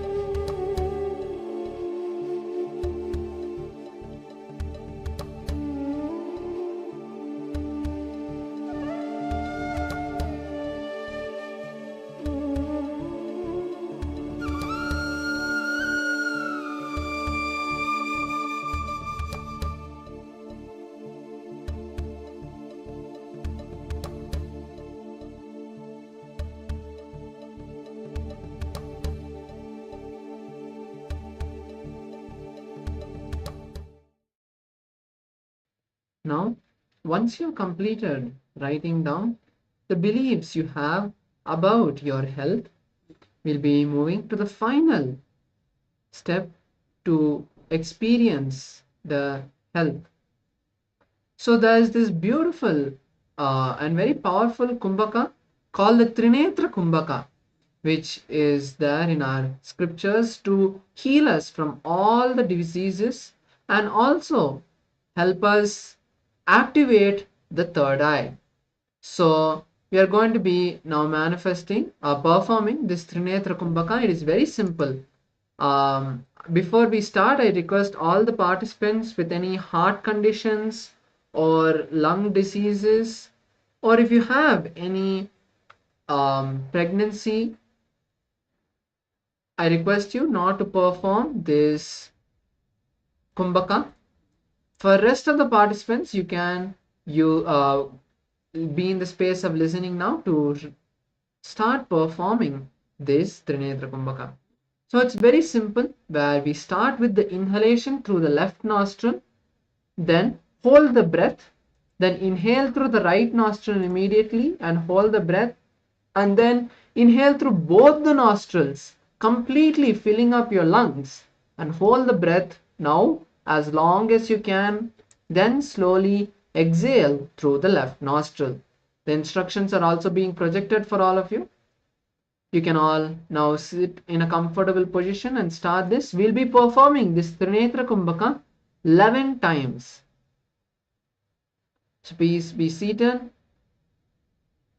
You can use your thumbs or your ring finger and thumb of your right hand.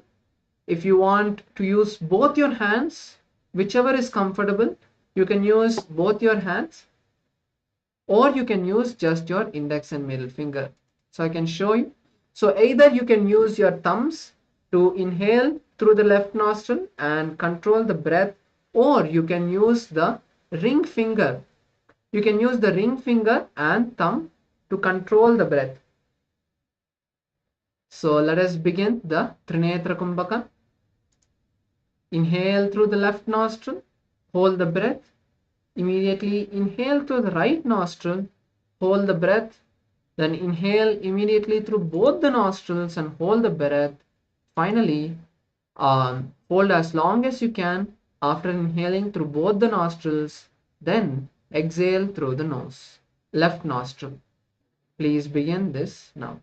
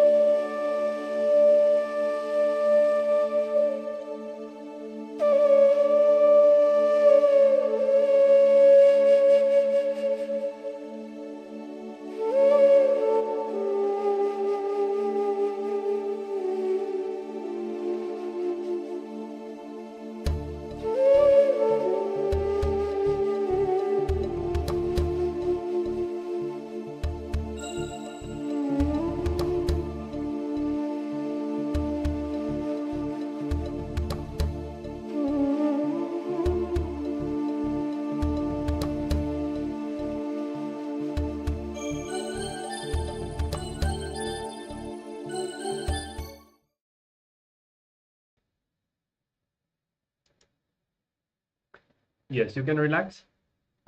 We are going to be actually having a bit later today, we'll be practicing this Trinetra Kumbhaka once more.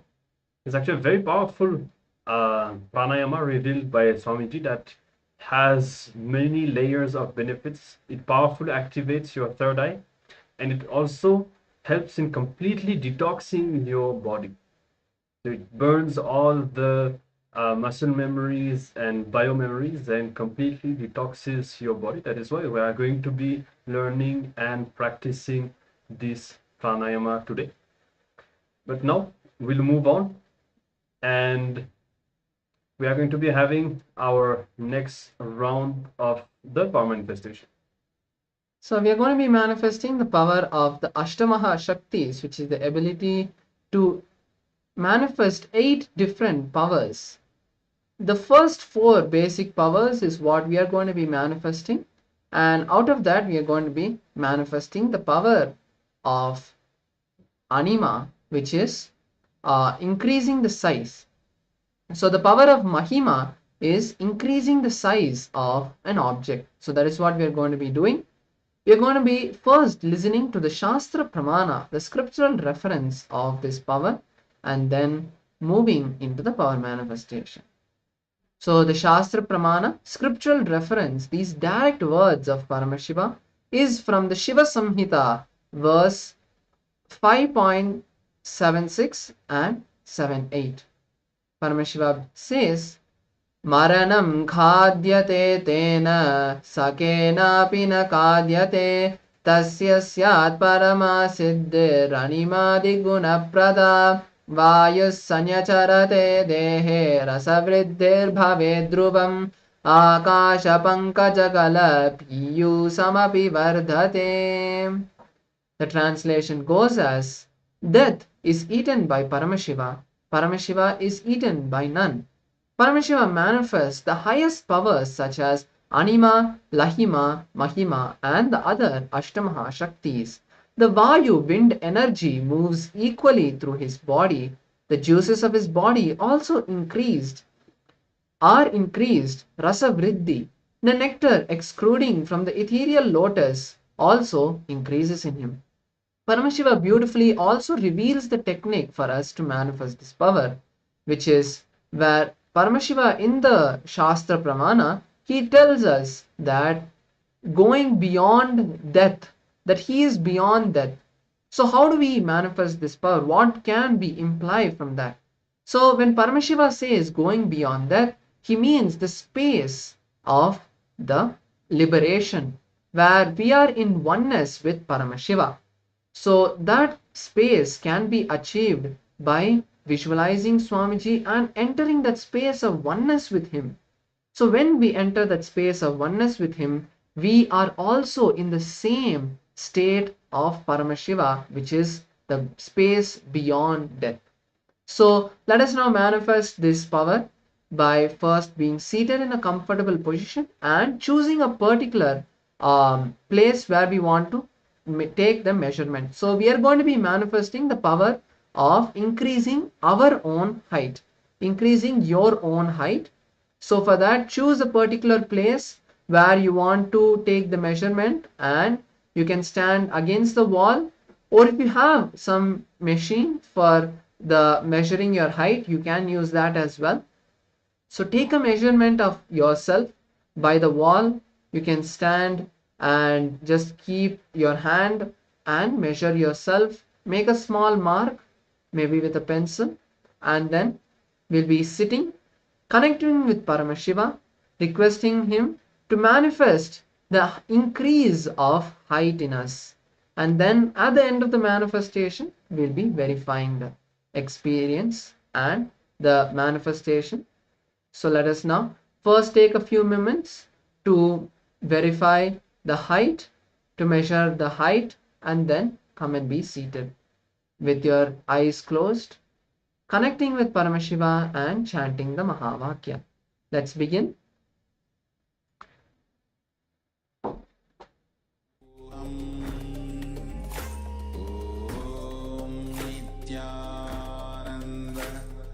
Paramashivoham Om Nityananda Paramashivoham Om Nityananda Paramashivoham Om Nityananda Paramashivoham Nityananda Paramashivoham Om Nityananda Paramashivoham Om Nityananda Paramashivoham Om Nityananda Paramashivoham Om Nityananda Paramashivoham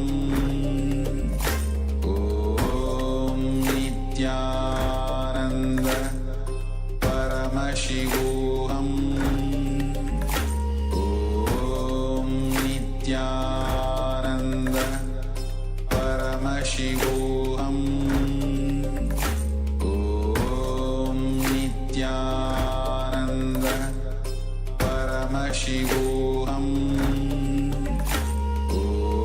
Om Nityananda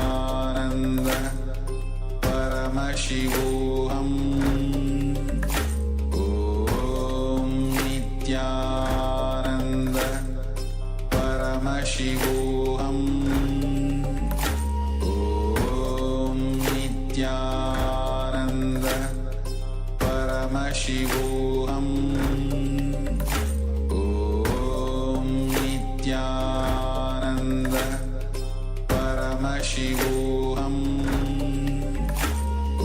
Om Nityananda Paramashivoham